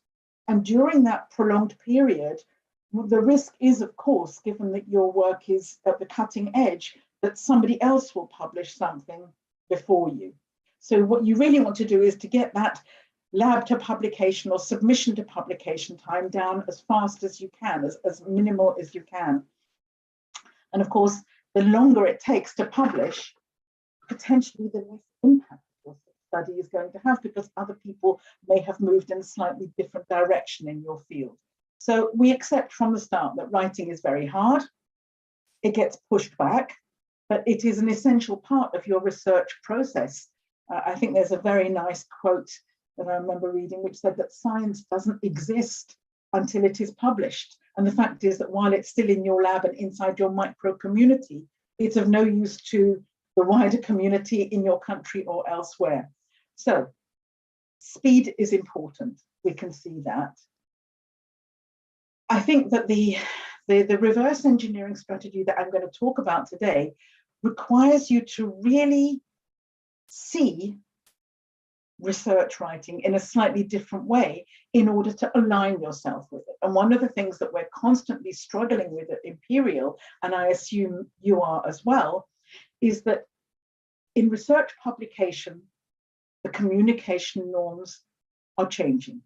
They're very much in transition. They're very much changing as the communication platforms start to develop. So what we are seeing is that the previously 100% normal IMRAD, abstract introduction, method, results, discussion, has changed really beyond all recognition. It's less relevant. Things are more fluid now. I mean, it's interesting that in this original model, you can see that two key aspects of current research writing are just not there. One of them is the title, which, given that you spend a lot of your time, I'm assuming, title scrolling, is clearly a key component of the research article, and also the conclusion section is missing. And given that many readers just read title, abstract, conclusion, you can see that the focus on this, what we used to be called IMRAD, IMRAD, is really starting to shift. Research is becoming more compartmentalized. People are doing different things than they were in the 1950s when this started. What is interesting, in my view here, is the symmetry of the way the introduction begins wide and then narrows down until it hits the content, the reporting section, and the discussion and eventually the conclusion move out again. And that symmetry between introduction and discussion is actually very interesting, because what you can see, if you look at it carefully, is that it's almost like a mirror image in reverse, in the sense that in the introduction, you will begin with some fairly general statements about the field itself. You then tend to move down into what is already known or what research has been done. That will generally generate a gap or a problem in the existing knowledge. And into that gap or problem, you then describe your own study. And of course, back out in the discussion, we do see that at the beginning of the discussion, there's some kind of revisiting of the results or the aims starting off. And that kind of mirrors the end of the introduction. Then, of course, you're expected to say to what extent you responded to that gap or problem. And equally, mapping onto the existing knowledge and existing research, you're supposed to say what you've advanced, what your work is similar to, and all of these happen kind of in reverse order, if you like, and then eventually, late on in the discussion, you are expected to specifically identify your contribution to the field in general. So we see that there is some value in this, but the fact is things are just moving too quickly to hold on to any rigid format or template. And because of that, I think that this reverse engineering approach that I'm going to talk about is a way of staying current, looking more professional, and actually becoming and having an entitlement and a reputation in your field. So just to look briefly at what exactly is changing so that you can position yourselves appropriately. We know that global research and development budgets last year, the global R&D budget was, I think, $2 trillion. And that figure actually stopped me in my tracks. I think that I noted the other week that there are more than 3 million publications per year. And in biomedicine alone, 2 papers per minute pour into the PubMed database. So this means that the volume is increasing dramatically. And of course, as I said earlier, that has an impact on speed. So what we're seeing is we're seeing more people writing more papers. And not only is there a need to write faster, there's also a need to read faster in order to keep up because the volume is increasing. If you look back to when I started working in this area, publication was on paper. Every researcher would get once a month landing on their desk a set of journals that had been curated specifically to their own field. So essentially you were only looking at what you were already looking for. And that locked your work within your community. Now, with the internet reading and people doing information surfing rather than reading whole papers, research we can see is becoming much, much more interdisciplinary. Interestingly, although it may take you about 100 hours to write your research paper, even the first draft, the research tells us that the average reading time is less than 30 minutes. And what that tells you is that there's a huge impact on the way information is being structured and the way it's being communicated. It also tells you that the reader expects to get the information effortlessly. And I'll come back to that right at the end. Now your reader also is unknown. It's not your micro community necessarily. Who would have imagined that the work on I don't know, of a particular type of vaccination would now be accessed by governments across the world, by the World Health Organization? Things are changing, and your reader is no longer known to you. Now they are unknown, and this is having an impact on the content and the structure of research articles. Certainly having an impact on titles. Titles are much more powerful now. They are search engine optimized. Sorry, I just got a ping from you. Is that okay? Oh, it's okay. There's just somebody else joining. Okay. What we can see is if your title doesn't have any power, frankly, your work may just sit gathering dust on the internet shelf and nobody will even open it to read it. We're seeing that the abstract is becoming kind of independent, standalone, coherent document, and often well within the word limit. So people are not seeing it as a kind of a preview or a summary of the research article. We are seeing method sections. I mean, in the journal Nature, sometimes the method section would run to 150 pages. So it's being taken out. And what you're getting, obviously, is you're getting a supplementary section that is a link. What this means, of course, is that if the method section exits the main text, then the results section needs a little summary of the methods in order to make it comprehensible. So we're seeing drips of methods actually coming into the results section. So you've really got to keep an eye on what is happening here. The indicators of change we're seeing on the front page of the research articles. Sometimes we're suddenly seeing a significance panel where the significance of the article is set up. We're seeing summary panels. We're seeing highlights panels. We're even seeing on the internet version, we're seeing video clips inserted in. We're seeing strap lines. I mean, it's like the Wild West. It's changing very, very fast. And we need, if you're going to look legitimate, you need to keep up with these changes. And that is why I'll be pushing this reverse engineering way of doing things. I think that this also comes from the fact that most journals publish what they call a guide to authors.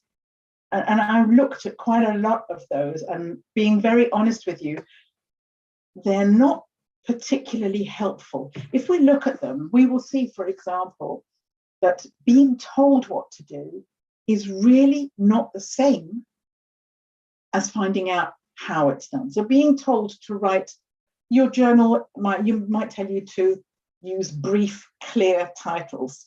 Doesn't really help you because you don't know what brief means. How brief should it be?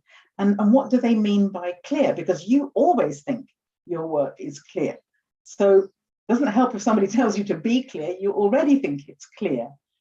Then they might tell you another thing I saw recently, the title should describe the subject matter. But it's very difficult. How big is your subject matter? How much of a description do you need to offer?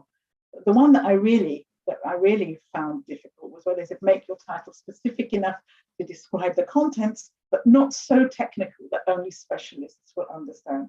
I don't know how to do that because it seems to be asking you to do two mutually exclusive things. And the title should be appropriate for the intended audience. It's really difficult, as I said, to work out who those people are without doing some reverse engineering. So for example, on this right-hand side, where you see the happy face, how to RE meaning reverse engineer, how to reverse engineer a title. If you're told, write a brief title, you can do the work yourself. You can download the last 3 issues of your target journal and average out. If you average out the number of words in all their titles, there's your safe space. That's your baseline. That's normal for this journal this year. You can do Google Scholar, GS, Google Scholar checks to make sure that the way you're expressing technical concepts in the title is the same way as they are expressed across your field. You can check whether your titles in this journal are what we would call predictive titles, where they actually tell you what's going to be in the text. So if you, interestingly, ones that begin with A or an, as you can see lower down on the screen, tell you that this is my offer, a method for, okay, I don't know, an approach to. That's what's going to be in my text, and it's new. Using acronyms like GS for Google Scholar, which ones are acceptable according to the readership of the journal I'm trying to work with? And just do remember always with the title, your title is going to be stuck to the paper forever. So if it goes to a more interdisciplinary readership, they may not know your acronyms. How long are the noun chunks in the titles? Is your journal favoring sentence titles? Sentence titles are where you summarize your results in a sentence with a subject and a verb and an object, and it's usually in the present simple tense. Does your journal favor titles with happy words like cost-effective, accurate, fast, streamlined, words that identify the value of the content? Does your journal include titles that show the application area? So, I don't know, a something strategy for use in. The for use in is the application area. So if you do the reverse engineering rather than listen to being told what to do and trying to struggle with the meaning, you'll actually have data to work with that can create that safe space for you. It'll give you a feel for what is normal, increases your confidence, and it makes you feel part of your research community by aligning yourself with them. You can use this metrics approach anywhere. You can, for example, look at paragraph length. Before, I set up in Imperial for years. Before I started there, I actually sat down one Sunday afternoon and averaged the number of words in the journals, the high impact journals that I was working with. If you're interested, it was 153 words, but there's an average baseline for you. You can do all sorts of things. You can look at, for example, in the discussion section of the journal I'm interested in, we call it target journal. How many citations are there in the discussion section? In other words, how do they expect you to kind of map your work onto the existing work? How much of that is there? You can use readability indexes. There's all sorts of things that you can do that are reverse engineering successful work rather than trying to build forward towards it kind of in the dark sometimes. So the principle is similar to when you were a child, you may have had a toy, I did, called painting by numbers. Okay, it's this thing. It's where you get a picture with no colors, and you're told where to put the colors. And what you get is something that is not exactly the Mona Lisa, but from a distance, it looks like the real thing. So it's a kind of, it's not imitation. It's making sure that what you're doing is structured and written according to the norms of your field, the international, the global norms. And reverse engineering, doing this, taking a successful text and working back from it, will work with any text type. It'll work with grant proposals. It'll work with any stakeholders as well, any audience. Once you know that this text, this good text, was designed for that audience, that's your target. So you're using, instead of working towards it, you're working back from authentic and current, importantly, because of those changes, successful input. So instead of, I'm often asked during a session, should I do this? Is it good to do that? Should I be using the passive? What should I put here? And essentially, that's really not the kind of question that reverse engineering will answer. It's not prescriptive. It's not telling you what you should and shouldn't do. Instead, it is descriptive. It's telling you what is normally done in your field for this journal at the moment.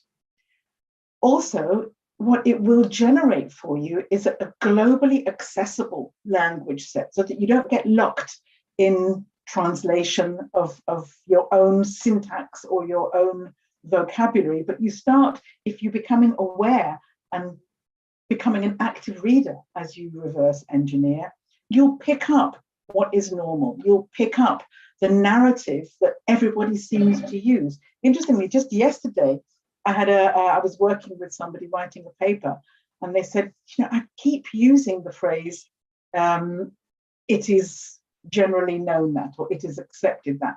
Can you suggest some variations? And actually, I would say the language set is quite small, and variations are not a great idea, because what they do is they take you out of the normal language set. So you need to be looking at not just the content, but how the content is being delivered to you. If you get this right, in other words, if your templates and patterns and organizational patterns and your language is similar to what you're seeing in the target journal, that will definitely compensate for language errors, for grammar errors. It's interesting that the reverse is also true, that even, and I work with native speakers at Imperial, gifted top-level researchers who write in perfect English, and their papers keep getting bounced back for the same reasons, is that they are not structured according to the norms of their field. So it's interesting, is that not only does appropriate aligned structure and language compensate for language errors, but also perfect language will not compensate for poor organization or abnormal structures.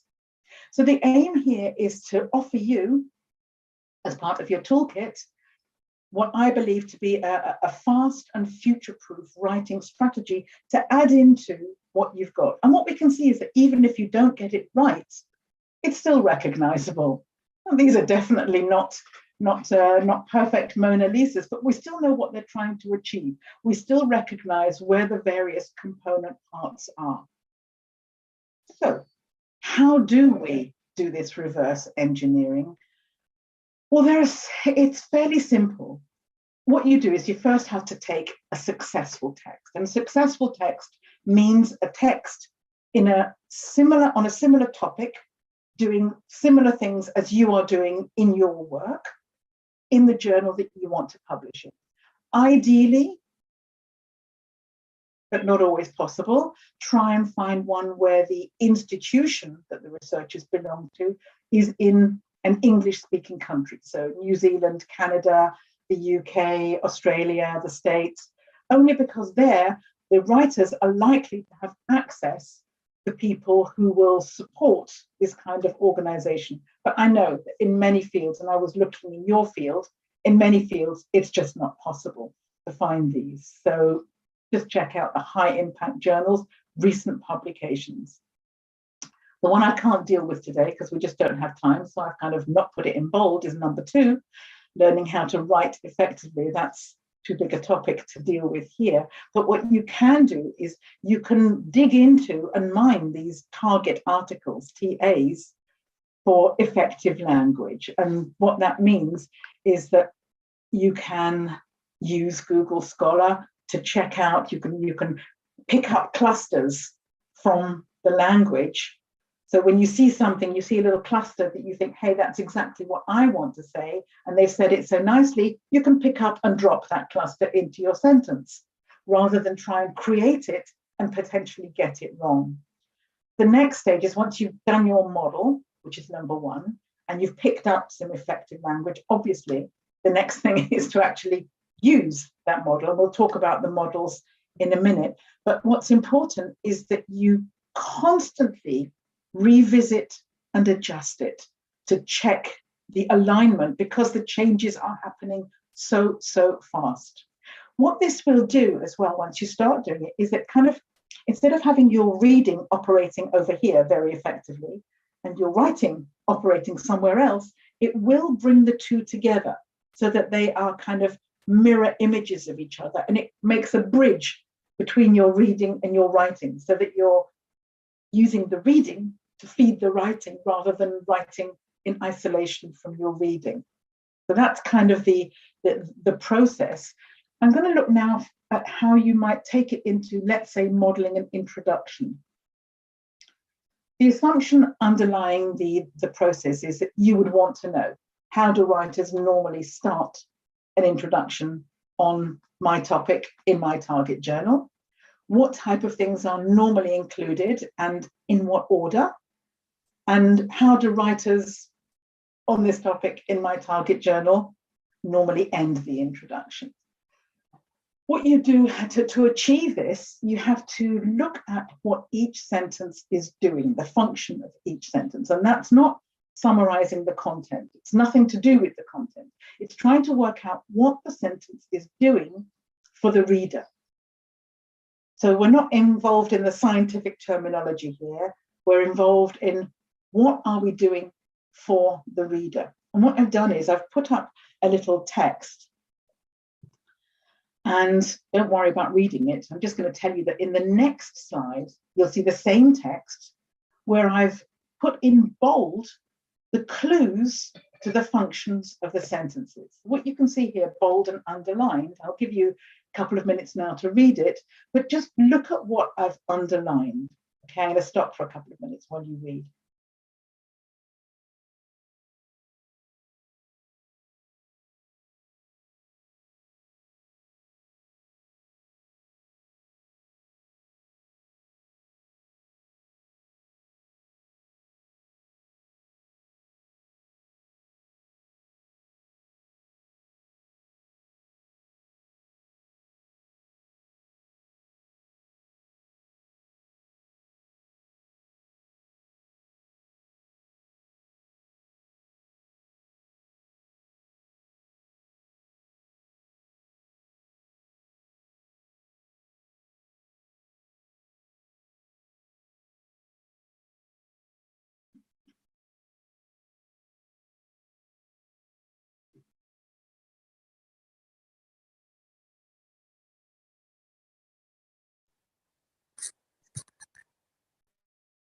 Okay, even if you haven't completely finished reading, we're just a bit short of time, so I'm going to push on.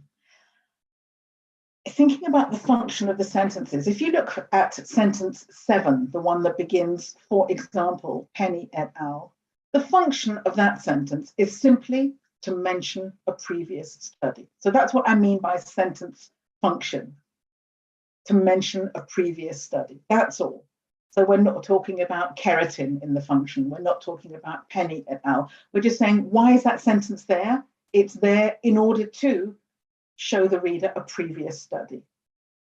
That's sentence function. So for example, there's not much use in saying sentence 1 introduces the topic because it doesn't tell you how to do it yourself or what is involved in doing it. So I think the thing to do really is to think about, well, why is sentence 1 a good place to start? The first reason is because that's how writers normally start. They normally start with showing in what way or why there is interest or why this field or topic is significant. So you've got two pieces in that sentence that tell you has received much attention, there's one, and also in recent years, showing that it's not only important, it's important now. And it's interesting to pick up these things from first sentences just to see how they work. If you look at sentence 2, it's giving you some background factual information in case you didn't know. Here are some background facts to ensure that all readers are starting from the same factual base. Number 3, again, showing that it's important, outstanding properties, showing the application area. So we're seeing why it's received much attention. And number 4 is identifying a general problem in the field that we are all in this field working towards. Sentences 5, 6, 7 are all focusing on previous work, have been used. Okay, you can see the citation references popping up at the end of the sentences. There has been extensive research, for example, Penny et al. But what you're seeing in sentence 8 is different because halfway through it changes. The beginning of sentence 8 is about previous work, was demonstrated over 2 years ago, and then it shifts.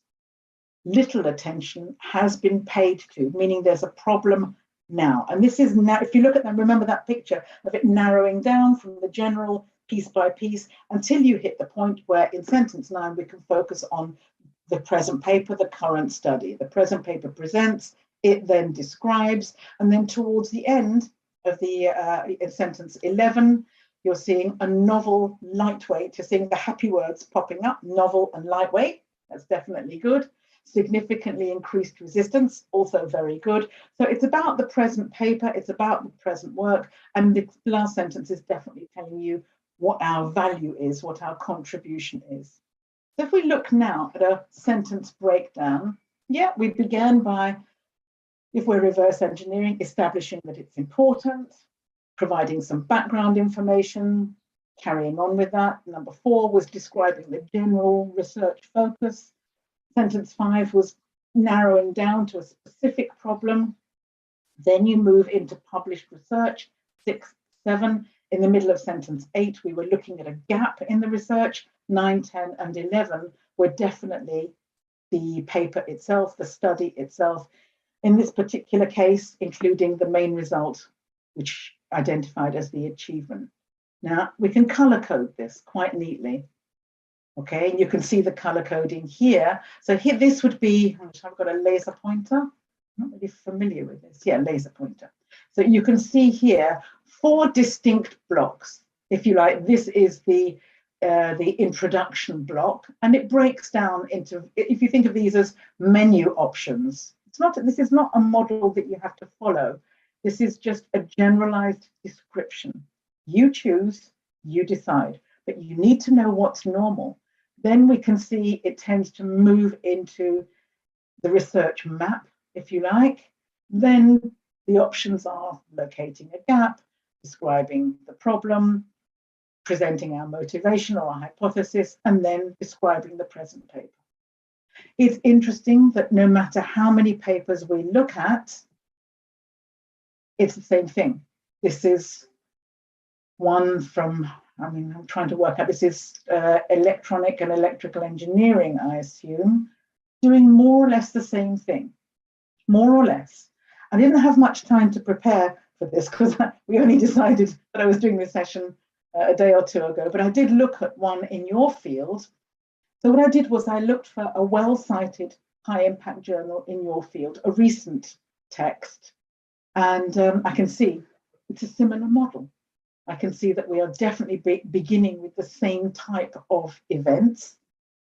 We are then moving to the contributions and the accepted knowledge. We then see the gap popping up here and the present paper towards the end. This is not, I would never suggest that you follow this model robotically. Although I would say that there is almost always, if we go back to this, there's almost always something from block one, let's call this block one, at the beginning. So you could begin with provide factual background. You could begin with present the general problem. And there is almost always block 4 at the end. And that goes for, even now with all of these changes, more than 90% of research articles will begin somewhere here in the introduction, and the introduction will end somewhere there. So what you do in the middle, sometimes we get block 1, jumping straight to block 3, then 4. Sometimes we get 1, 2, 3, 2, 3, 2, 3, 2, 3, 4.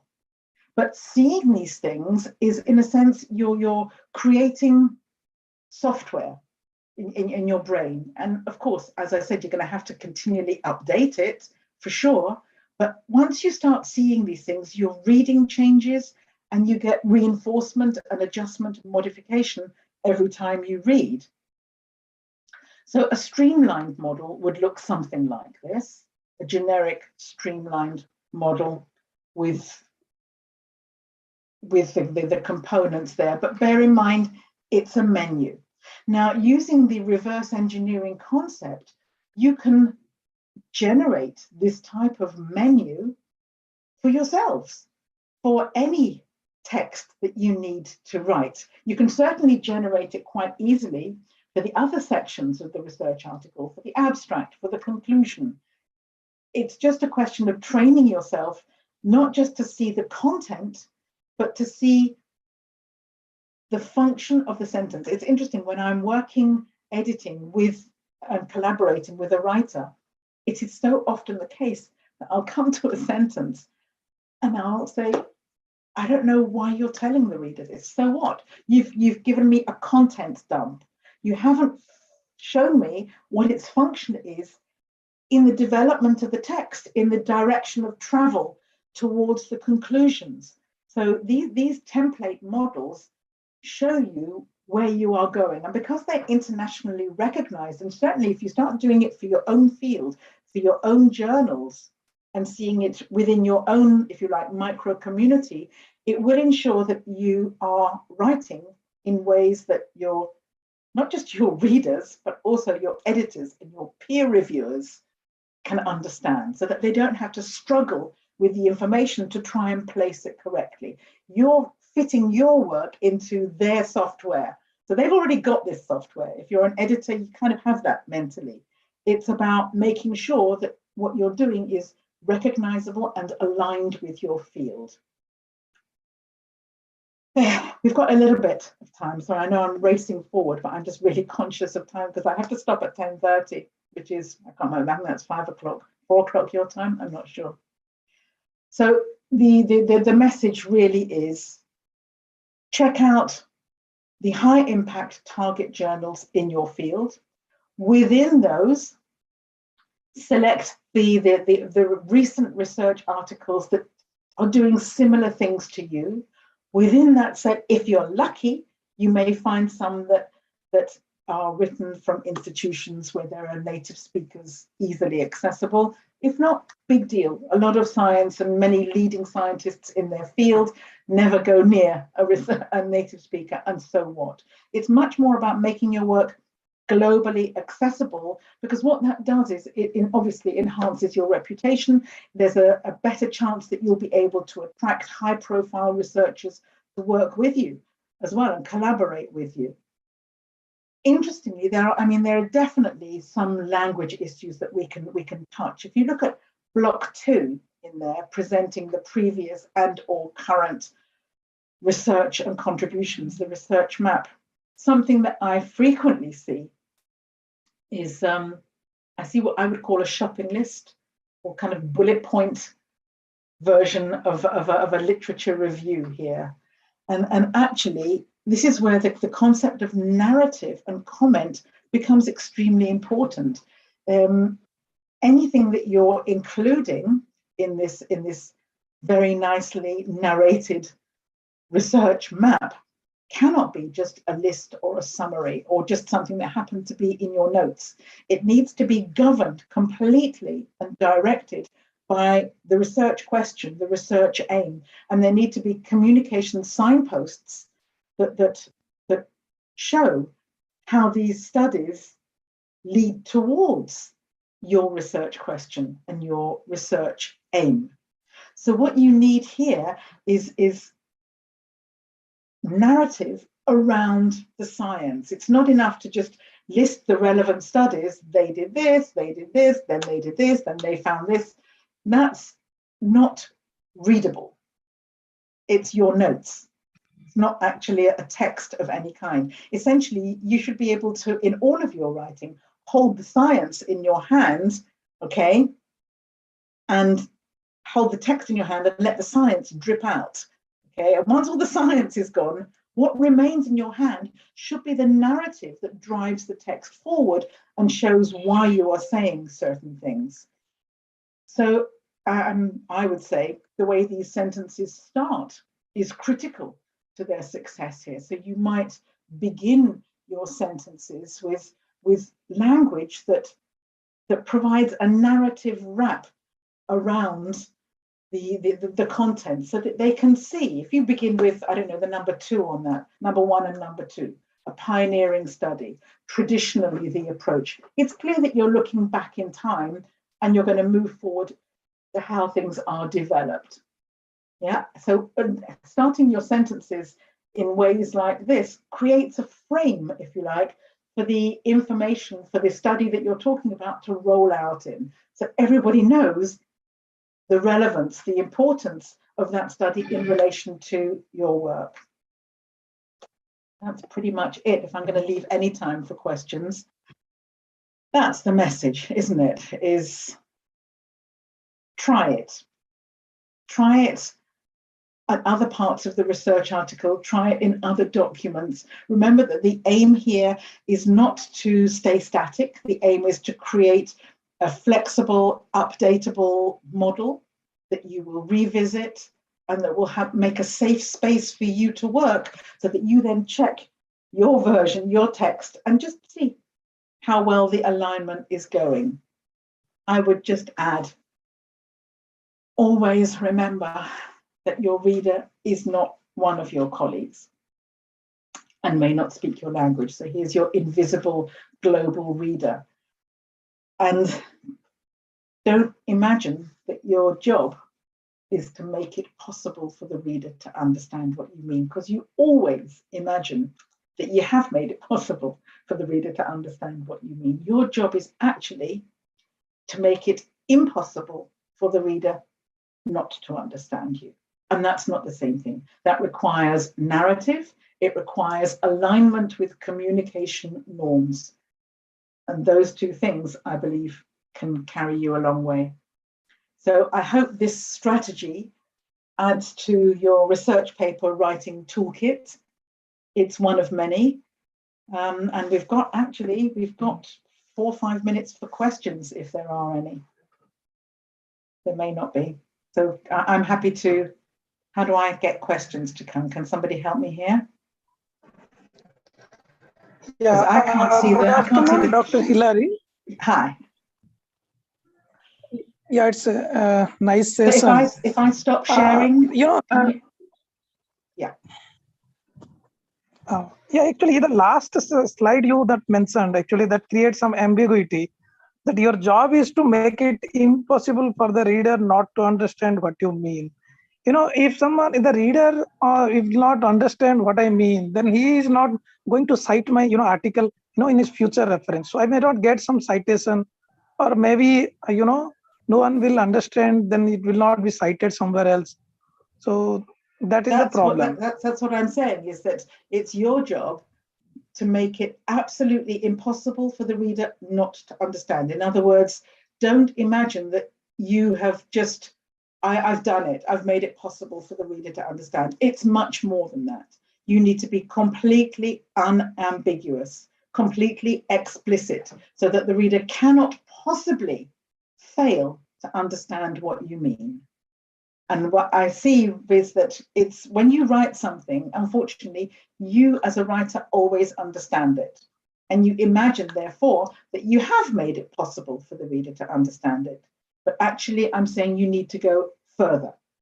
You need to make it absolutely impossible for the reader not to understand you. In other words, that even I, and I'm not a scientist, will be able to understand what you mean. Thank you, Hilary. And one more question. I'd like to thank you for the book you have written. It's a long, it's a very good initiative by you, because as a scientist, in science, we generally fail to write in, scientifically, academically English knowledge. So the book you have written, Science Research Writing, is it available online in Amazon? I don't know. Let me just go back to the first slide so you can see the cover. Oh, there you go. So that's the book. It's certainly available on Amazon. I don't know if it's available online, but I'm sure that if you ask your university library to get a copy, you can use it. And all of the things I've been saying, including all the various models and the training for reverse engineering, is all in there. So hopefully that should give you, and what's in there as well is, like, even I'm picking up the vocabulary that I'm seeing for each part of the model. So essentially the aim is that if you can see the model, and in the book I show you the appropriate grammar and vocabulary, all you really need to do is to slot your research into that, and you've got a basic text. That's the hope. Okay. Thank you. Okay, I'm so sorry that I've actually got to go in 1 minute, but I do have one more if there's another question. Any more questions from students or faculty?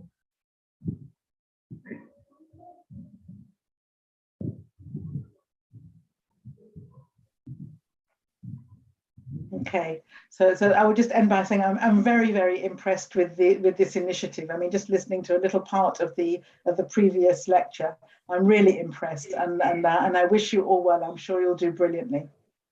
Okay, and it's been a pleasure. So, thank you, Hilary, for excellent talk, and I hope our scientists and students, they might have benefited from your talk, and I hope we try to purchase the book which you have authored also. I hope it's an excellent book also. So I thank you once again on behalf of organizing committee, and on behalf of our Acharya N.G. Ranga Agricultural University also, for accepting our invitation. And within a short period of time, you have accepted. That is a great pleasure, and we are very much thankful to you. So very nice presentation. Thank you very much. Good. Good luck, and enjoy the rest of this excellent series of lectures. I'm sure you will. Okay, yeah, nice to meet you all. Thank you. Okay. Bye.